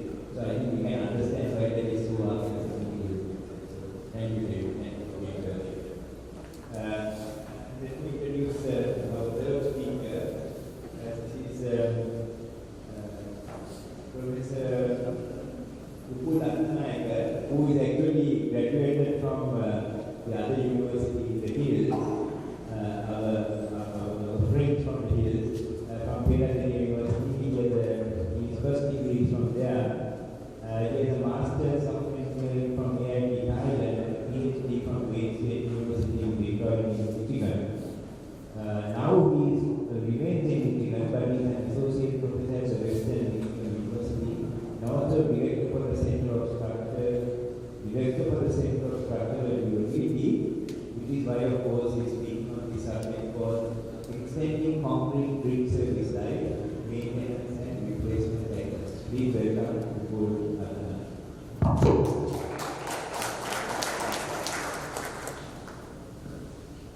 Thank you, Professor Dias. Good afternoon, and let me know if you can hear me. My eyes are brown. I was sick and my voice will not be that clear, but I hope I can manage. Yes, I put the title as Concrete Bridges, but what I'm going to talk about is going to be applied to steel bridges also, because I took out one part on this because of time constraint. I was going to talk about maintenance of girders also, but that part is taken out. So we are looking at extending service life, but the main focus is actually the bridge deck. Before I go into the topic, I just want to show where we are, because most of you are not familiar with Western Michigan University. So if you take the lower part, that's the red dot over that shows the location. So we have at least 19 to 20 hours just the flying time to come or go there. So Michigan lower part. So if you take your right hand towards you, so you have a thumb, and then we are close to Lake Michigan on the left side, Lake Michigan right side Huron, Lake Superior, and from that red dot all the way to the top edge to here, somewhere here, we have another university. It takes 10 hours to travel if you don't stop. So that's how far this is across the state.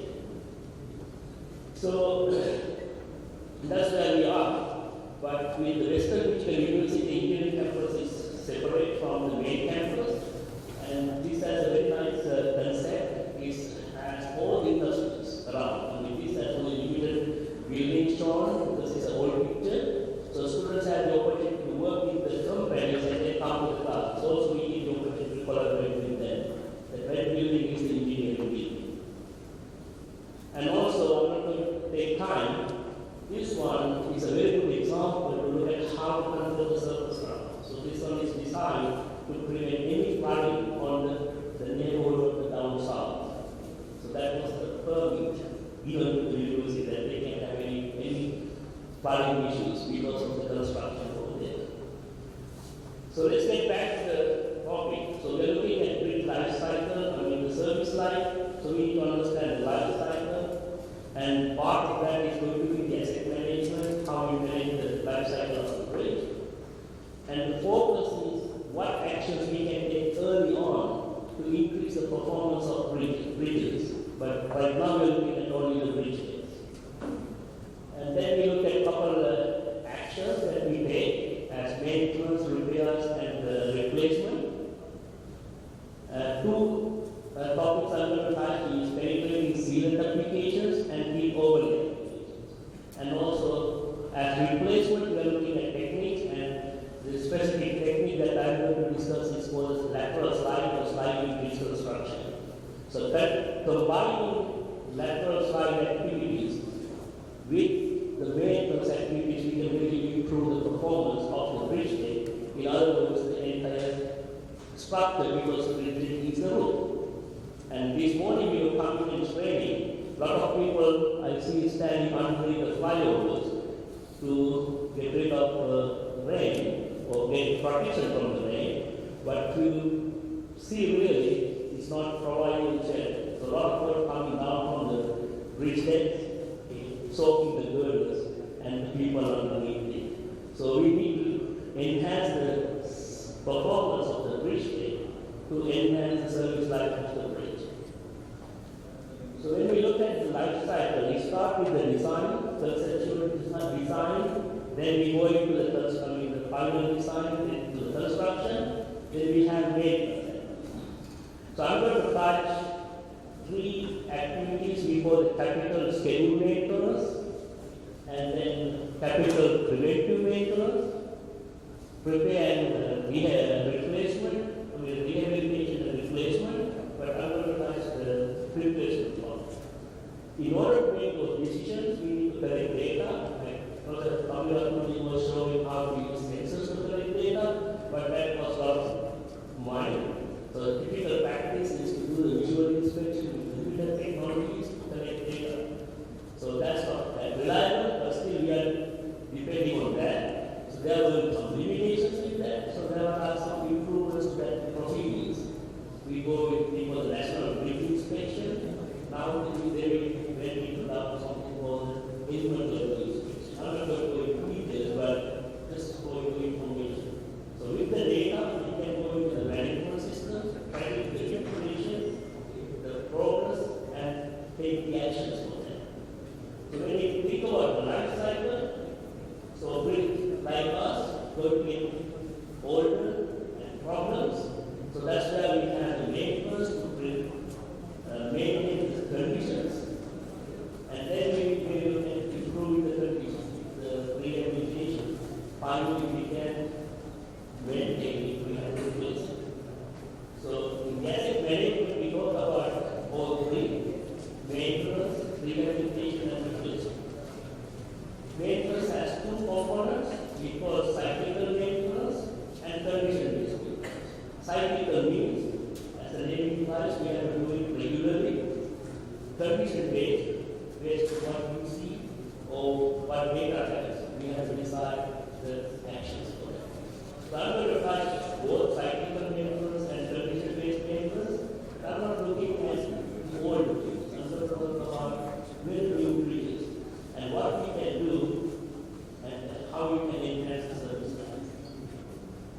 So what kind of activities they are doing, how they make the decision. So this is like the decision-making maintenance used by the Digital DOT.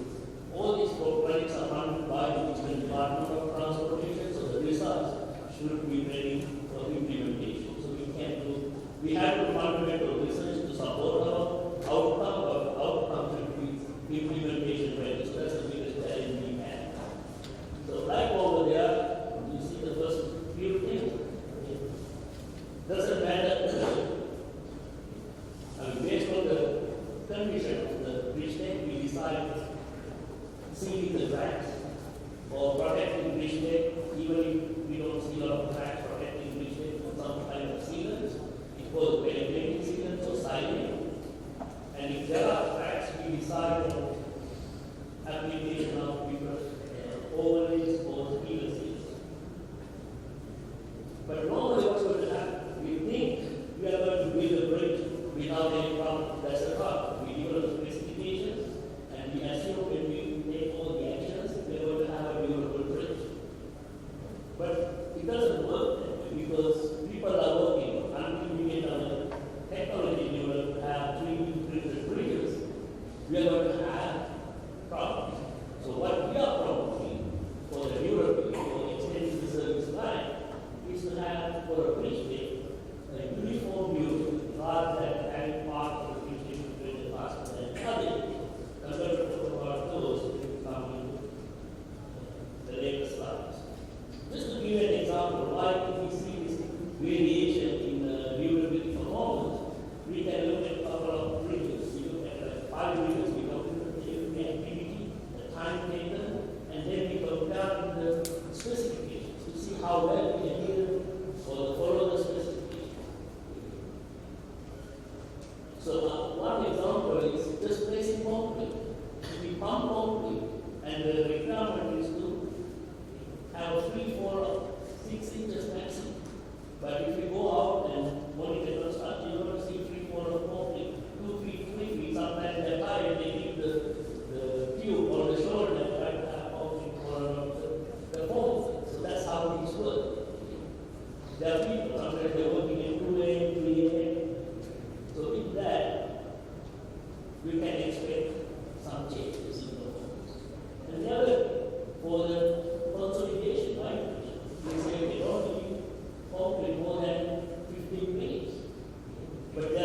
days. You don't get the complete in time.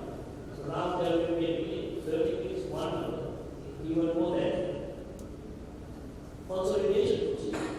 Those who have written materials, concrete course, you know the vibration using a ball, the distance should be 1.5 times the radius of action.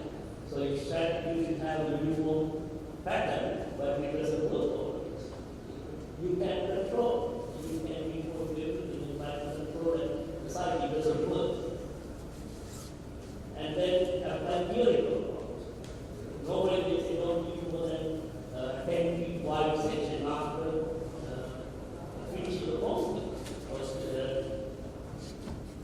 making final touches. But those things doesn't happen. So this is about theory. So we collected data, I don't know how the science are, so we look at the first one.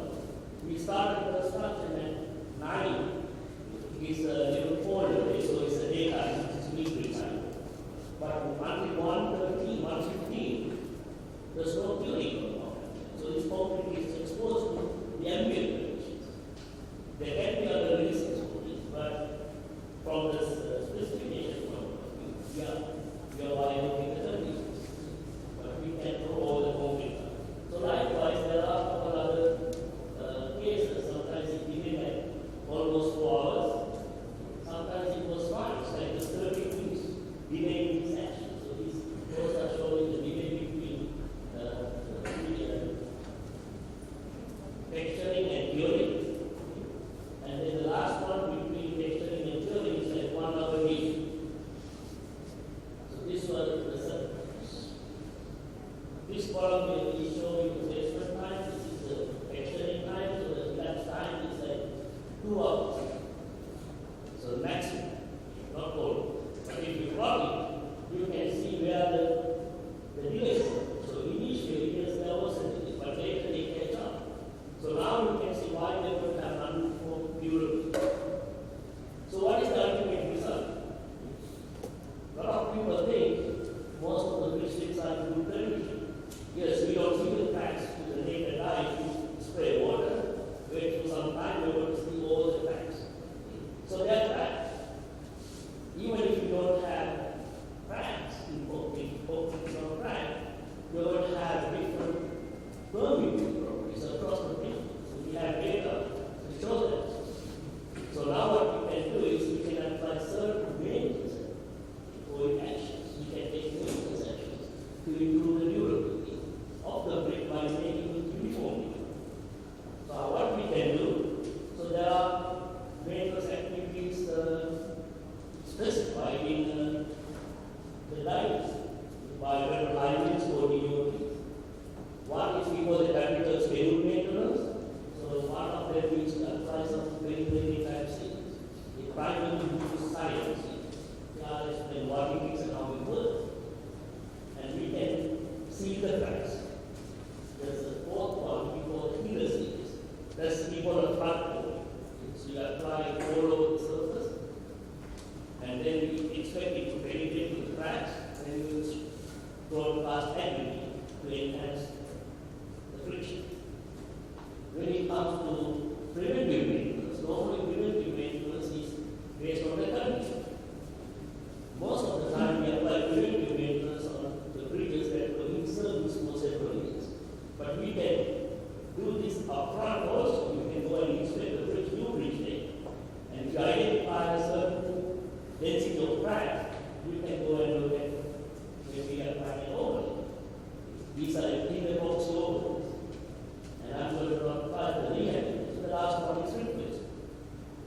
So either we replace the superstructure or just the entire structure. Superstructure means including the bridge. So if we can find a technique that can take the superstructure construction of the critical path. When I say critical path is, we have to consider the uses. So we try to minimize the construction impacts on the uses. We want to minimize the road closure time. So if we have a technique that allows us to construct a bridge off from critical path, we have enough time to pure concrete, inspect it, apply these methods early on, then place it in the final alignment so you will have a durable bridge. So we'll see if we have those options. So first thing we are looking at penetrators. So there are two of them. One is for the water reference, the other one is for the foregrounders. We don't like foregrounders for bridge depth because their penetration depth is much lower and surface get compromised with traffic. So we want to go with water reference. So the way they work, as you can see on those figures, one is just for the foremost, that's based on the size of this, atomic size of these signals. They are in nanometer. And then it allows water vapor transfer, so the breathability of concrete is not compromised. But the surface becomes hydrophobic, so it's not going to absorb moisture. If you prevent moisture absorption, chloride and any other chemicals that's going to be on the surface will not be absorbed, so you can have a long-lasting bridge. But this is good for uncracked bridges. If it is cracked, you will have white cracks. Penetrating signals will not be able to control. Nowadays, there's some research going on combining penetrating signals with crack signals so that we can enhance the performance of it. So you need to know a little bit chemistry to handle this. So there are silanes and siloxanes in these groups. Primarily we use silanes. So they have overall functional groups and cyclical functional groups.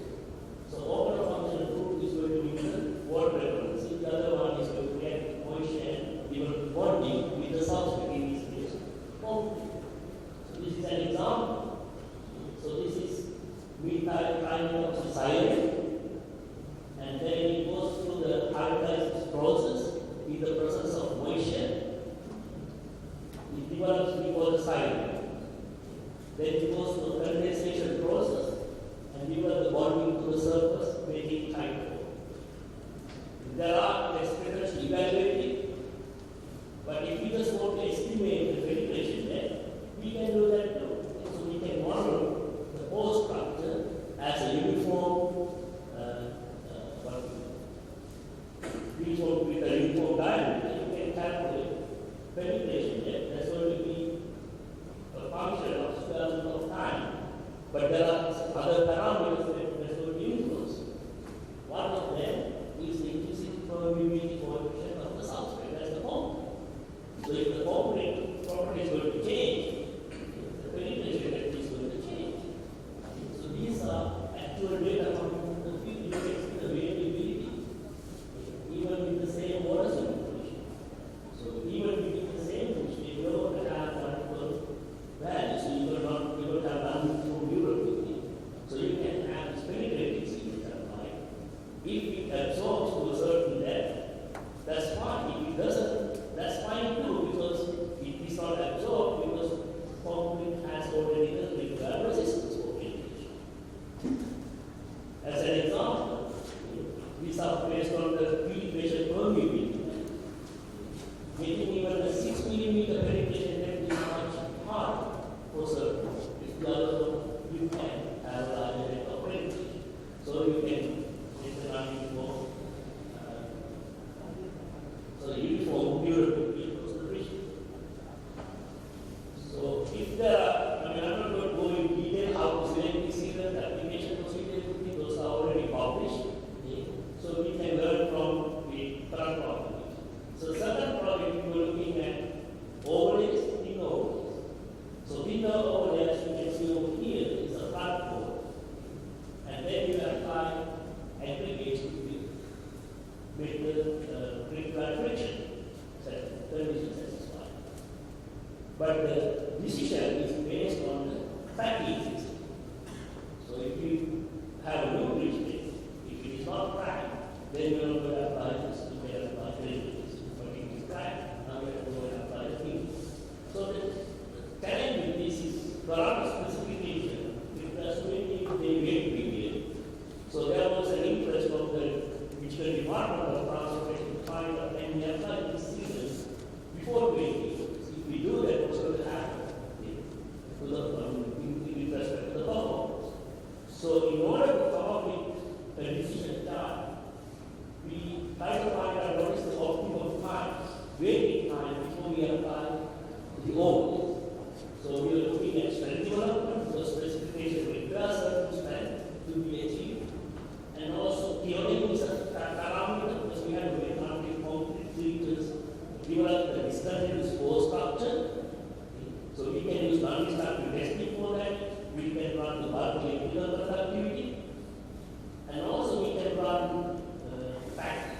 print test to identify the cracking age or the potential for cracking.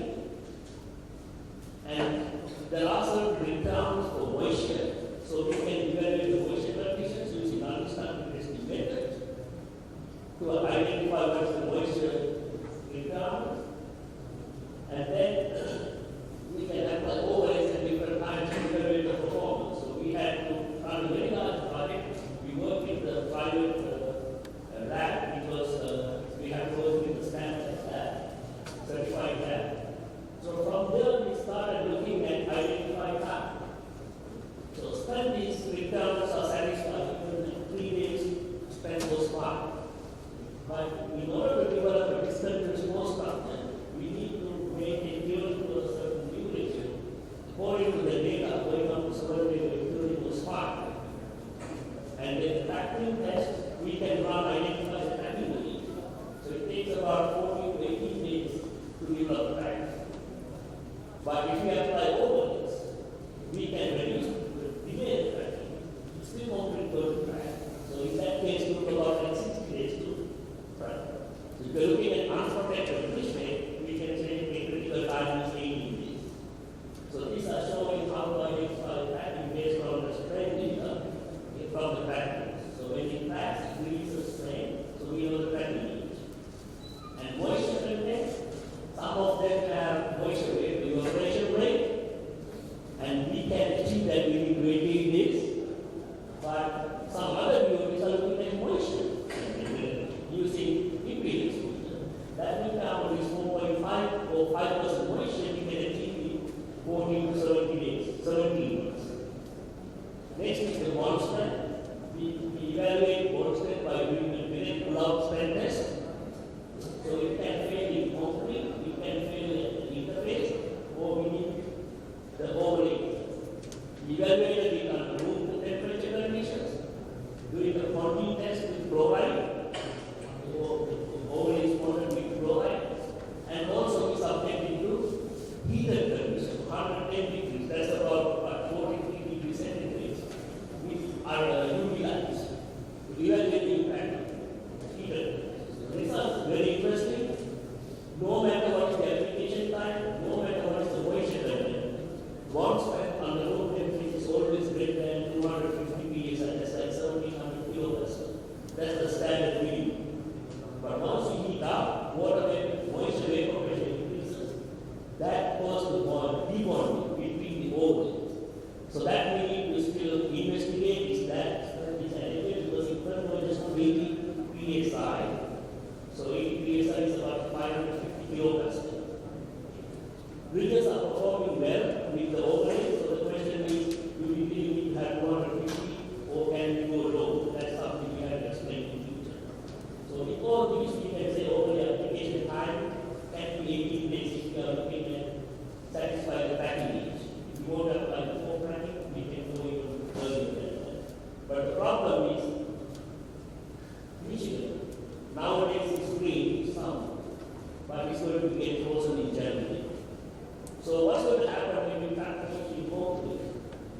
Is it going to deteriorate the effect of the performance? So we place all the slabs in our parking lot, 14 slabs. That's going to undergo about 3 years, or summer wind and winter exposure, subjected to winter exposure. Then we're going to take samples and look at harvest and performance. Last one is grid replacement. There are currently 4 methods. Most latest ones are using prefabricated systems. Second one, you can lift the brick and place it on support. Third one, you can build the brick parallel to the existing brick and slide. So that's for lateral slide. Steps are, you have the existing brick, you build a new superstructure on temporary supports, you build the approach road, and then you construct the new superstructure. So now this construction is out from the critical back. You can take as long as you want, as long as it's justified. So once the new bridge is constructed, you divert traffic on that. You build the new substructure, mount, put the rollers underneath the bridge, slide it over. So normally the traffic impact time can be maybe 2 nights.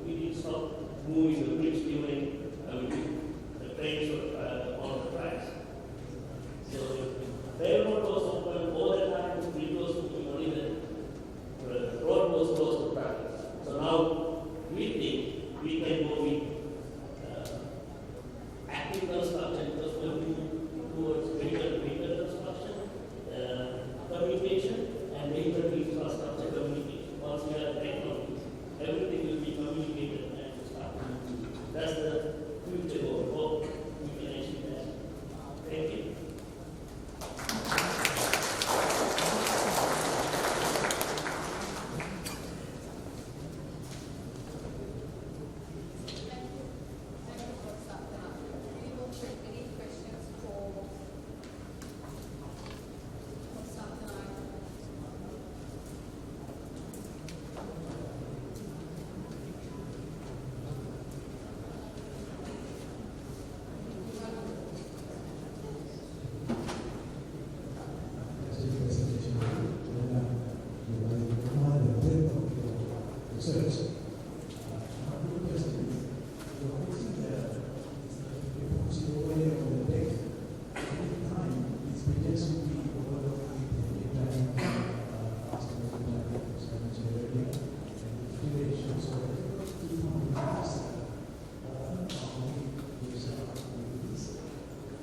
So the question is basically what is the lifetime of these overlays? Right now, it ranges according to the available data from 12 years to 15 years. So we have to apply overlays every 12 to 15 years. So what we